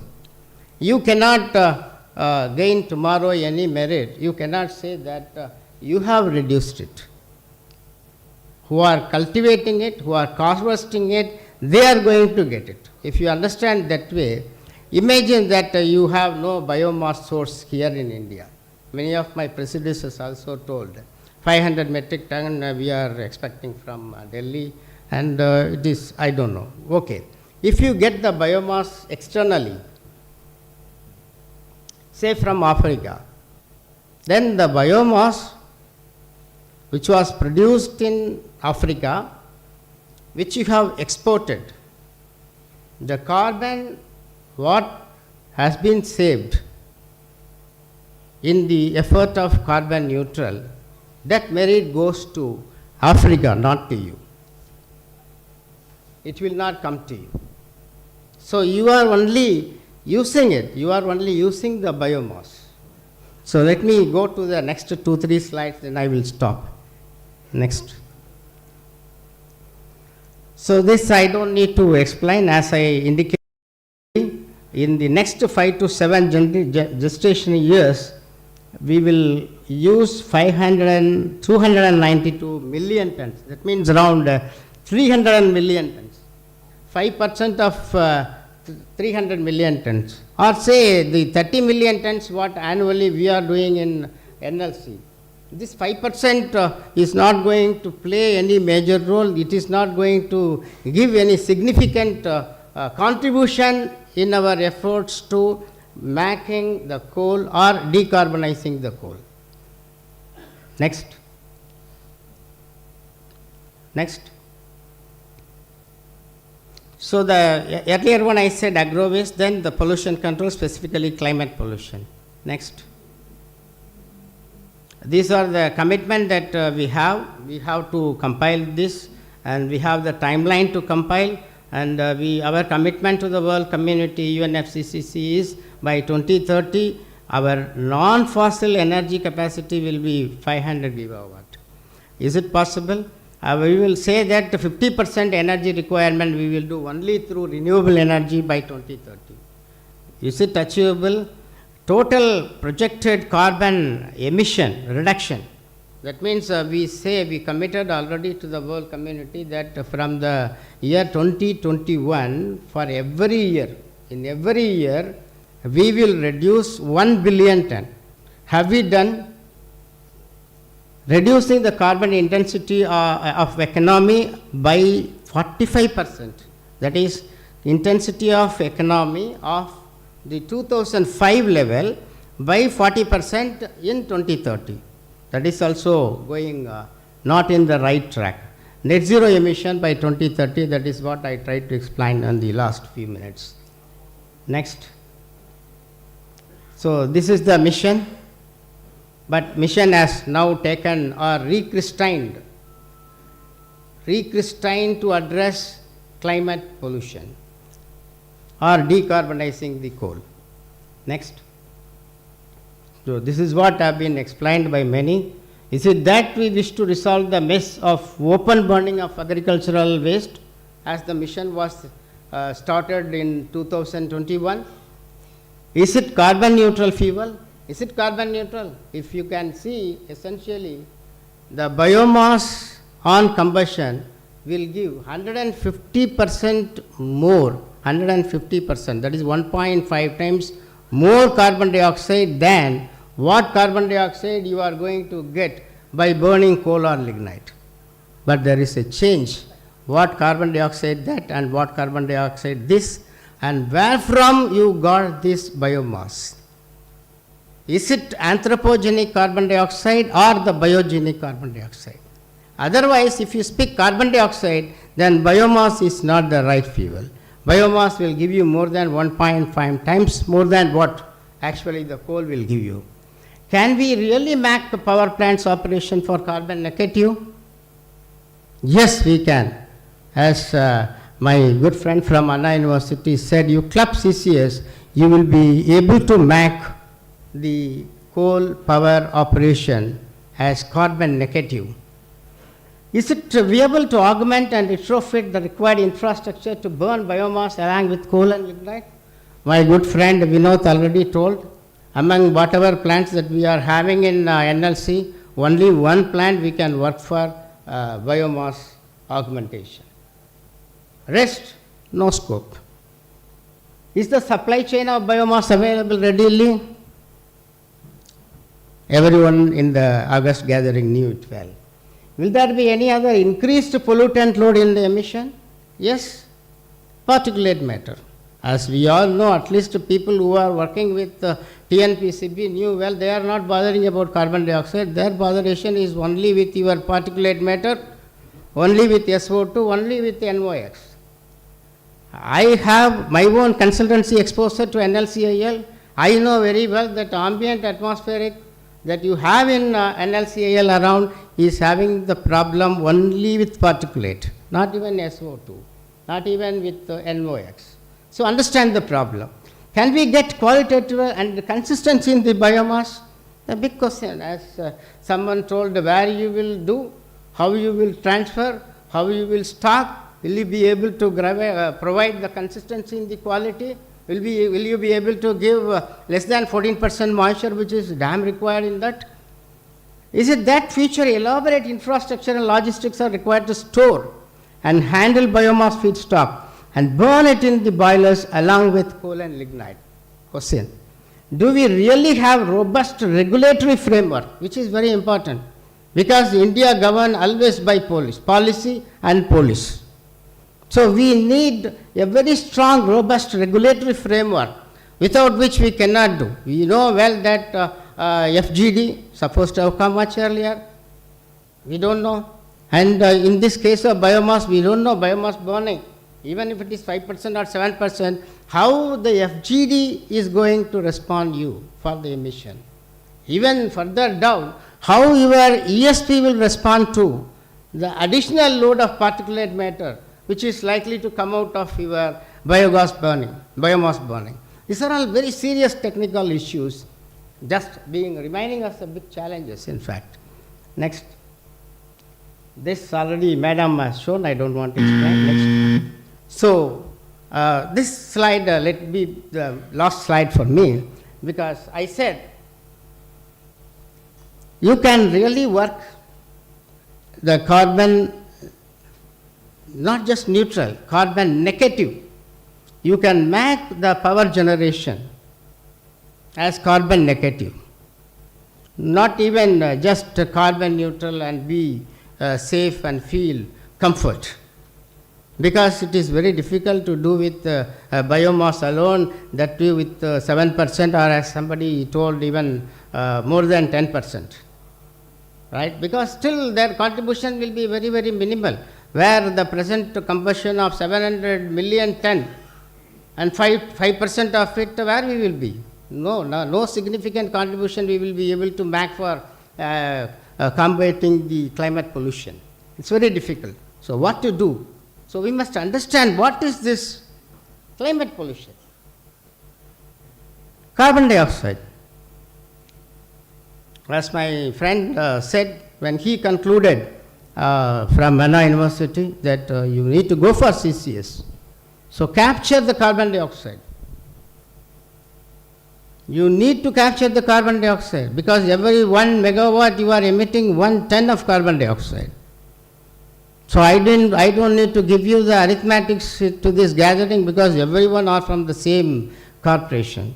You know for 3600 megawatt per hour how much ton of carbon dioxide you are emitting every day. What is the serious issue that we are actually giving out? You have to appreciate that the biomass partial co-firing is a good effort. I don't say no, because this is an effort much lesser than planting trees to combat climate pollution. You may not like me to tell, but I think you all should appreciate if Bill will say like that. Very controversial statement. He said that I will not allow anybody to grow tree, I will go cut trees. This is a very controversial statement which I can talk but not now. Let me stop here, but let me see, let me work out and how I can brief on making the coal power decarbonizing. Not only decarbonizing the coal power, you can make a negative carbon. That means you can gain carbon dioxide. I must say one thing which should be very attractive. Whatever additional money you are going to invest to make the capture of carbon will result in gaining CER. With the amount whatever you will be able to get, you can definitely compensate the capex that what you require to provide the carbon capture systems. This is very important because every quarter of year NLC is projecting we got 1,200 crores profit even last quarter. So we can definitely make money, one. Number two, which should be number one, that you can or rather you should enable the country to meet their commitment. What Sri Narendra Modi ji told to the international community that we will cut down every year 1 billion ton. Unless you help, it will not be able to be achieved. We will reach carbon neutral by 2070. You can't do unless you make your carbon use carbon negative. Your coal use carbon negative. Don't think that you can be very comfortably sit with making the carbon as carbon neutral. Your biomass is carbon neutral. Everyone knows scientifically. But using it is not carbon neutral, for which you need to go for additional systems. One important system is to capture the carbon, make use of the carbon. Carbon dioxide can be converted into many usable products, as you have already ventured into converting it into methanol, and we have so many other chemicals, fine to bulk chemicals that can be produced out of free carbon dioxide. So the science, the technology based on the engineering which is currently being evolved all over the country, all over the world, is giving you a good technology, coming up with the major technologies. So we should have the mindset to work beyond where we sit and work just for decarbonizing.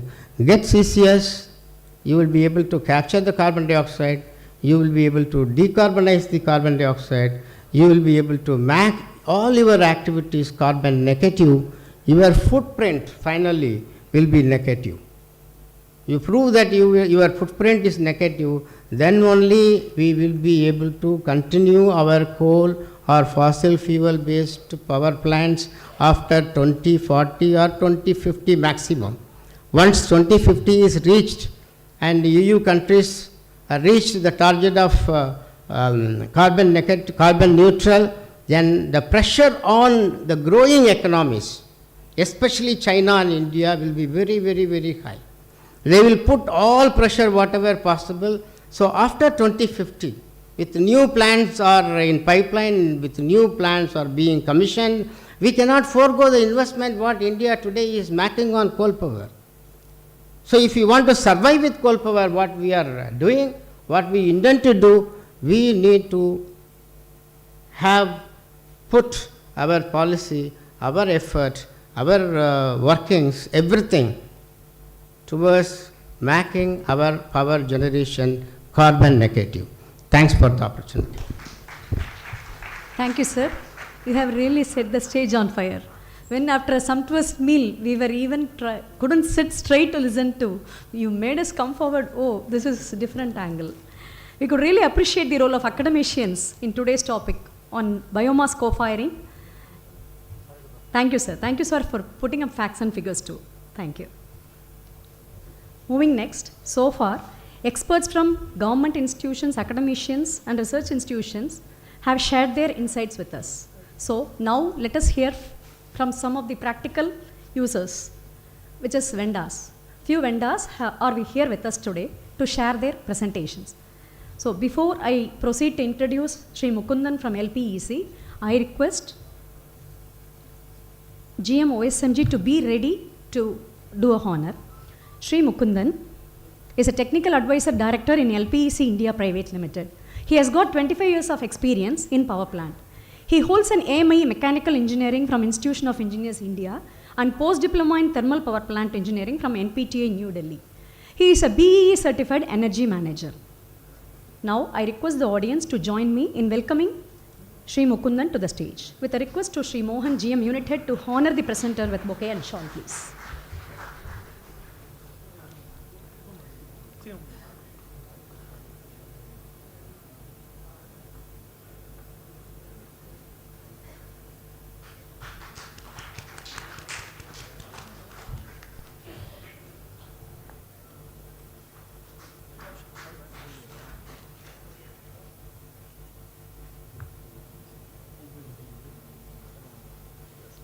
Thank you, sir. The floor is yours.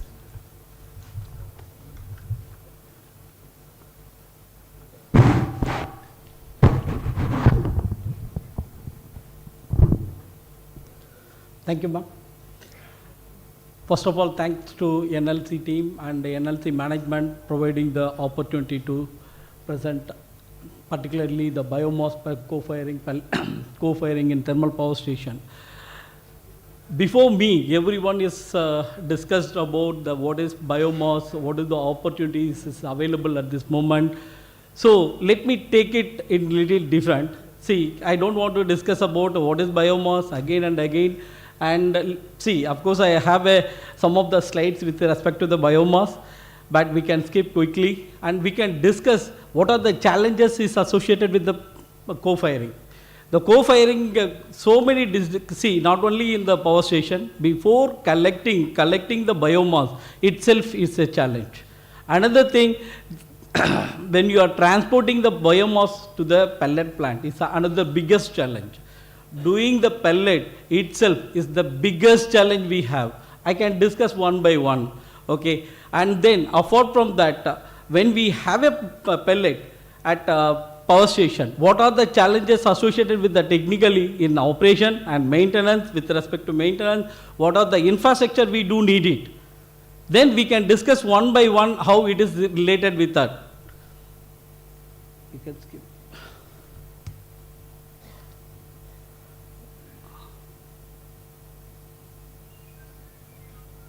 No. Go back. Go back. No. Can I use it? Next. Leave it. See, we all know rice straw and all the biomasses. The biomass is not, you are not getting all the here.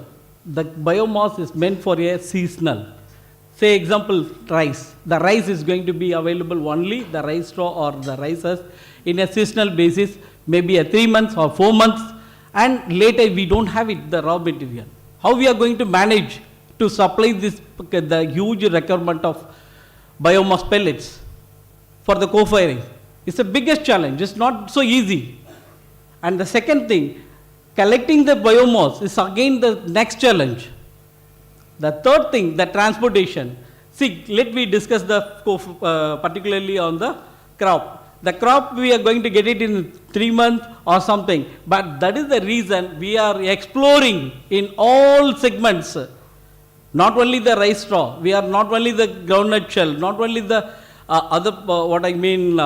bagasse. The bagasse is going to go, only we get it in the month of 3 or 4 months. The surplus we will have it. The rest of the month we won't get it. So we explored in all biomass and their energy content and how it can be processed. Each biomass is having a different bulk density. The bulk density and the compressibility. The compressibility is going to make a big unique problem with the pellet manufacturing. The pellet manufacturing particularly when you are doing the design of the design for the pellet manufacturing, it is a very key input. That is the number one for the crop. The collecting of these biomasses. See, all the pellet manufacturer is not going to be the farmer. The farmer do not have a knowledge or technical about to make the pellets. Then how we are going to do? See, we are the company and we are integrating many self-initiative groups across the rural. Not only the rural, even we are contacting with the UP where the biomass surplusly available, ma'am. Wherever the surplus biomass is available, there we are focusing and we are integrating all together, and we are also working different combination of biomasses and bring the required kilocalorie, means the energy content which is required for the co-firing.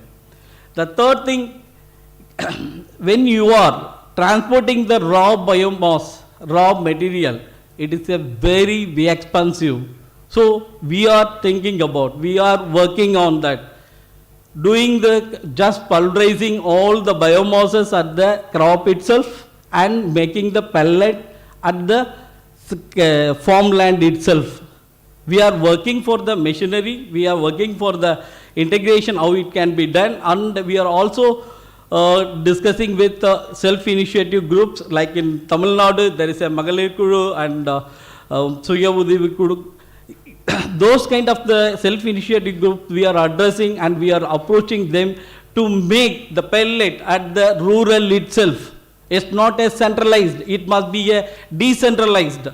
Then only we can achieve our dream of biomass mission.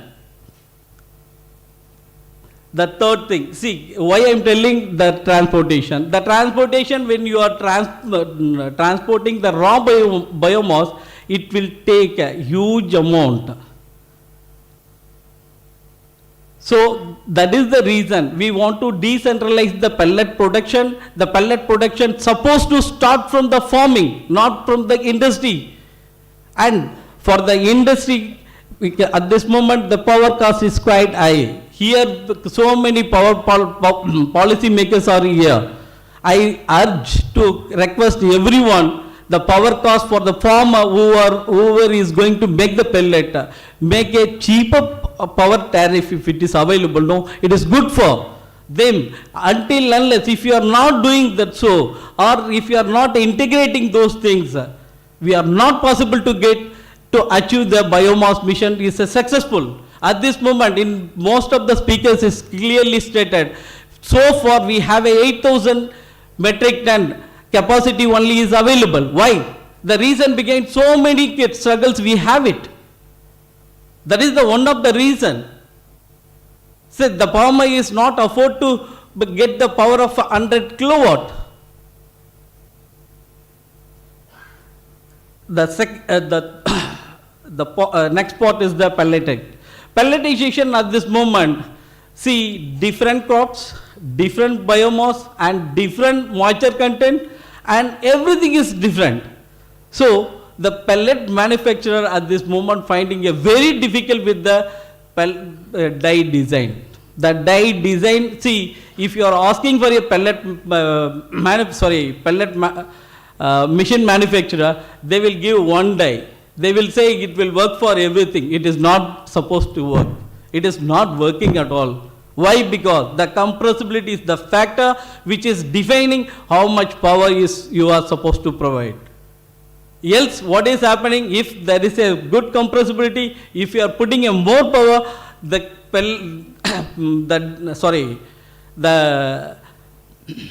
die itself is burning out very quickly. Else you are not producing the pellet in the right order. See, we are talking about only the co-firing in power plant. Apart from that, we are explored. It can be, the pellet can be used in industrials. See, when we are talking about carbon neutral, it's not only in the emission, of course I do understand, is the major emission from the thermal power station. But there is a cooking, the domestic cooking, commercial cookings, and there is a quite huge amount of fuel we are using in the industries. So we are developed some of the pellet burners we successfully implemented, replaced with the diesel burners, and we are giving an assurance of, guarantee of 50% saving on fuel cost.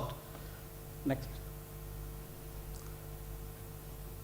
The potential everyone knows. In the morning, everyone is clearly showcased to us. The potential is very fantastic. How we are going to harvest, that is the biggest challenge. Next. See what I mentioned, that we are exploring on all the biomasses. See, particularly in Tamil Nadu, what are the biomasses is available, how much kilocalorie, means the energy content in it. Coffee husk is the 4,371, and groundnut shell is plenty, is available in southern India, and paddy straw, of course, 3,500 nearly, rice husk 3,200. When we are combining with the sawdust and cow dung, is becoming a 3,800. How many people we really know about the cow dung is having that much of potential in it? The sugarcane leaves, the leaves is, so far I don't see people are really harvesting. I really see a surprise, big surprise, the sugarcane is having that much of energy content, 3,996. The cashew nuts husk is 4,800. Which is much for, see, if I am comparing with the coal or lignite, it is very huge energy content. That is the reason I mentioned we are collecting a different biomasses and integrating with, combining with different ratios and making the pellet as per the requirement of the customer. Please.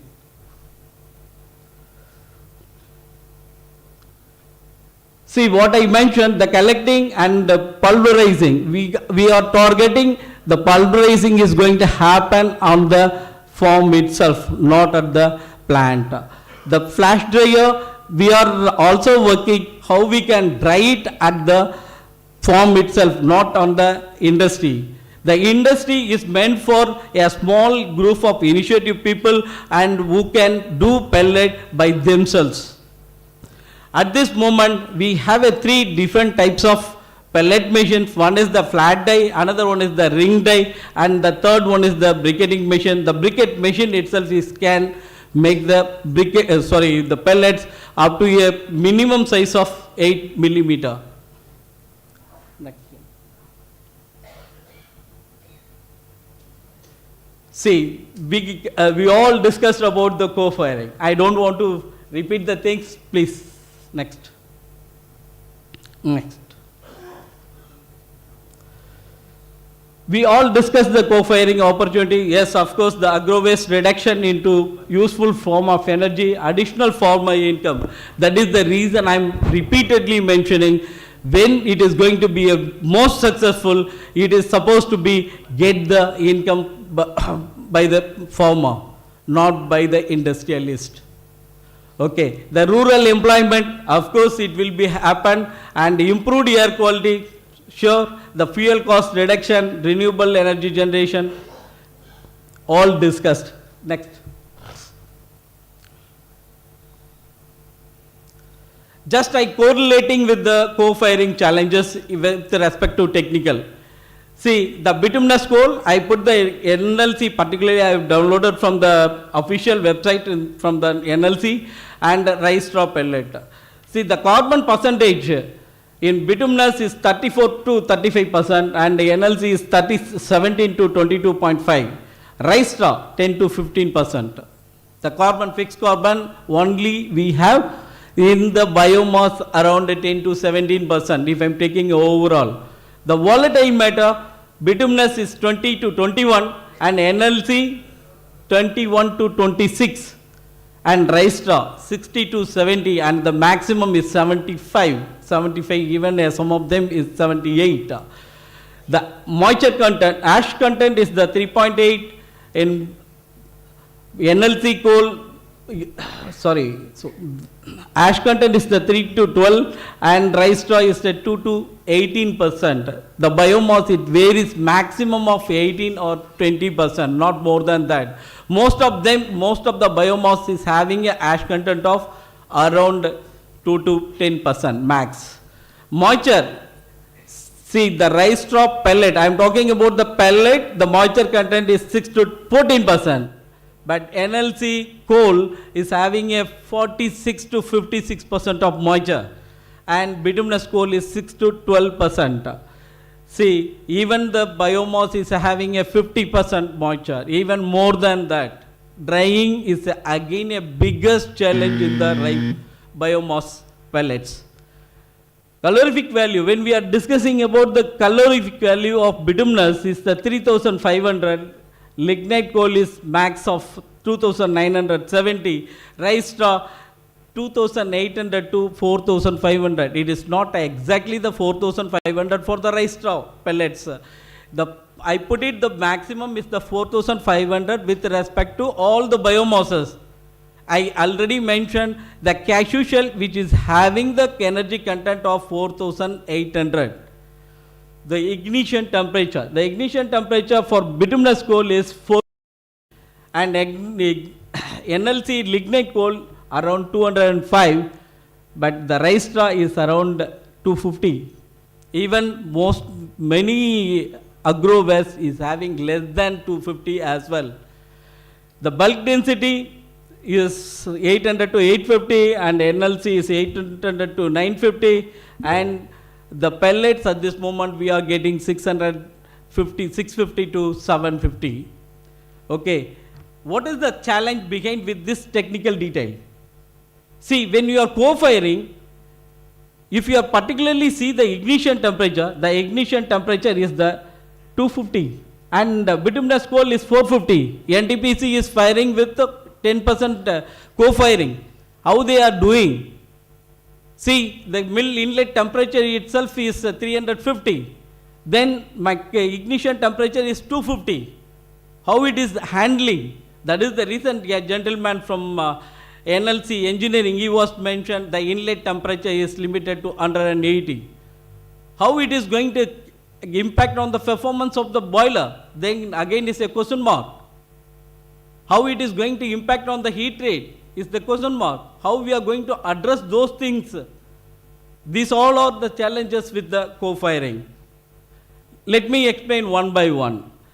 See, one more thing, not only the ignition temperature, there is another one more factor is the volatile matter. The volatile matter, if you see the bituminous is 20 to 21 and lignite is 21 to 26 and most of the biomass pellets is having more than that, is around 60 to 78%. When you are heating more than 200, it will release and it is becoming a hazard. That is the reason he was mentioning about steam inerting system should be active. Not only the inlet temperature, the outlet temperature is so critical. When you are admitting at 180, if the coal flow is all of a sudden, if it is lesser, the temperature may shoot up. It is not going to, so that is the reason I am mentioning mill inlet temperature alone will not help us. The outlet temperature is also equally important. Next.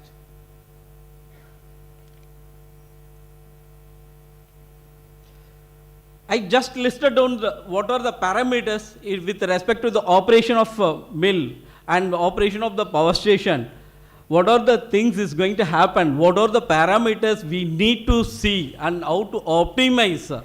These are the parameters I just listed down. PA inlet temperature at mill and mill classifier or the pipe outlet temperature, what I discussed just now, and mill operating procedure supposed to be revised. When you are doing the co-firing, it is not just like that you can add the biomass and just start the mill and doing the things. It's not going to work. Of course, the system, whatever is available, is good enough. But there are the constraints with respect to the mill, the type of mill as well. The bowl mill is perfectly shooting at this moment. higher boiler exit temperature. When you are reducing the inlet temperature of the mill, of course your boiler exit temperature will get increased. When the boiler exit temperature increase, it will result into the dry flue gas loss. So your efficiency will get decreased. How much it is decreasing with respect to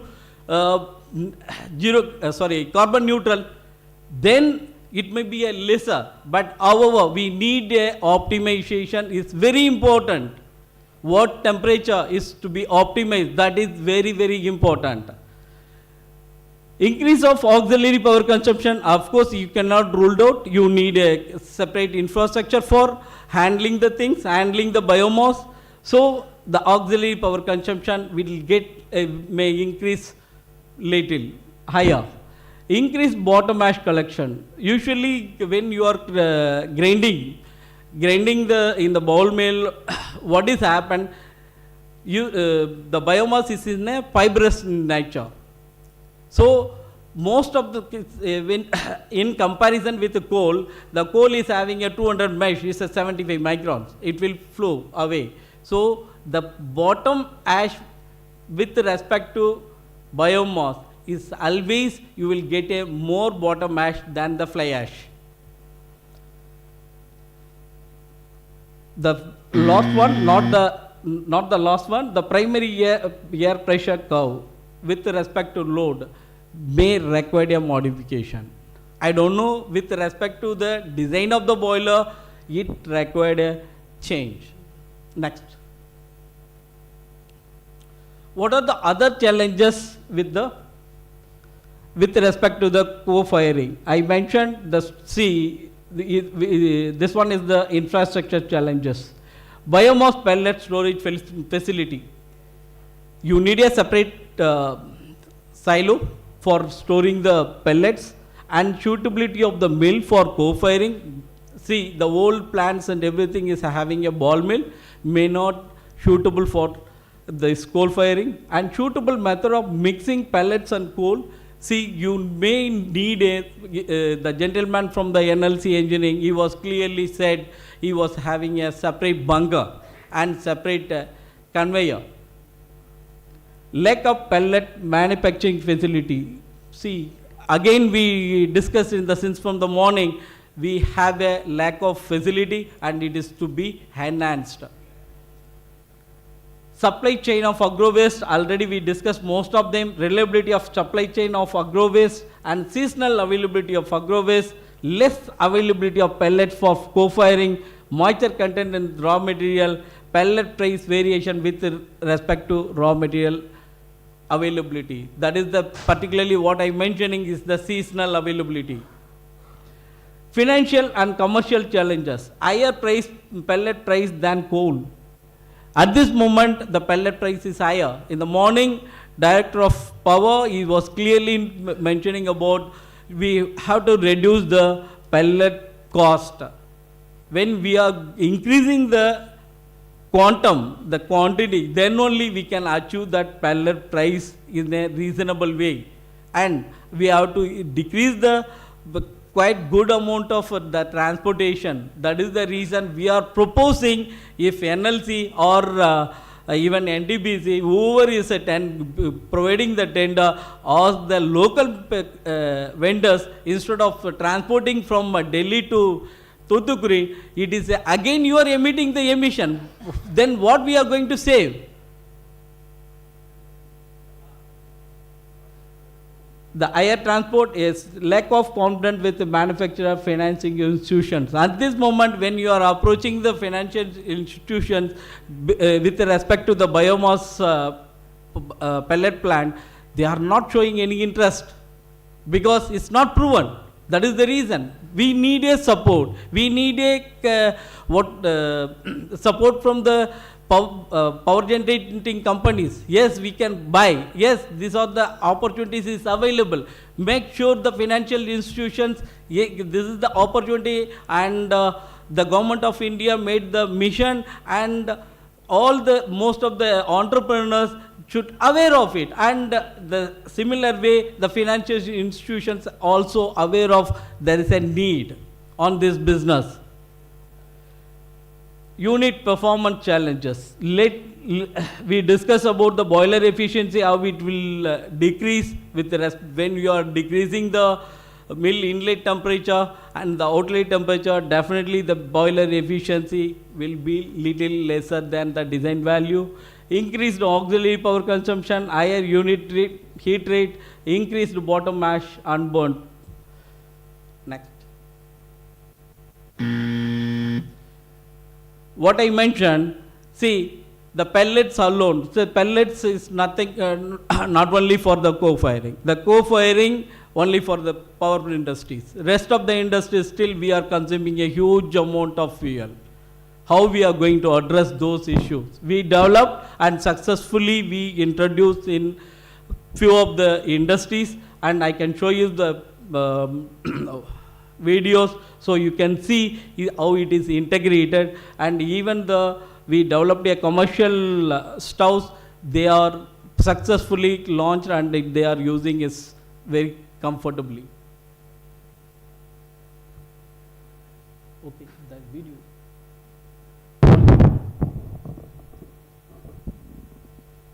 No. Okay, go back. The last one. Last but one.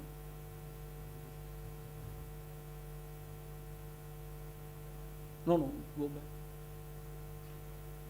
One step. Yeah. See, these are the actually we captured the actual figures, and unfortunately I am not able to showcase the video. The person is cooking with our pellet stove, and this plant is the printing industry where our pellet burner is successfully installed and successfully is running. Whoever wish to visit that plant, we can organize. Next.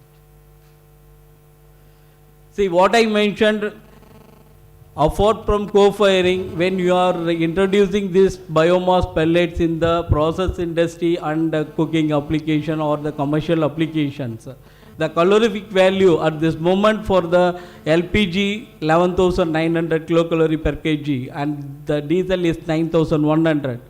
The fuel rate, pellet is 15 rupees and the LPG at per kg is 95 and the diesel is 90 rupees. Equivalent to pellet consumption, if I am considering the LPG and diesel, it's a 2.8 and 2.2. Cost of pellet 42 and the savings in the total saving potential for commercial application is 56 with respect to LPG and the diesel is 63%.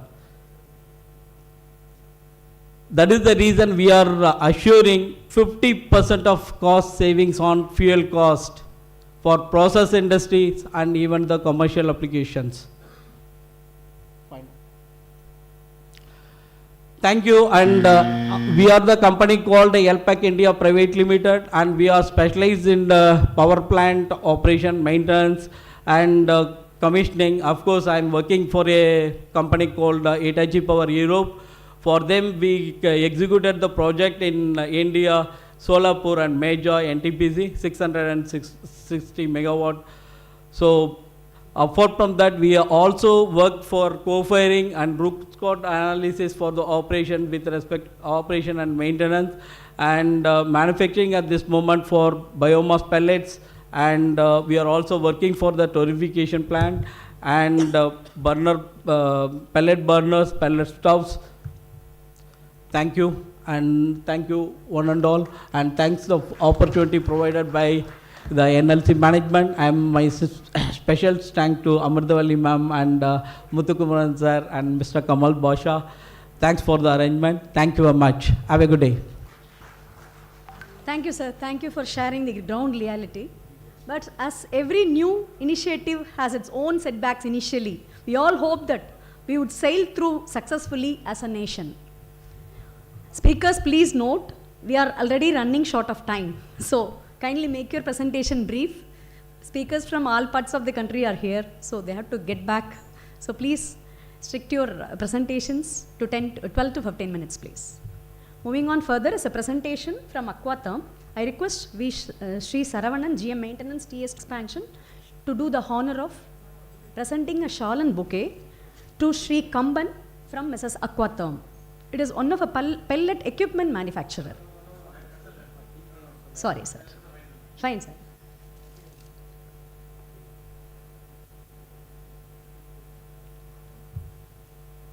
Please come on to the stage, sir.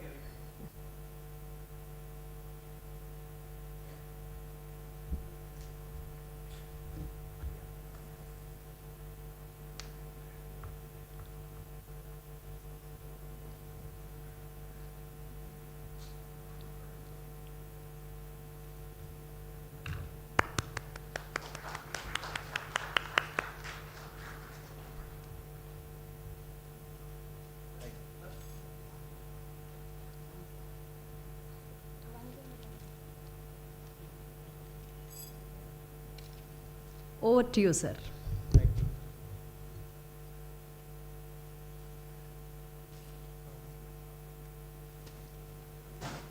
My name is Kamban. Thanks for NLC for a nice gathering here and under initiative technically work done by all the team. I attended the last NPTA workshop in Chennai.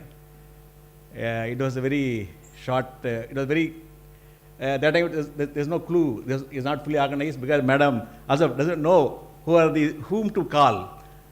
So from that day, some 10 people, today full hall, it's really heartwarming, very interesting. But thanks to madam, you've done a lot of work. Okay, so I give some small background. Myself, Kamban, we run a company called Aquatherm Engineering Consultants. It's Chennai based. So we are into biomass, coal, gas, biogas gas projects throughout the world. We're operating. We're ex-BHL company. So this is a small background for us. So my topic here is we are into this biomass field for last 2 decades as a consultant advisor for power plants. Okay. So Samrat doesn't talk about, is talk about only agricultural residue. And what is the experience in private players, private power plants in India so far? We are not touching agricultural residue at all. So what was the experience, what we had? So I thought I'll share with you. So our first project was a biomass project in near Kanjipuram. It is a 12 megawatt project based on bagasse. Then there's a change, there's a problem in bagasse availability. The next fuel was Casurina. So Casurina was coming from this area. So predominantly those projects after that, after Casurina, most of the project coming up, but this area was Casurina, maximum 12 megawatt. After the project came to Ramnapuram, south, those projects are based upon Juliflora. So some project came to Pollachi, it comes upon these coconut leaves.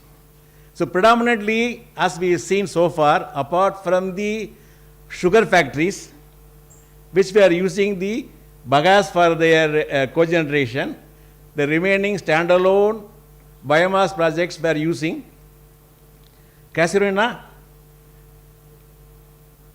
Juliflora, and palm waste. So Casurina, they were competing with. No, I just telling it's only for interest because you should know before jumping into this field. And none of these projects, none of our promoters never use agricultural residue. There was an issue with reference to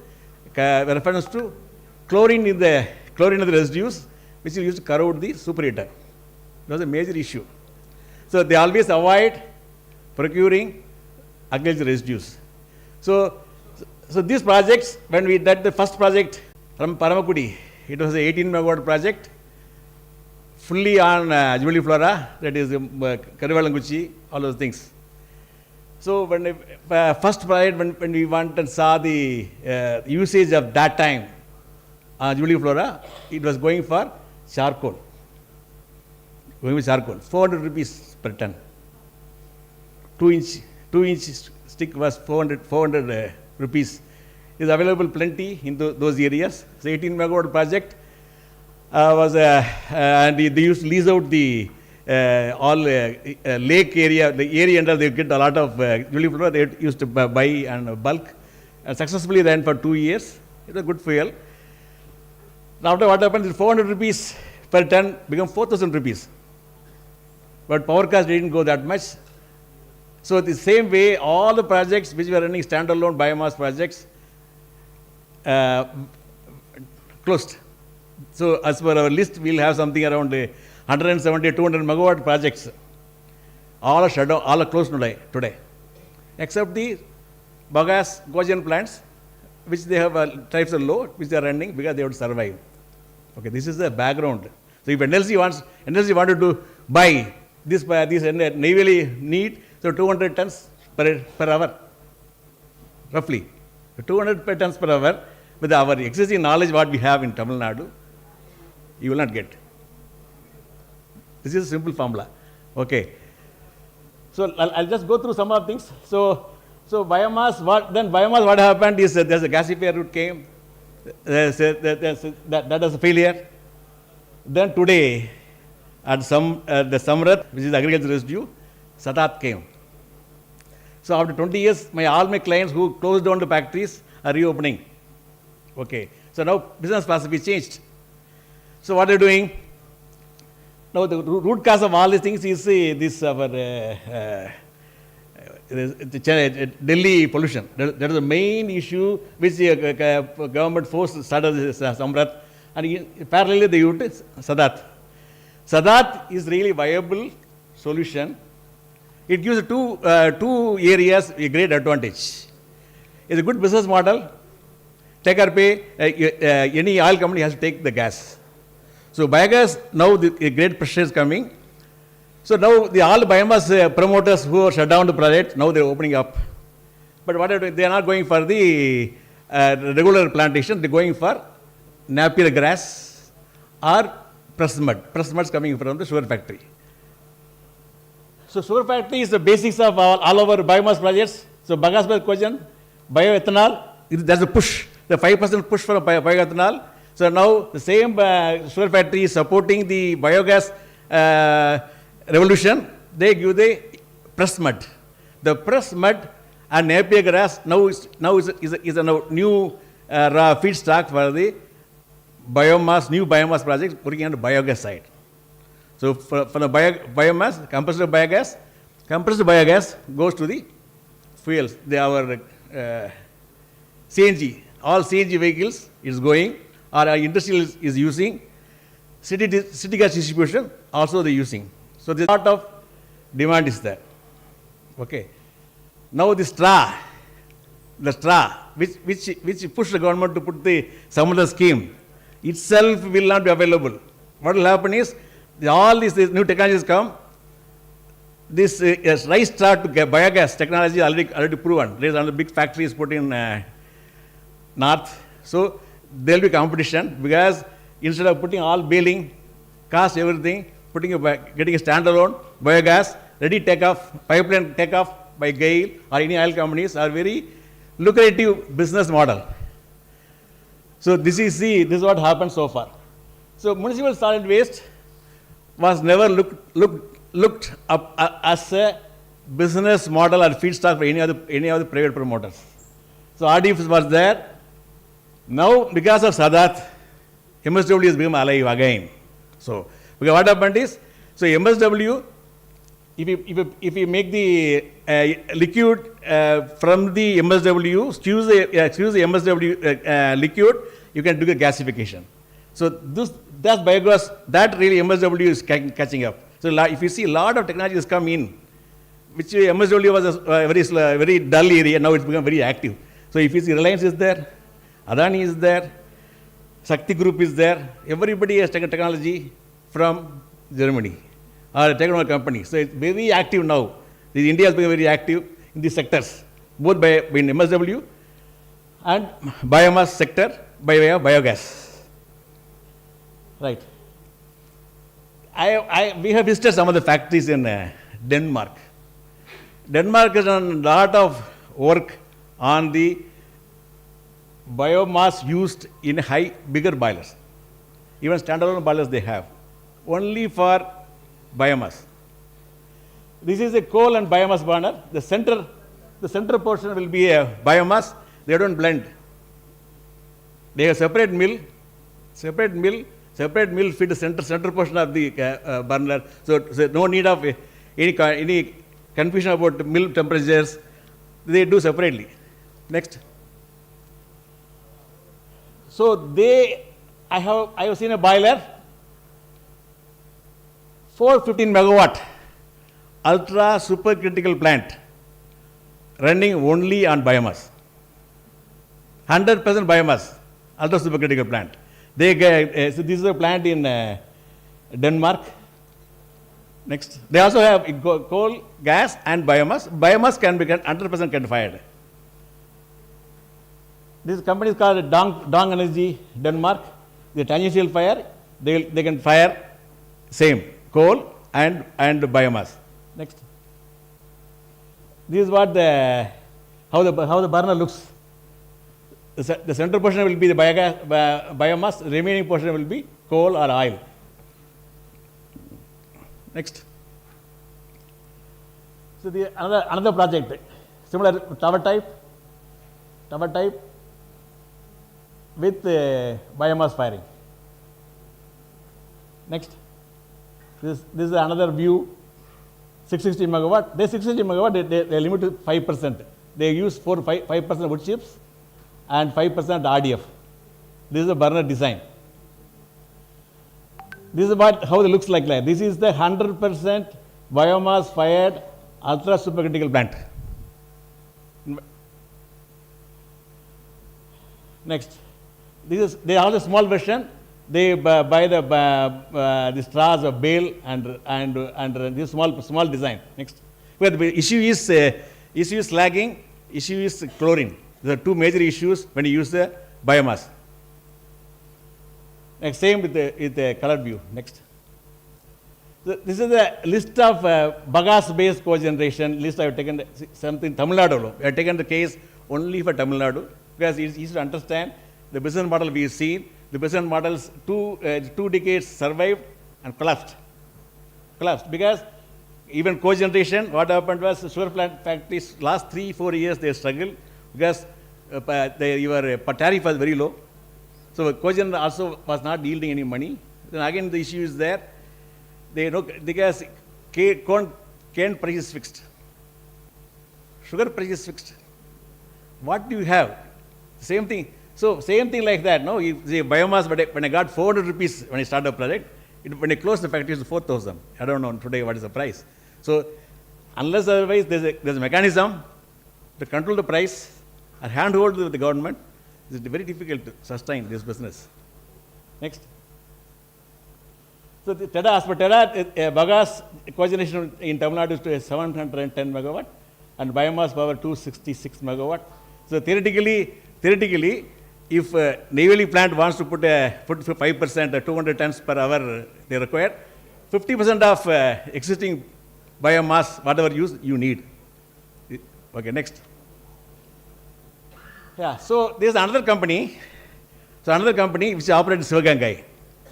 So they have a concept of energy plantation. So they non-agricultural land they took, a dry land. So 300 acres they built the plantation. They were successful, but power technology was a little wrong. They put a gasifier with somebody from Gujarat. It was a disaster. Otherwise, plantation philosophy was good. So this shows basically their EPP business model. Next. This is the plantation they have, sustainable plantation. If it's successful, they have very, very good management team, technology team. They have everything with us, with them. But this model, if somebody can handle, because you can control the price. Otherwise, agriculture prices will go up. You cannot control. Okay. What is that? No side. EPP is no side.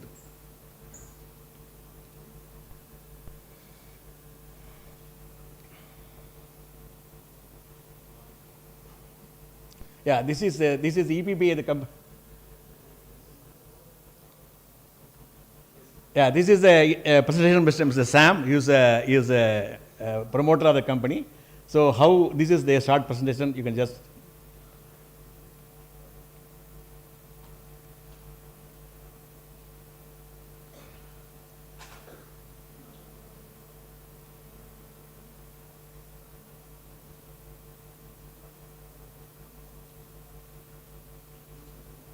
Right, okay.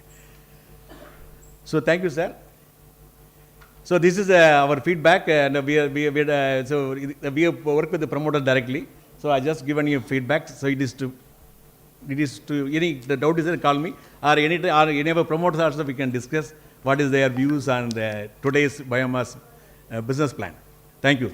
Thank you. Thank you, sir.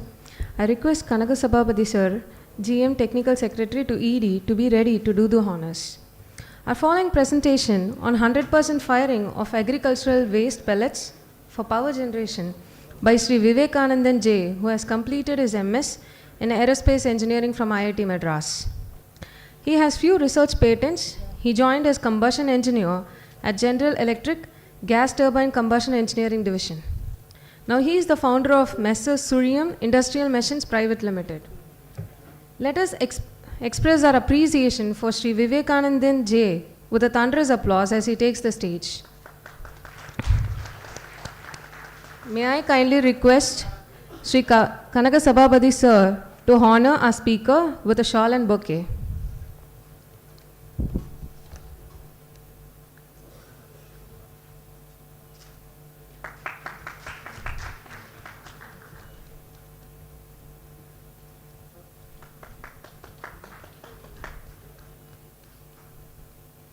Thank you, sir. Let's start the presentation.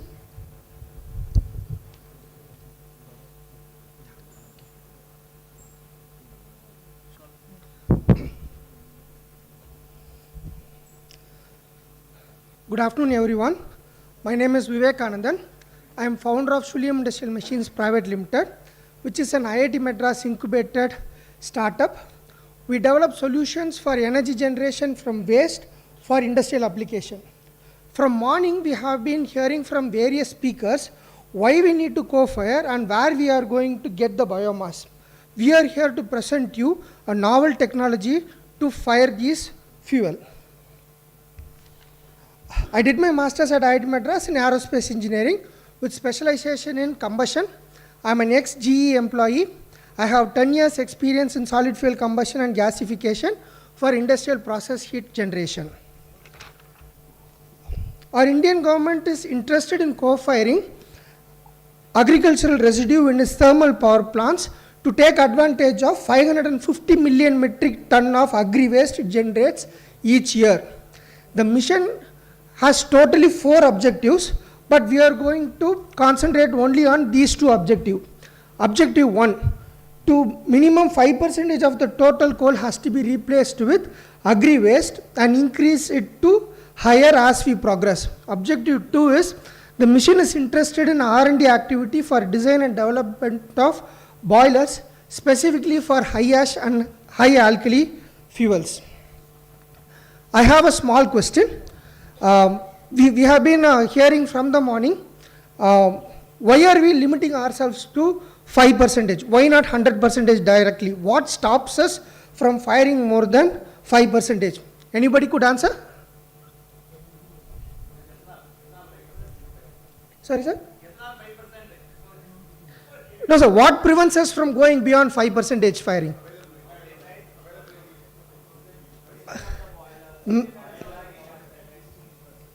But the correct answer is slagging and fouling, as Mr. Asar said. Agricultural waste generally have high ash content, and it has a very low melting point and very bad alkali index. The ash chemistry of the agri-waste makes it a hard to combustible fuel due to the propensity for slagging and fouling. To put it in simple words for non-technical people in the crowd, when fuel is burnt, ash is generated.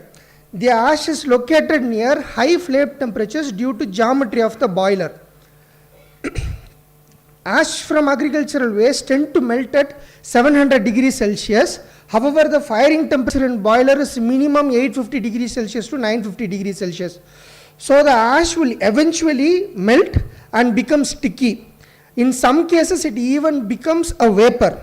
This molten ash sticks to the boiler tubes and solidifies, and this glassy deposition is called as fouling.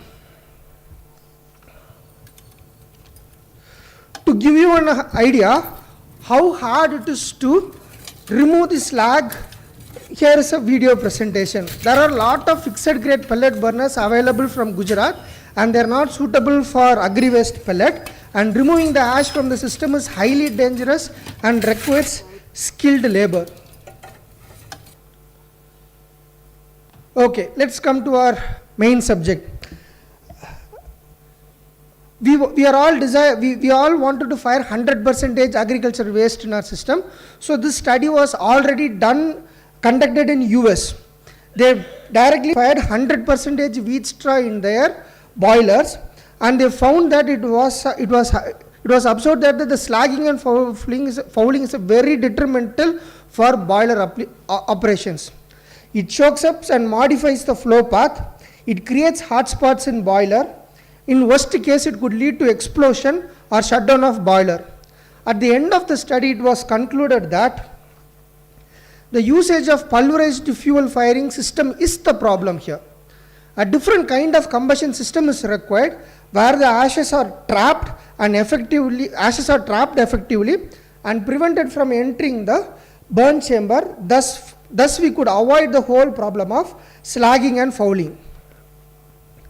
A similar study was conducted by VTT in Finland, and they utilized extremely staged air combustion technology using updraft gasifier. The demonstrator showed that gasifier is an effective tool in trapping. Almost 95% retention of ash was observed. However, they had some issues with the durability of the grate design. The moment I said gasifier, I found that a lot of people were feeling, oh come on, not again. We already had IAC gasifier 15 years back and it gave us a lot of trouble. I would like to remind you that IAC developed a downdraft gasifier configuration, which is not at all suitable for agricultural waste, and it has only a conversion efficiency of 75%, and it can operate only on fuel with moisture content less than 20%. However, an updraft gasifier is well suited for agri waste, municipal solid waste, lignite, and they have a conversion efficiency of 98%, and they can handle moisture content as high as 45%. So based on our 3 years of experience and R&D and performance report from BTT, we have developed a unique solution to burn solid fuels efficiently. Updraft gasifier integrated burner technology is an ideal burner for thermal applications, and we have 8 patents in progress for this technology.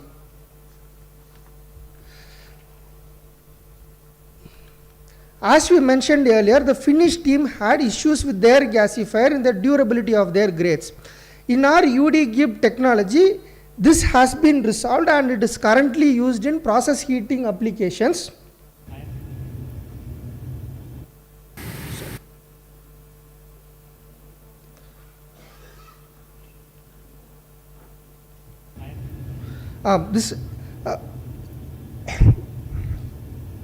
The technology can handle clinkers and prevent fouling and slagging.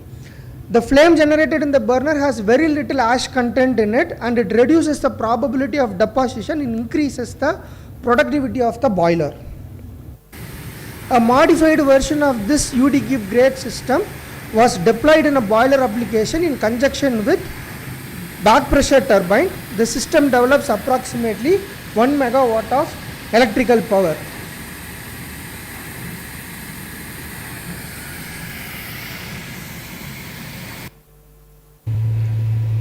The firing system uses corn cob and cashew shell 100% as a fuel. Here is an inside view of the burner firing in the boiler.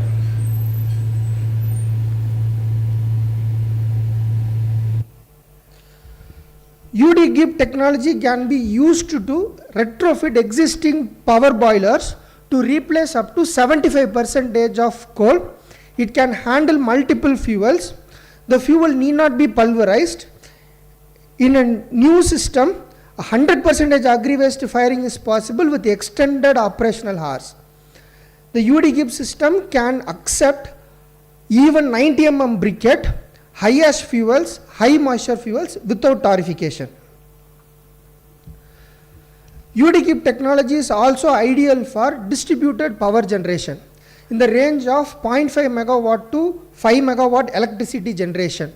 Our distributed steam power plants are skid mounted and can be easily deployed, and it can be deployed close to the source of agri waste. We kindly request the NLC management to provide us a CSR project to prove our distributed power generation concept. Thank you for all giving us a great opportunity. So we kindly urge power gencos to adopt our updraft gasified technology to increase their agri waste firing capability and make power generation greener, cheaper and flexible. Thank you. Thank you, sir, for the insightful presentation. I'd like to request Sri John Arul Swarnaraj, GM Maintenance, to be ready to do the honors. Our subsequent presentation, Use of Biomass for Co-Firing in Thermal Power Plants, by Sri Muralidharan, founder, promoter of Tiruchirappalli Engineering and Technology Cluster, TREAT. He has an illustrious profile. He is the Managing Director of GK Sons Engineering Enterprises Private Limited, Sunbeam Structural Private Limited, GK Industrial Park Private Limited, which is a pioneer in CNC technology at Trichy. He was also the former president of BHEL Small and Medium Industrial Association, Trichy. Let us put our hands together to welcome eminent speaker Sri Muralidharan. May I kindly request Sri John Arul Swarnaraj to do the honors.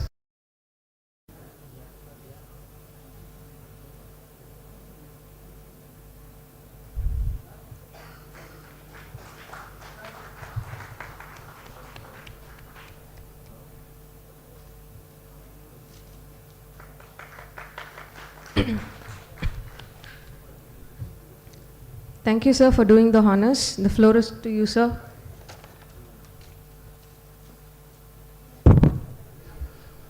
Good evening, everybody. We've had a very, very long day. Thank you, management of NLC India, for giving us this opportunity. I represent a cluster of companies from Trichy, which has grown with the thermal power plant giant BHEL. 44 decades of contribution to thermal power plant equipment manufacturing. So what am I doing here today? What happened to Kodak? Films happened to us. Today, most of our companies do not have business. We were in the business of the thermal power plant equipment manufacturing, and today we are in the cusp of having to necessarily diversify, and as they say, you got to go back and look for where you lost everything. So we went back to BHEL, and BHEL introduced us to biomass. That's why I'm here. Whatever numbers that were spoken today, all the technology that was spoken, are all, what can I say, learnings for us. We do not know anything about maybe even right from, let's say, calorific value to the agro waste or solid waste management, etc. We are pure manufacturers. Having said all this, I'll also make a brief presentation about the organization which I represent, which is very, very unique, which is now supported by the central government and the state government. And we have created a unique organization to help industrial development predominantly in the MSME areas. So I'll just go through that before I talk more about the biomass co-firing that we want to work with. I will just ask you all to go through the next slides. This company was established in 2014 as a not-for-profit company. We do high precision, heavy machining, pre-processing. The whole thing was funded by DPIIT and TITCO, along with MSMEs. We are all stakeholders in the company, and we manage it with a board. Next slide, please. So it's located in a 15-acre facility on the Trichy-Chennai highway, with over 80 plus members involved in fabrication machining, which use the facilities that we have created. The basic objective is to be the cornerstone of MSME growth in and around Trichy. Next slide, please. The impact that we have had after the if I may say so, the downfall of the thermal boiler manufacturing. I think some of you all may be aware in 2012-13 BHL did a turnover of, BHL Trichy especially did a turnover of 16,000 crores and it had 1,000 MSME units working for them. Today we hardly have about 150 and the turnover is just about 5,000, 6,000 crores. So there's a big downturn in that area, though the present year the order book looks good. But when I heard all the eminent intellectual speakers speaking today, maybe are we the cause for all the problems that the future generation is going to face? They do something, some course correction, some corrective action. So we are here to find out how can we help. We have great experience in machining, manufacturing, and we want to understand how we can help as an MSME company. Individually, we cannot be able to do whatever that it takes to start whatever we are talking about. So we have taken up on ourselves, with the BHL support, of course, to see how we can help in this biomass. But before doing that, I'll also tell you, we have significantly contributed to the revival of the MSMEs in Trichy through other initiatives of diversification in defense manufacturing, in other areas like electric vehicle manufacturing and other pre-engineered building, which is catching up fast, where our core skill of fabrication can be used. We are also getting into railway wagon manufacturing. So the bottom line is we are trying to help them diversify in the existing capability or all these things. So having said all this, we are also looking for other areas of support. Next slide, please. So some of the areas in defense and aerospace, just for you to give an idea on the key contribution that our cluster is making in other areas, is the first Arjun tank with our Prime Minister, the T90 tank, that was this thing, the hull was manufactured in our facility. So we have done a lot of critical items towards, what can I say, nation building and nation support. There's been a lot of support both from the central and state government, and our MSME companies have played a very important role in making all this happen. Next slide, please. Just to give you a feel of some of the components that they're all predominantly very, very large fabrication and machine parts, state of the art. Most of the facilities that are there are not available either in the country or in this part of the country, predominantly in the south. Next slide, please.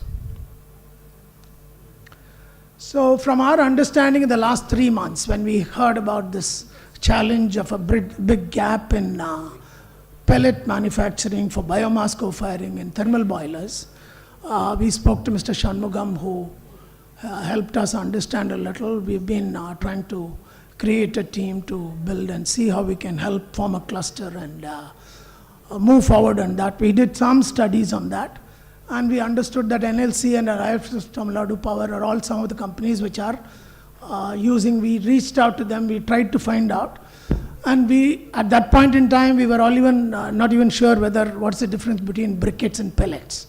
Today we understand that.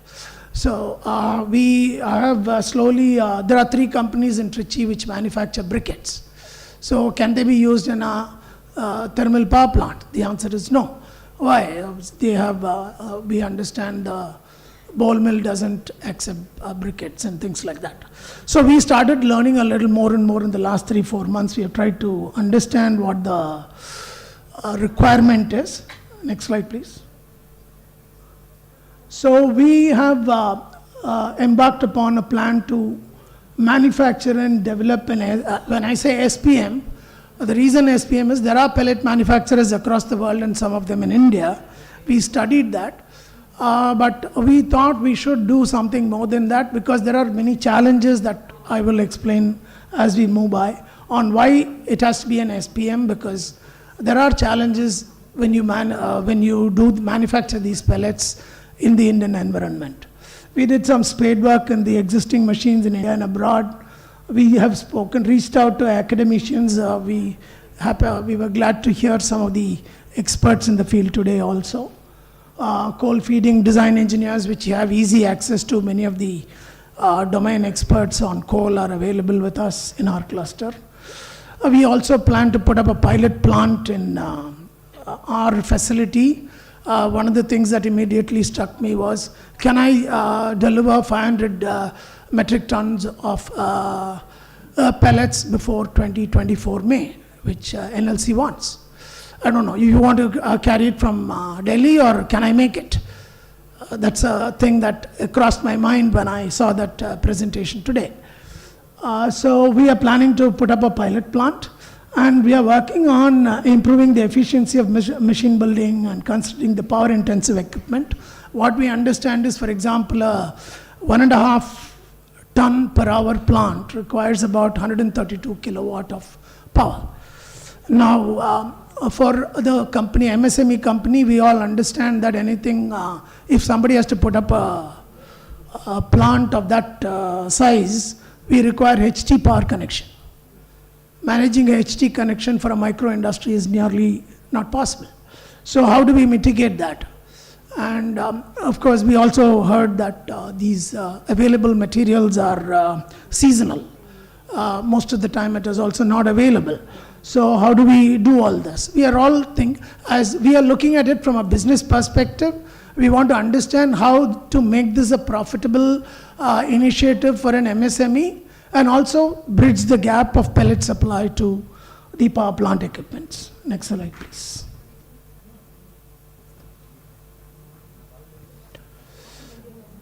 So what we're planning to do is to leverage the capability of the existing capabilities, facilitate micro enterprises to come into action. See, what we are thinking of is each set of machines, from our understanding, costs about an investment of 1.5 crores. So can we create, from what our understanding is, about 1,500 to 2,000 machines have to be quickly put into the system to meet the big gap that has to be bridged.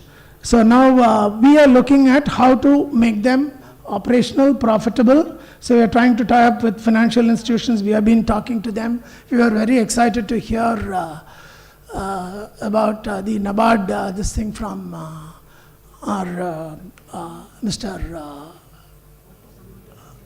Jinnah, Muhammad Ali Jinnah. That's the name I link with. Okay, Mr. Jinnah, thank you very much. It was a very useful information. So we would like to find out how we can help our companies. We also want to ensure that most of the units, as MSMEs, we know that whenever we produce something, the biggest challenge we find is where to find the market. How to go and approach a large institution like NLC or the power plants, which are predominantly large-scale companies. Do they have the wherewithal to go and sell their products to them? Or would it be a kind of a tendering system? So how sure are they, will they be able to sell their products? So we are talking to the mission committee. We are in touch with them to see how we can help our companies create a single platform to aggregate the produce and make the ease of doing that business with the power plants and the MSMEs better. We also want to interact with the government agencies to implement the scheme, like NABARD and other things. One of the important points that I also came across today is, how do I get an approval to set up a pellet making plant? It looks like there are pollution control board norms, power supply problems. The typical challenges any MSME has to start an industry is also present here, if not that, a little more also, considering the power intensive nature of the opportunity that is in front of us. Next slide, please.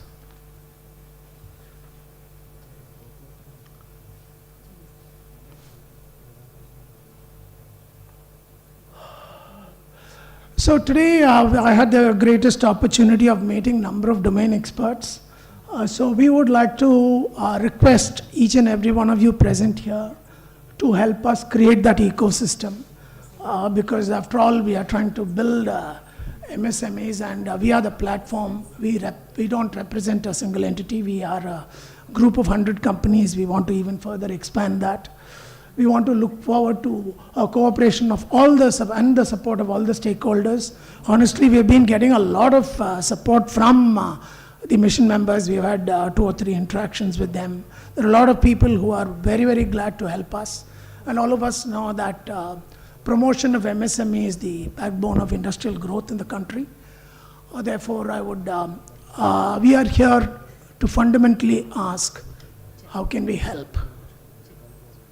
So how can we help, meaning it's an opportunity for the MSME on the other side. We do not know how to help. So teach us how to help you, and we are all here to bridge the gap of your pellet supplies. So sorry, I don't have numbers, I don't have technical jargons to tell you, but this is a simple, straightforward business opportunity that I want to create for a cluster of MSMEs, and I'll be glad to take some questions, and I'd like to learn more from all of you as we move forward. Thank you very much for the opportunity.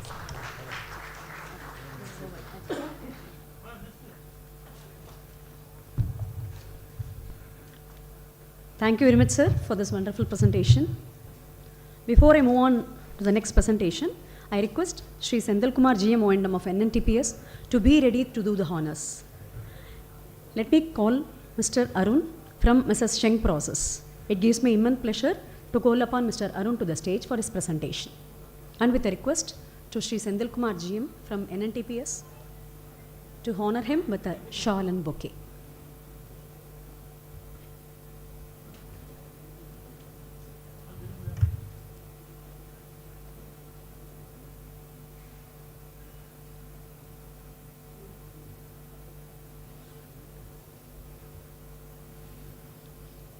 With a big round of applause, ladies and gentlemen.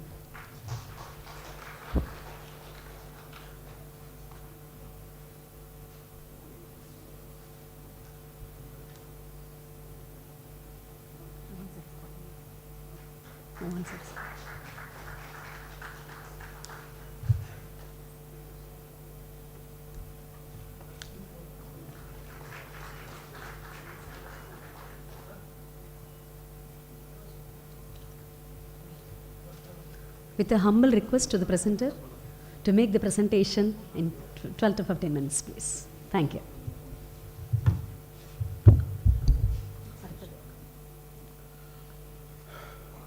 Thank you. Thank you for NLC India for providing us the opportunity for presenting our presentation over here. I'll just take few minutes, not much of time. I see it is 5:30.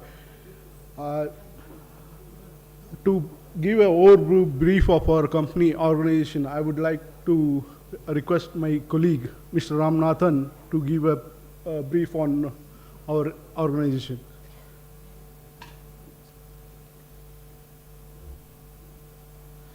Good evening, ladies and gentlemen. Thanks for the opportunity for us to present our company in this elite venue. Basically, we are sharing process. You can no, it's not running. Yeah. Shake Process is basically a German company. We are located in Bangalore, and we have our manufacturing locations in Bangalore, 2 units and 1 in Gurgaon. It's a 140-year-old company where we are into this weighing, feeding, pulverizing and conveying of equipments. We are just run through this. Yeah. I think time duration is very short, so I'll skip these slides. Yeah, it's a global footprint. Our headquarters is located in Darmstadt, Germany, and we have various locations across the world. For alternate fuel feeding systems, we are having the center of competence in Czech Republic that we will come to these offerings now. Yeah. Basically, what we do is design, development, and manufacturing of technological equipments. Like we are basically this weighing, feeding, and conveying equipment people. We are one of the pioneers in gravimetric feeding technology, which we worked with BHEL. All these NTPC, Faraka, Singrauli, Ramagundam, you name the power plants, our gravimetric feeders are working.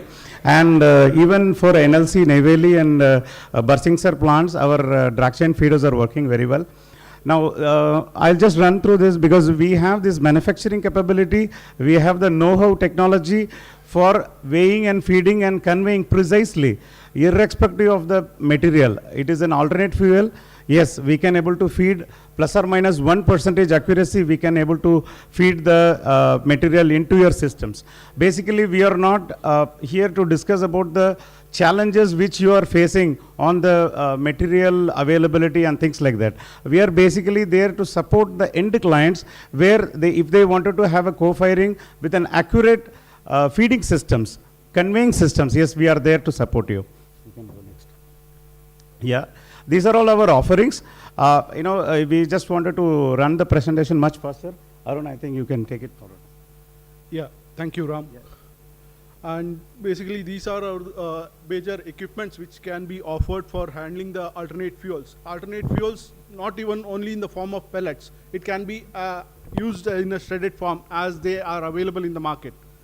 The first, this is the pointer, right? Okay, I'll just go through the next slides. And Schenck process comes into picture when there is all the alternative fuel materials or fuels which is parallel to the coal are available in the plant. Once it is received in the plant, we take care of the reception, storage, and conveying, as well as weighing and feeding to the burner or the calciner. Both, even in the cement plant and for the power plants also, we cater these sort of systems.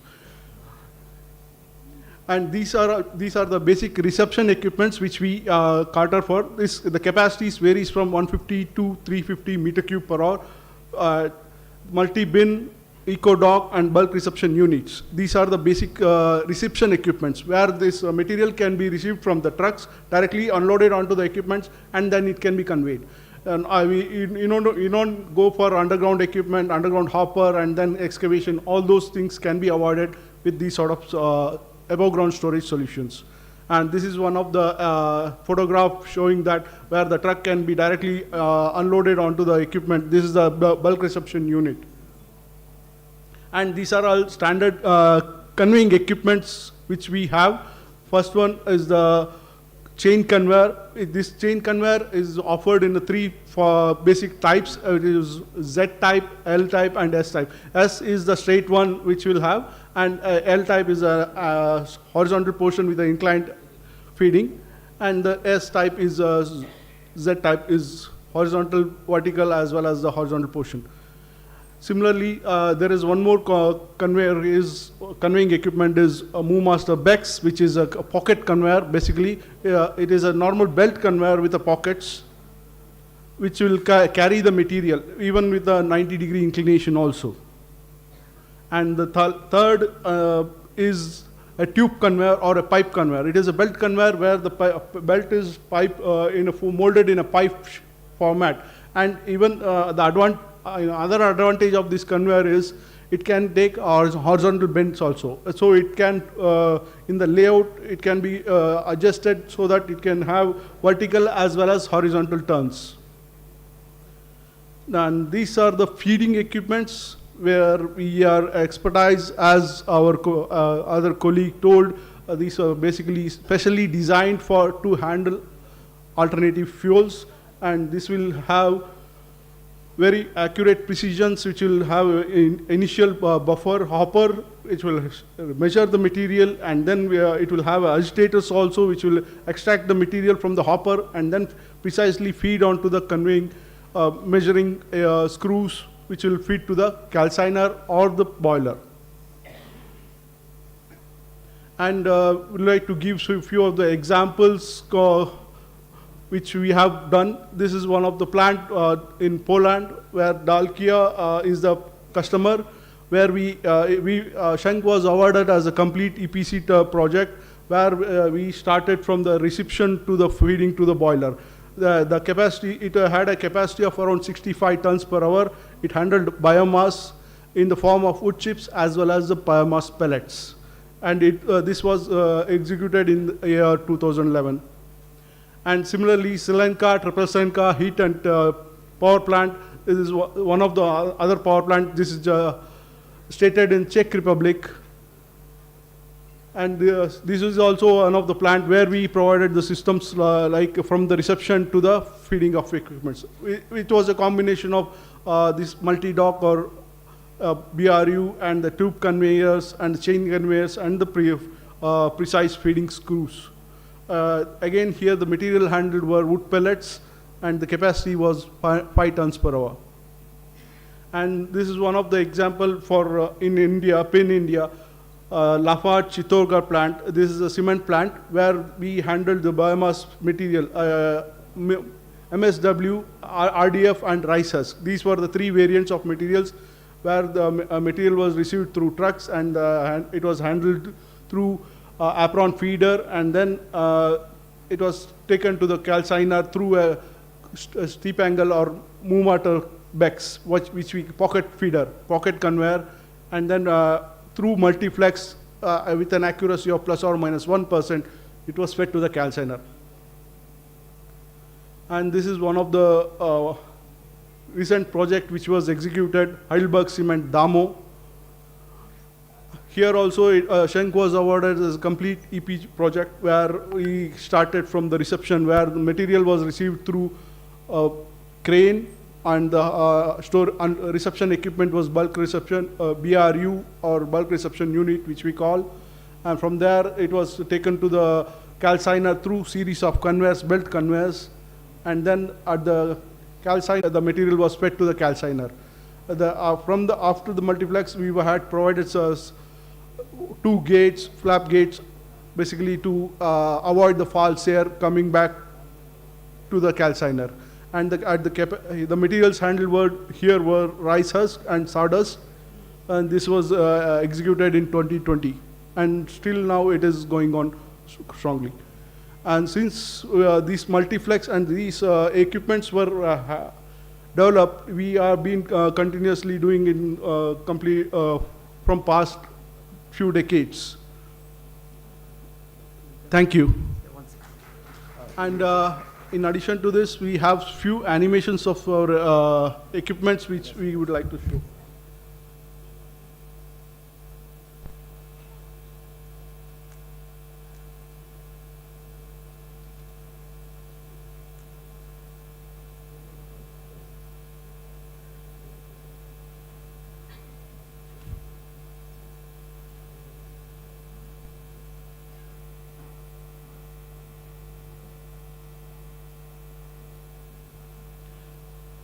This is the bulk reception unit where the material is being received through trucks, and it is a completely above ground solution. It is a one single equipment which will, this is the unloading portion where it takes one full truck capacity. This is the unloading portion. This is a hopper, intake hopper, which we call, where one truck, complete truck capacity can be unloaded, and from there it will be conveyed onto the succeeding conveyor. This is basically a high torque and slow speed machine.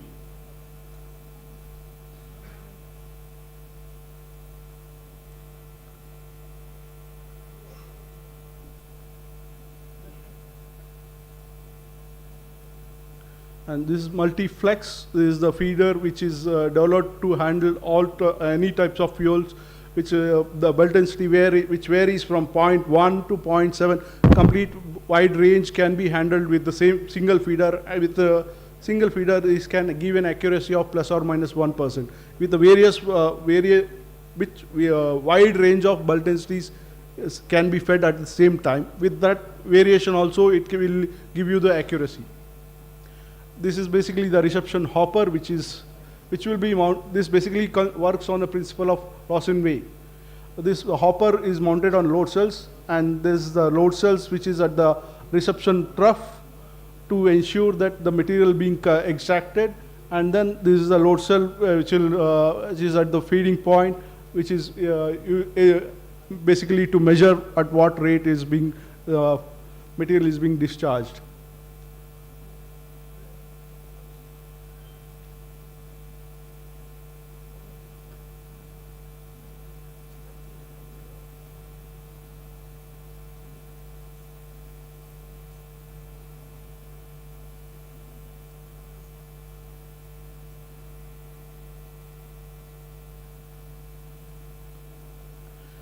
This is the Moonmaster BEX, or a pocket conveyor, which is being developed specifically to handle this alternate fuel. Here the material is received, and the material is being carried in the pockets of the belt. At the discharge,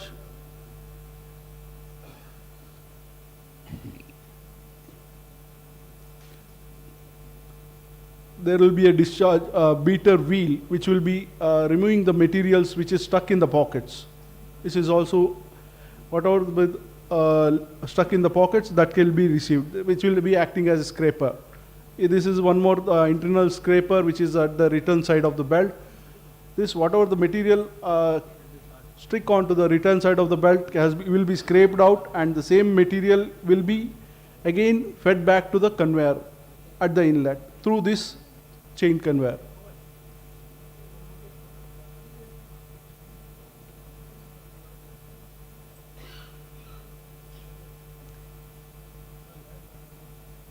And this equipments, all these equipments can be provided with ATEX design.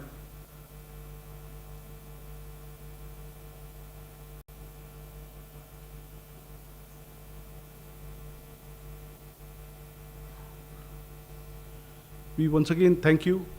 Thanks for the opportunity to provide this. Thank you, sir, for the insightful presentation. I now request Sri Gauri Shankar, GM Operations, TPS 1 Expansion, to be ready to do the honors. Advancing to our next presentation on harnessing biomass potential for offsetting carbon emission, integrating science and economy for a sustainable future, by Sri Ganapathy Arumugam, MD, Group Science Director, founder of Enhanced Biofuels and Technology Private Limited. He is also the founder of Green World Biotech India Private Limited and Biomass to Biopower Limited. He has an experience extending over 30 years.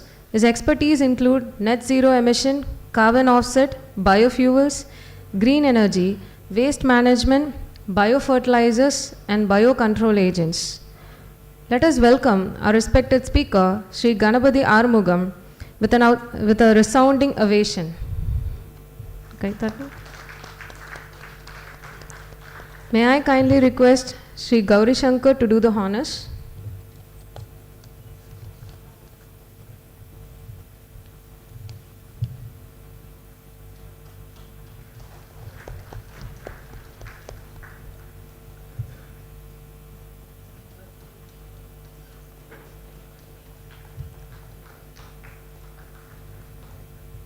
Thank you, sir, for doing the honors. We would start the next presentation.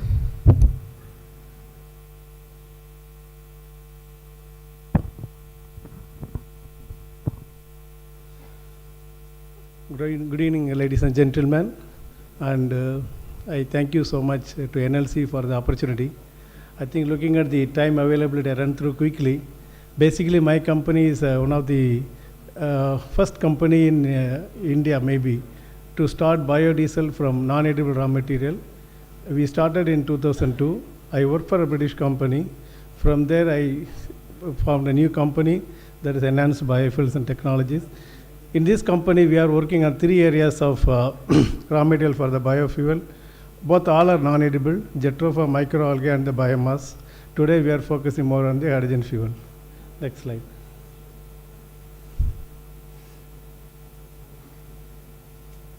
So this is about the company. We started this company in 2006, and we made an investment of $15 million. The company value is $180 million on the research and development activities. Our main focus is biofuel for non-edible, liquid and solid fuel, and now hydrogen fuel. Next. Next. So one of the prestigious thing what we got is Dr. Kalam is the one inaugurated our project when he was the President of India. Next. So this is a team of scientists in our company. In fact, we have all the retired professors from the Tamil Nadu Agriculture University as a part of the company. Next. This is my organization structure where we have 2 areas. One is of phycology, talk about algae, then agriculture, jatropha, about agriculture activities. Next slide. So this, we have an international research collaboration with the different universities where we take their facility, we work together, when we come out of the data, we own the global rights for the commercial application and pay them royalty. Next. So this is what we talk about second generation biofuel. The first generation biofuel is edible sources like palm and corn and soybean.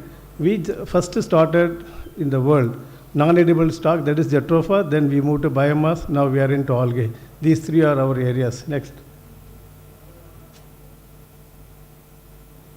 So here we are going to discuss about biomass, the tree species, then the tree-borne oil seed, that is jatropha, pungamia, and microalgae. Then we have different biomass, their carbon potential. See, today, what we are going to discuss, everybody discuss about the biomass, the potential, the yield, and the bottlenecks, everything. Today we are going to give an additional thing, that is the carbon credit, where we have tied up with an international company to do the carbon auditing certification and then pay you money. Next slide. So we focus about all these areas as a biomass sources, where you can see the calorific values. Next. Can you proceed? So here I am trying to explain you, if you look at the different types of biomass, sources of biofuel, where biomass is the sustainable one in all the aspects, long-term, mid-term, and short-term. Next one. So this is we are talking about biomass, which we discussed, many speakers discussed, I don't need to spend. Next. Next slide, please. Excuse me. Next slide. Previous one. So this is what we have selected 14 species, tree-based trees, on which we have selected Melia dubia, where our variety can give you 100 tons of biomass per hectare every 2-year cycle. Once you cut it, the same tree will grow back. The second one, we are working on the grasses, where we have recorded 450 tons per hectare. The life cycle is 3 years. The total life is 3 years, but you can harvest every 45th day. Next slide. So this is, we are talking about different biomass. We have got another technology, that CDP, that is catalytic depolymerization technology. The carbon hydrogen content of the biomass can be converted into a liquid fuel. That's the technology. Next one. So these are all various methodology, like how to get the planting material. Next one. So I discussed about Melia dubia. We are planting 4,444 trees per hectare, 1.5 by 1.5 meter spacing. You can harvest the tree by second year. We recorded 100 tons of biomass per hectare every 2-year cycle. After that, then the same tree will grow back. It is a good copy, sir. Next. Next one. So these are all our nursery activities, where we produce our own high-yielding clones. Next one. It's one of our high-tech nursery, where we have in Coimbatore.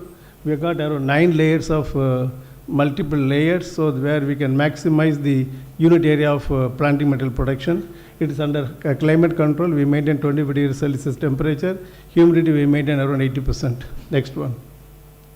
So this is about the Melia dubia, which I explained to you. You can cut it in 2 years. The biomass is a very good biomass. If you leave more time, initially for biomass means for any energy purpose. If you can allow them for 4 years, then it goes for different purpose. That is maybe plywood, all the particle board, all the areas. Next one. This is a general slide about it. Next one. So this, I told you, we are pioneers in jatropha. See, jatropha, if you look at it, everybody talks about negative, it's a failure crop. It's not because of the way we exploit it. It's a wild species. We are trying to domesticate it. Before getting domesticated, people started exploited. There ends the matter. Now it is going to give you around 4.5 tons of oil per hectare every year. The life is 25 years. Next one. So this is what my research and development. Jatropha, normally it has only 25 fruits. We have 60 and 80 fruits per bunch. And jatropha has only 2 to 3 seeds.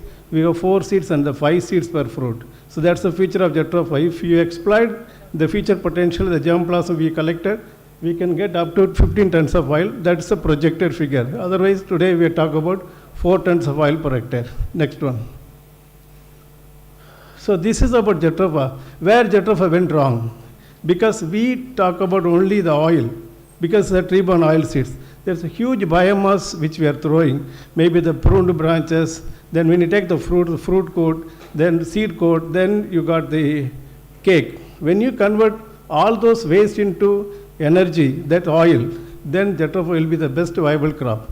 So our technology which we are using, any biomass can be converted into oil. That's called CDP technology. Next one. So this is now there's a big value for Pongamia. There's a Mitsubishi, Japanese company. They want to develop 50,000 hectares in India start with. Their interest is to go for a sustainable aviation fuel. Pongamia has a very high potential and the cake is edible. Jatropha is non-edible. Cake can be converted into animal feed after you take the hydrogen fuel. Next one. This is about the yielding varieties. We recorded 19.5 tons of seeds per hectare. Next one. These are nursery operations. We don't go through seed, we go through tissue culture or the clonal propagation to maintain the genetic purity. Next one. So this is all about Pongamia, what are the product. Next one. So this is what the major revenue, which is the waste, which is the fruit coat and the cake, then blended with the grasses, you can produce a very good hydrogen fuel where the cost of production of hydrogen is $1.5 per ton, as against today is $4 per ton, per kilo. Next one. So we are also into microalgae. That is one of our pet crop. Microalgae alone biodiesel is not viable. Here what we do, we take out the PUFA, that is a polyunsaturated fatty acid, that has a high value. From there you go into biodiesel, then the end product is animal feed. Here it has a very high carbon, it's one of the carbon sequestration, very good. Where we have a project in Poland, we take out the flue gas from the cement industry, convert it into fuel. Next one.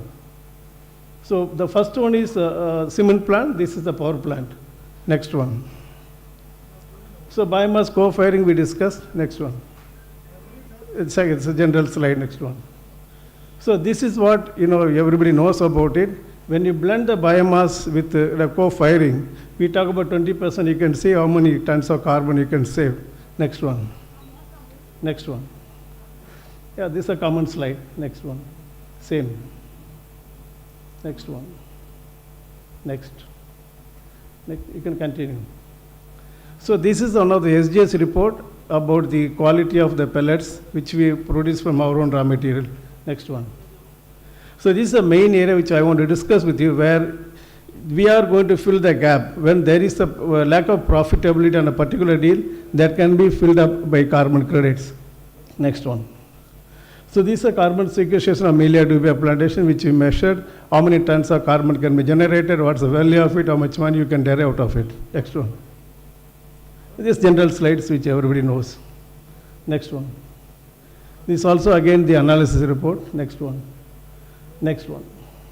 So this is what we do. Let us say you are planting coconut trees. You can go, if you grow coconut alone, you get a lesser carbon reduction and you harvest only 40-50% sunlight. So we have selected around 45 species and measured carbon on each and every tree, how much benefit you are going to get.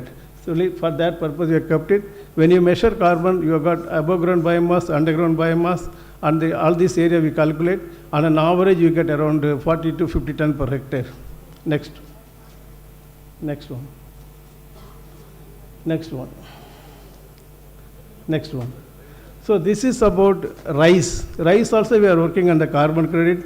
Rice, when you follow the method of cultivation, you can save around 30 to 40% emission of methane gas. If you convert into the price is around $30, so you will get around $1,200 per hectare if you follow the system, and you can save 30% water and increase the yield to 15%. Next one. So these are all the existing model, the new methodology, how to maximize the productivity and reduce the emission. That's methane emission. Next. So this is to cover about the SDG goals. These are all the different areas in the operations, the package of practices. When you grow paddy, it covers all the 17 goals of SDG. Next one. So this is how we reduce the carbon, how we save water. The water savings around 30% with our methodology. That's also going to get a good credit for us. Next one. This is, we have taken a model of 20, if you plant 25,000 hectares of paddy, what is going to be your revenue from carbon alone. Next. This is about mangrove forest. This is another very big area. Mangrove will give you more than 30-40% more carbon than any other crop. So this is also one of the areas which we are working globally. Next. So some economics about in 25,000 hectares, what is the revenue from the carbon? This is a seagrass. There is no seagrass here. It is in between Mauritius and Seychelles. It's a huge area of seagrass. There we are signed up on our contract. We are working on it. Next. Then again the regular forestry carbon. Next. It's a rubber plantation also. We are working for a big company in India. Carbon calculations, audit and certification. Next. So this is our methodology. This company which I am talking is Compass Carbon. It's one of the large company in America with a net worth of $5 billion. They are the one joined with us. They do the carbon auditing, carbon certification, then evaluation, then trading. Next one. So this is something about how they do the carbon auditing. You can pass quickly. Well, same, the methodology of carbon auditing. Next.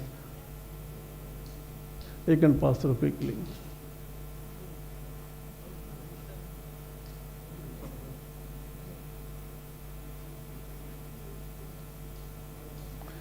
Previous. So this is the timeline. Suppose if you want us to do a carbon audit of your farm, it takes between 12 to 18 months to give you cash in terms of the value of the carbon what we are going previous. So I made the entire net zero concept in one slide with 4 different methodology. It takes 1.5 an hour for me to explain you, but still we are working. For your information, we have standardized a technology with my Canadian partner on production of green hydrogen from the biomass. Today, the hydrogen is produced through electrolysis method where the cost is around $4 a kilo. In our case, is $1.5. The byproduct is an animal feed. Yeah, with that, that's it. So any questions? It's open. Thank you. Thank you so much.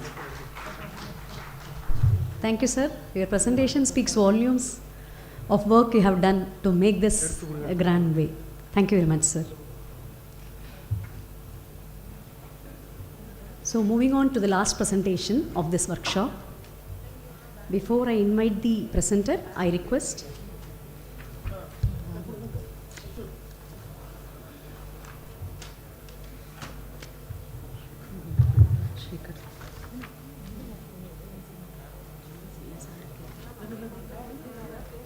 Shri Subbarayan, Subbarayan, GMTS to expansion to do the honors. Now I request Shri Damodaran, Managing Director from SMINT TIC to do the presentation.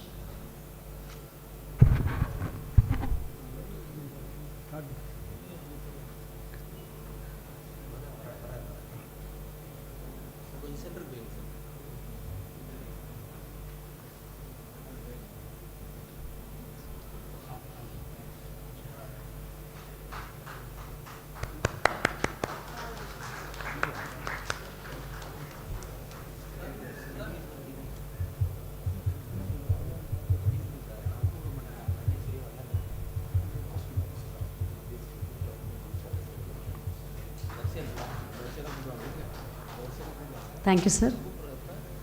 Sir, with the request to the presenter, please make it brief. We are running short of time. Please. I will not take more than 5 minutes. Thank you, sir. Nice of you. Thank you. So, my name is Damodaran.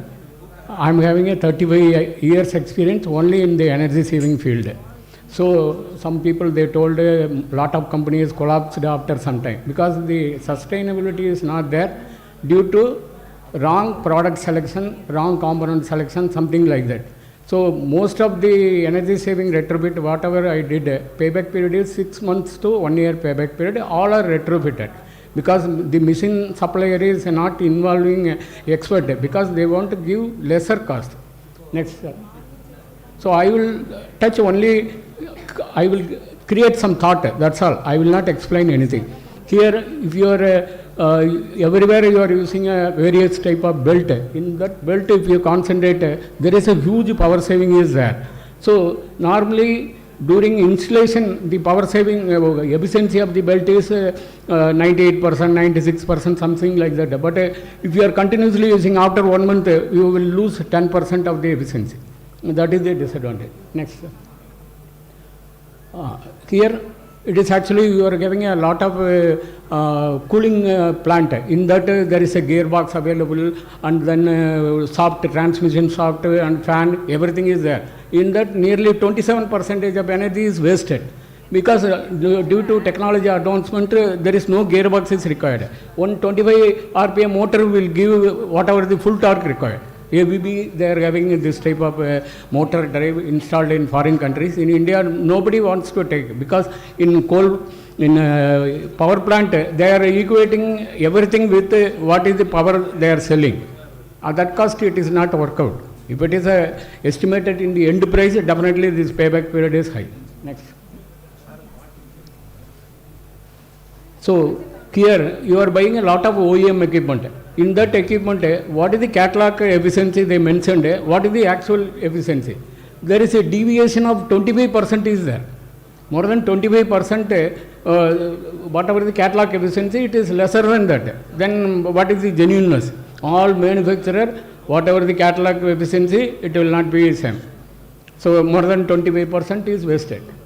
Next. So this actually VFD, you are having a lot. We supplied in NLC more than 90 numbers ABB variable speed drive. If you reduce 10% is my target.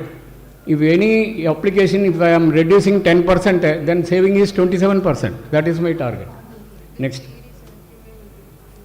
So during if you see in compressor application, 100% of energy input, 80% wasted as a heat generation. Only 4.5% to 6.5% efficiency is converted into air. Most of the remaining electricity is converted into heat.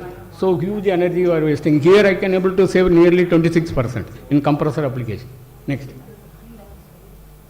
This is actually how you can carbonizing the pellet. So in that way, the briquette or pellet, it will increase the calorific value, and then no energy is required. So moisture remover, flash mixer, nothing is required. And you can use the vacuum tube solar collector. You can create a hot air. You can able to use it for in pellet application. Next. Here. Nowadays, due to technology, regenerated drives are available. So I personally commissioned more than 1,000 drives. It is starting from fraction of horsepower to 5 megawatt in Mahendragiri. And then DC drive in cement mill, clan drive, 2000 ampere DC drive I commissioned in my younger age. So VFD, HVAC application and cooling tower, you can able to save a lot of money. Payback period is only 6 months. Next. So this actually lot of papers, scientific research paper, more than 4,000 paper is available in the various website. It is a nano bubble, 1 square mm, you can hold 100 million nano bubble. So the nano bubble is, if you are using for your cooling tower, you can save 25 to 35% energy. This is a new technology, and you can use it for a transfer of heat fluid. So that also you can use it. And actually, using a vacuum tube, you can create a refrigerated circuit, and you can establish the cold warehouse and greenhouse hydroponics. Without net zero concept, it will work. Next. So we actually implemented in one Department of Science funded project in Coimbatore. This is the first time in throughout the world we got a diamond award. So here we are monitoring and controlling each consumer water consumption, but there is no water meter in the consumer premises. That's all. We got a highest award, a diamond award. That's all. Thank you. Thank you. Yes, sir. Nice of you. You made it crisp. Thank you. Our director, Power, will be joining us shortly. Meanwhile, I'll open the session for question and answers. So let us make it like a rapid fire round. If possible, kindly address your question and mark to whom it needs to be diverted to, or the person you request to answer. So session is open now.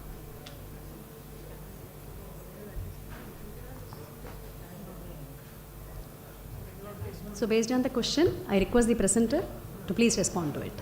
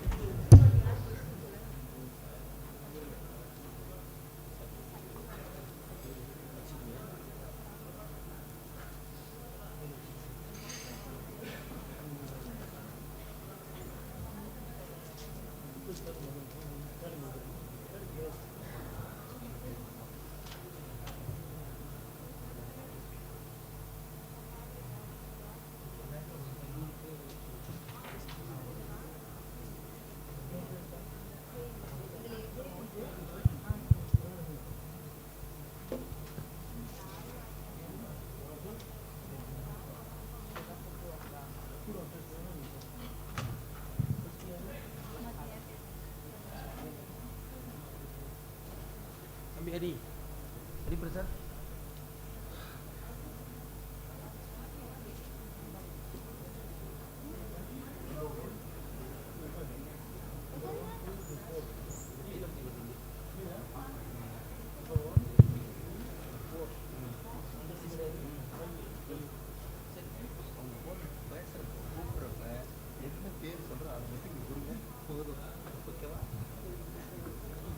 Good evening, madam. I am Prakasam from Deepak. Yes, sir. Prakasam from Deepak Engineering Private Limited, Trichy. Yes. So, when we are going to start that supply? And your question is to? Pellets. Pellets. Pellets manufacturer or pellet equipment manufacturer? No, we are the manufacturer of the pellets. Fine, sir. Now we are doing briquettes. Fine, sir. So we are going, after it is the sustainability, we are going to start the pellet manufacturing. Okay, sir. So what is the formalities to enter in NLC? We are very much interested to enter the NLC. So kindly explain your window method. Fine, sir. I request CEO NTPL to take the question, please. I am Ananda Ramanujam, CEO NTPL.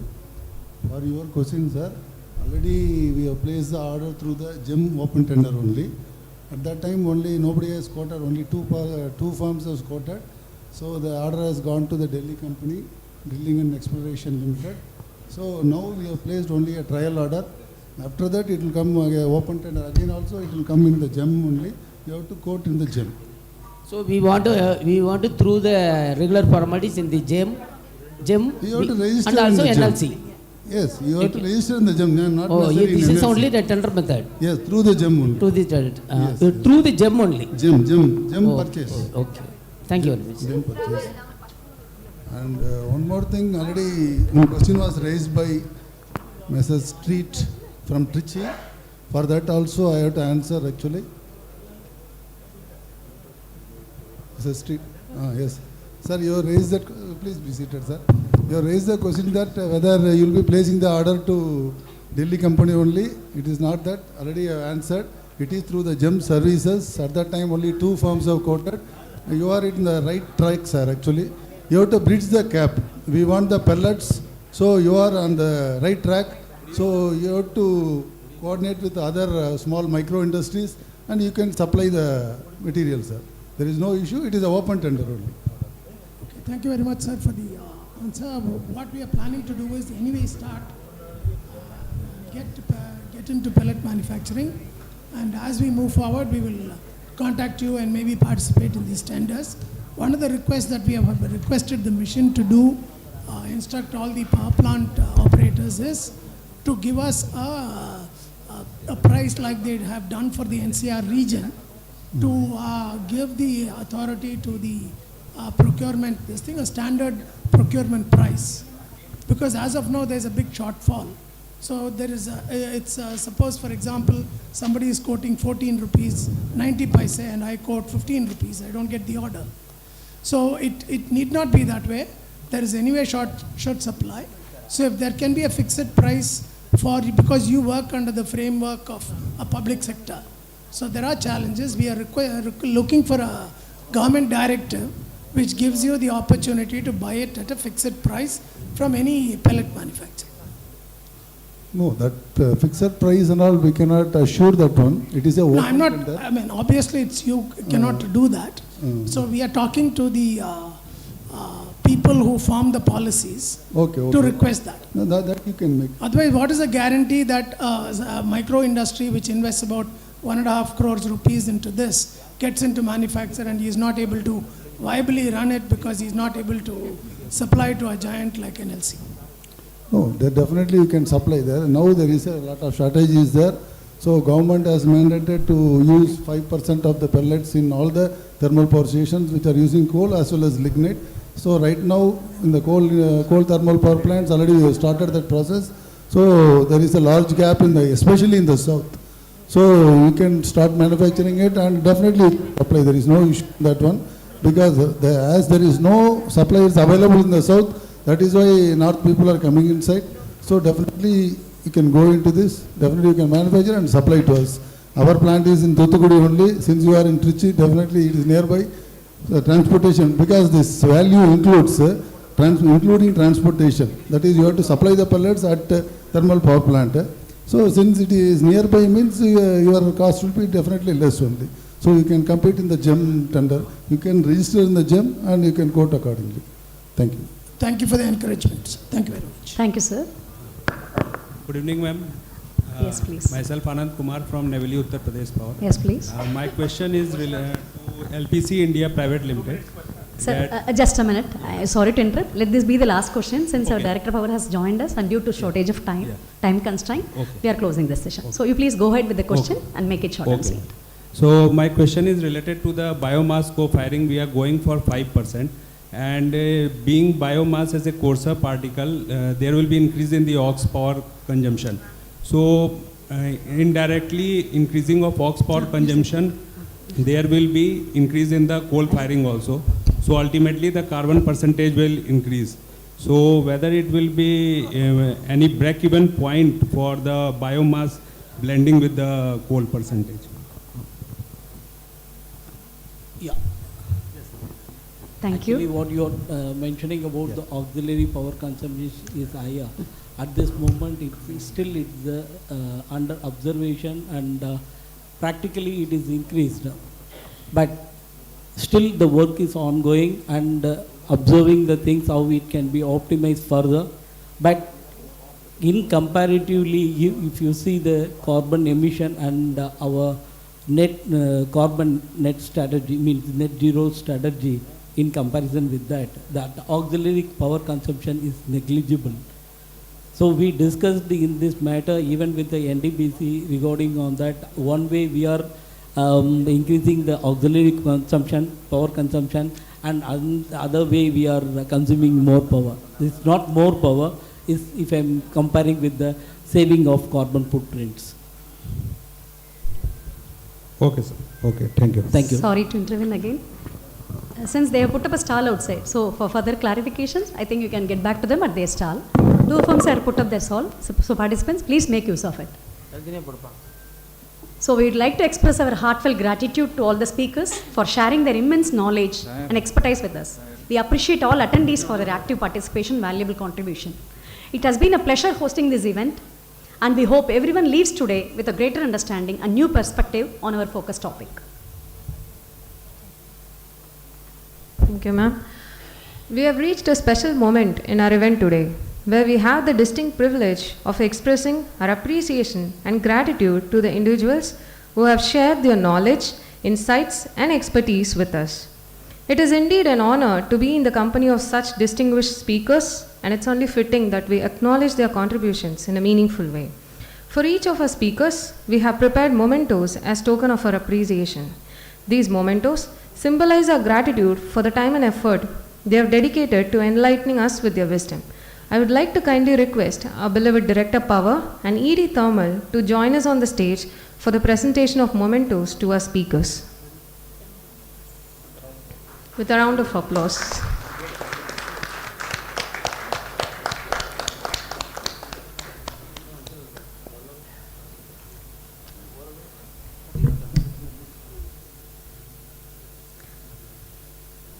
To start with the mementos distribution, I'd like to invite Speaker Dr. S. Nagur Ali Jinnah to get the memento from our beloved Director Power. So please come to the stage.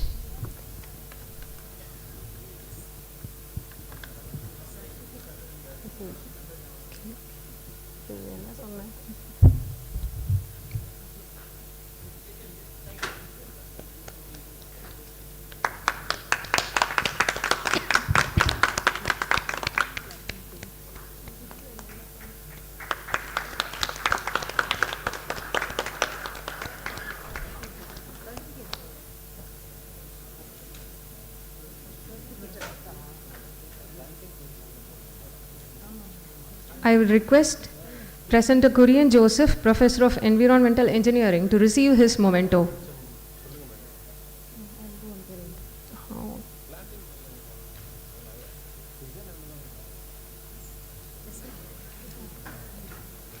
Let's give a round of applause, please.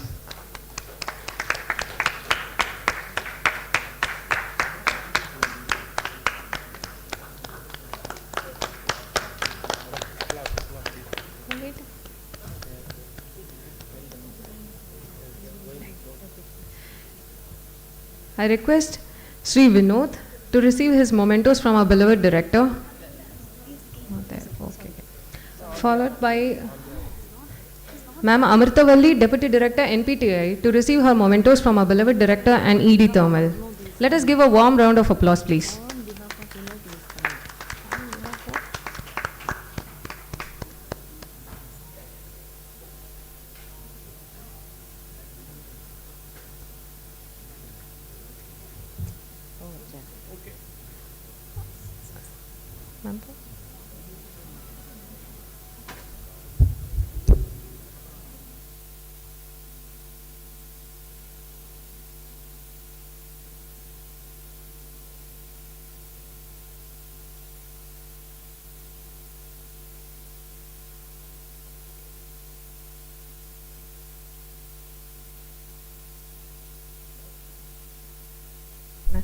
I request Sushil Kumar Arjarya sir, Member Mission Samath, to come on to the stage to give the pleasantries.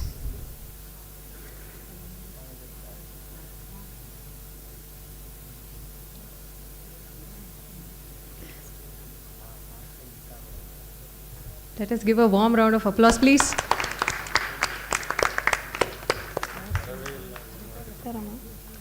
Next, I request Dr. Neru Kumar Vaitilingam to receive his mementos.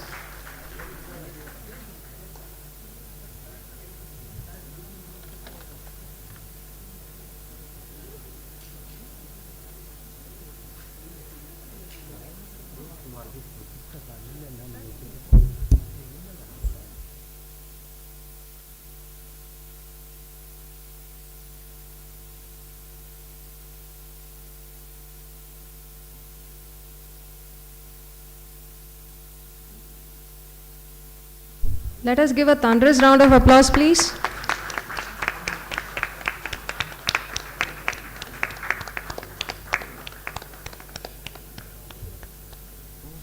I request Mukundan, Technical Advisor, Director, to receive his mementos. So please come to the stage.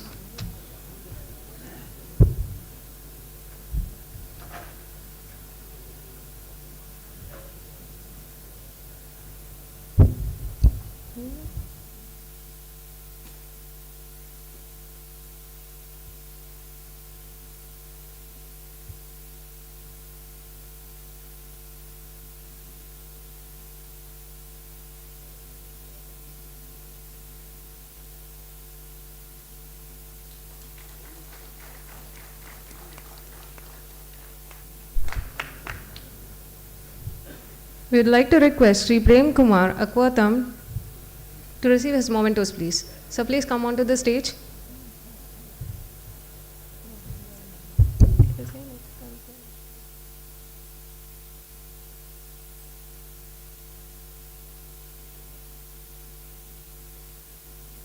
Let us give a warm round of applause.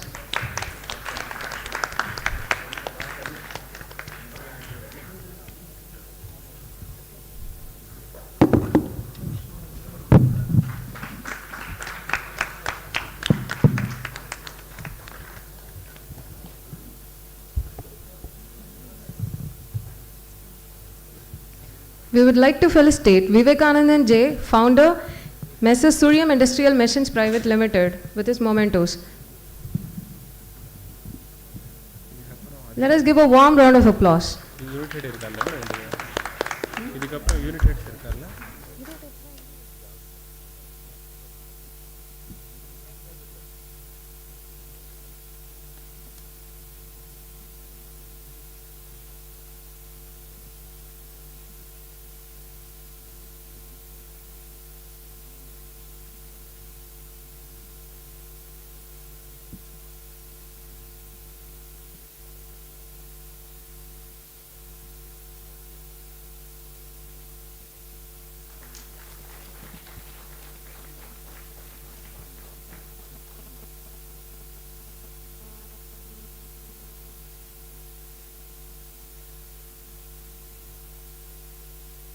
I'd like to request Muralidharan, founder, promoter and CMD of Treat, to come onto the stage to receive his award, please.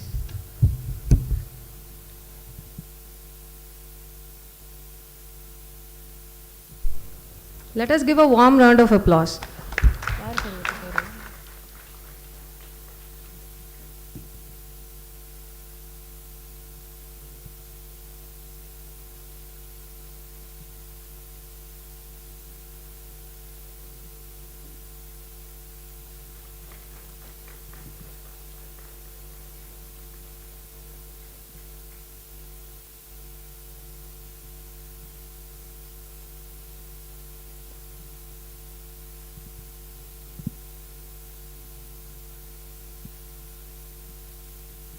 I'd like to request Sri Arun from Schenk Process Solutions India Private Limited to receive his honors, please.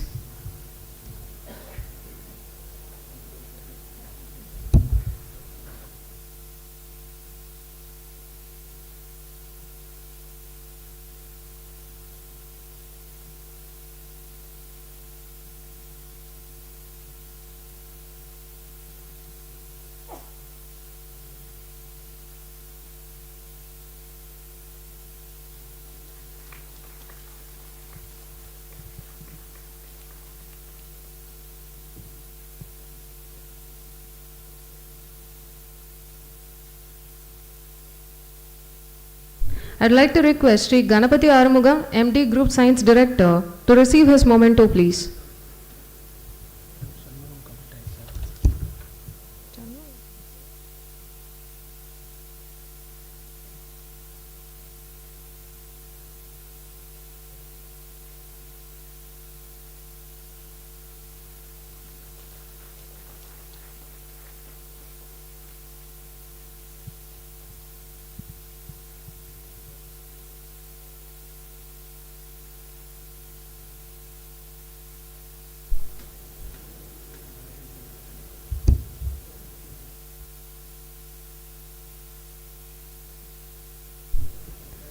We would like to felicitate M. Shanmugam, Mission Samath, with a memento.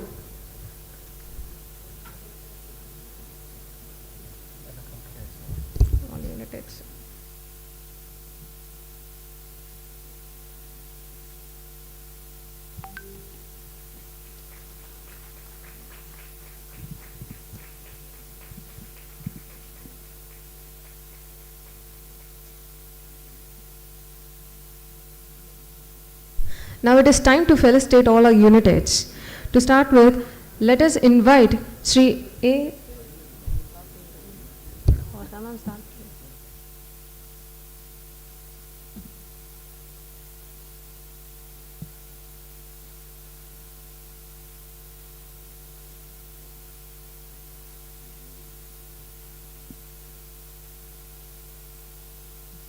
It is time to felicitate all our unit heads. I would like first to request Sri Shaji Jose sir, TPS 1 expansion CGM, to come onto the stage to receive his memento.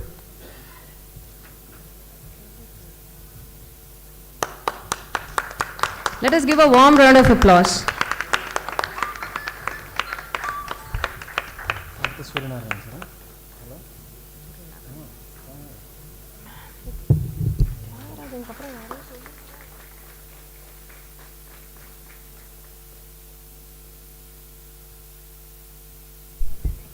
I'd like to request Sri Surya Narayanan sir, CGM NNTPS, to receive his memento.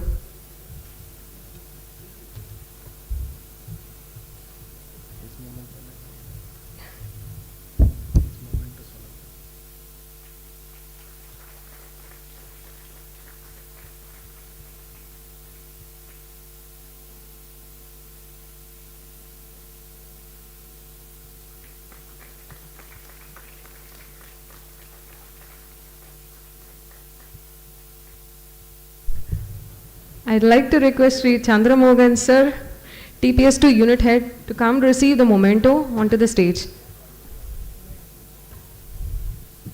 Let's give a warm round of applause. Let me request Sri Ponnu Pandiyan sir, unit head TPS2 expansion, to come onto the stage to receive the memento.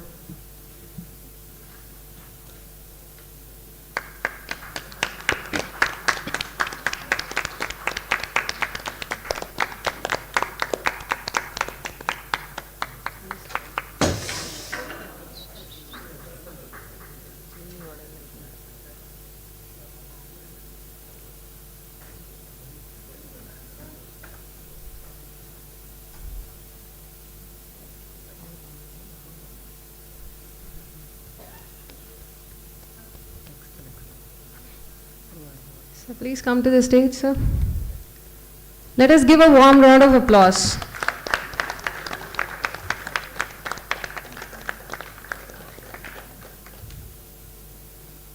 I'd like to request Sri Ananda Ramanujam sir, CEO NTPL, to receive the memento.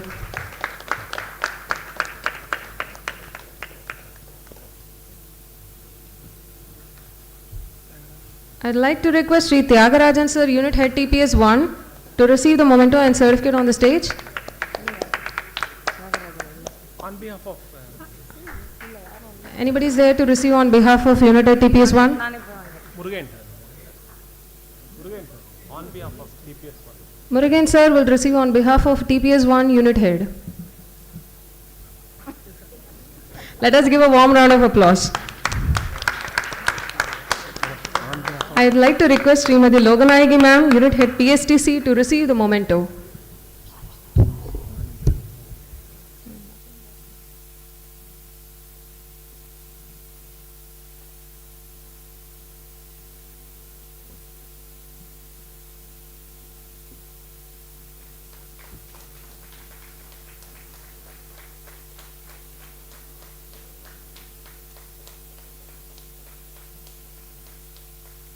Next, on behalf of Unit Head BTPS, Vijay Kumar sir, I'd like to request the BTPS team to come onto the stage to receive the memento.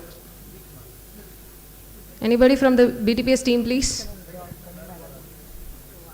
Kangla, sir. Okay, sir.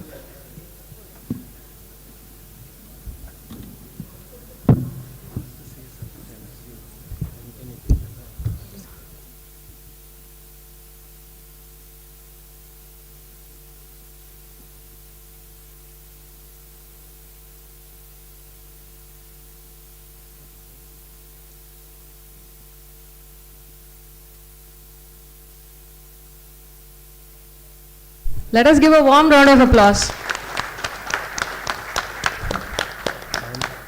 On behalf of Santosh sir, CEO NUPPL, I request the NUPPL team to come onto the stage to receive the memento. BTPS.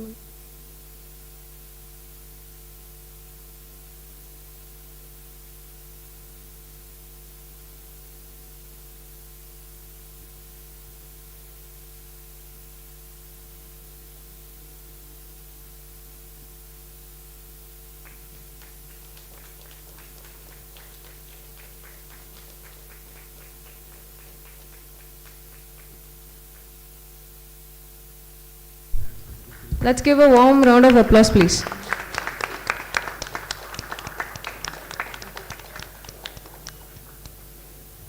I'd like to request Sri E.D. Thermal Dabasilan sir to receive his memento from our beloved Director Power.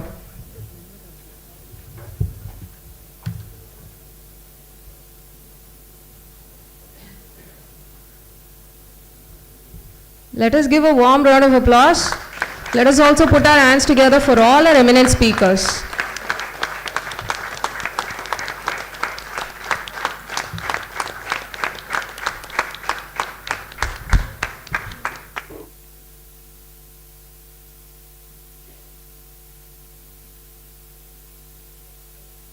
So please be seated. Director Power sir, thank you for doing the honors.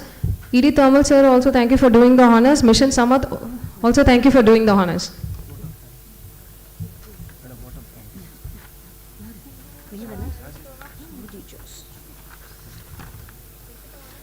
Gratitude sweetens even the smallest moments.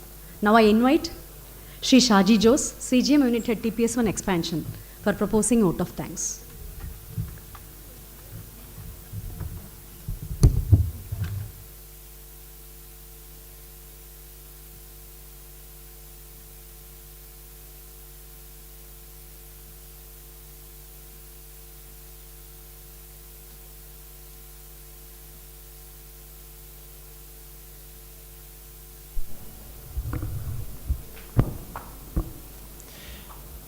A warm and graceful evening. Most respected and beloved Chief Guest of the morning, Sri Prasanna Kumar Motupalli, CMD, NLCIL. Most respected and beloved Sri Mohan Reddy, Director Planning and Projects. Most respected and beloved Dr. Suresh Chandra Suman, Director Mines and Director Finance, Additional Charge. Most respected and beloved Samir Swarup, Director HR. Most respected and beloved Sri M. Venkadachalam, Director Power. Guest of Honor Sri Sushil Kumar Acharya, Member Samarth Mission. Most respected Dr. A. Samuel Rajkumar, JCE, TNPCB, Kadalur. Most respected and beloved Sri G. Tabashilan, Executive Director, Thermal. And all other dignitaries of the dais, workshop delegates, directors and their teams from outside organizations, CEOs and their teams from outside organizations, professors and HODs of institutions, unit heads of thermal power stations, CGMs, GMs, and everyone gathered on this auspicious occasion of this regional workshop. Good evening to one and all. We had a wonderful day today by participating in this workshop. The inaugural session of the event was quite engaging. Then we had the technical papers which were presented with great enthusiasm and vigor. Hope all the participants have benefited from the presentations here on biomass firing, which is relatively a new area for many of us. I stand here today as a proud team member of NLCIL thermal units to express my heartfelt thanks to all those who have made this event possible and a grand success. At the outset, I would like to extend my sincere thanks to the Almighty for giving us knowledge, strength and wisdom to perform better every day and contribute to the success of NLCIL. I would like to start by thanking our most respected and beloved CMD who guides us from the front and with his innovative thinking and inspiring leadership. I would like to extend my heartfelt gratitude to Director P&P, Director HR, Director Power for sparing their valuable time for this workshop in spite of their busy schedule. I would like to extend my heartfelt gratitude to Mission Samarth members and JCE TNPCB Kadalur for sparing their valuable time for this workshop. I would like to extend my heartfelt gratitude to each one of our esteemed speakers who graced us with their knowledge and insights during this enlightening workshop. Your expertise and dedication to the subject matter has been truly inspiring. Our speakers have not only shared their wisdom, but also ignited a spark of curiosity in our hearts. We have gained valuable insights and a deeper understanding of the topics discussed. Your engaging presentations have left a lasting impression on all of us. I would also like to express an appreciation for your time and effort in preparing for this event. It is your commitment and passion that has made this workshop a tremendous success. I would like to express my sincere thanks to professors and HODs from Tamil Nadu Agricultural University, Anna University and Annamalai University for their valuable time for this workshop. I would like to express our sincere thanks to Messrs. LPEC India Private Limited, Messrs. Aquatham Engineering Consultants India Private Limited, Messrs. Sushyam Industrial Machines Private Limited, Messrs. Tiruchirappalli Engineering and Technology Cluster, Messrs. Schenk Process, and Messrs. Enhanced Biofuels and Technologies Private Limited for their valuable time for this workshop in spite of their busy schedule. To our participants, thank you for your active engagement and thoughtful questions. Your interaction with the speakers has enriched the overall experience. My sincere thanks to all the EDs, CGMs, unit heads of NLCIL units, GMs, technical secretaries of all secretariats, DGMs, CMs and all executives of NLCIL for their committed support. I would like to thank Power Station Training Center, PRO Office, TA, Horticulture Department, Corporate Communications, Corporate Computers and Power Station Engineering for extending their valuable support and help for making the workshop a grand success. A special thanks to most respected and beloved Director Power and Executive Director Thermal for their continuous guidance and support in making this program a grand success. I would like to thank all workshop committee members for their dedicated efforts for the last 1 month to make the program a grand success. I would like to thank the family members of all the workshop committee members who spared their better house to work for this workshop day in, day out. Big respect and thanks to all the family members. Last but not the least, a big thanks to everyone name by name who has worked for this program and extended their support directly and indirectly for making this event a memorable one. Thank you, one and all. Thank you. Thank you, sir. I request the esteemed gathering to rise for the national anthem.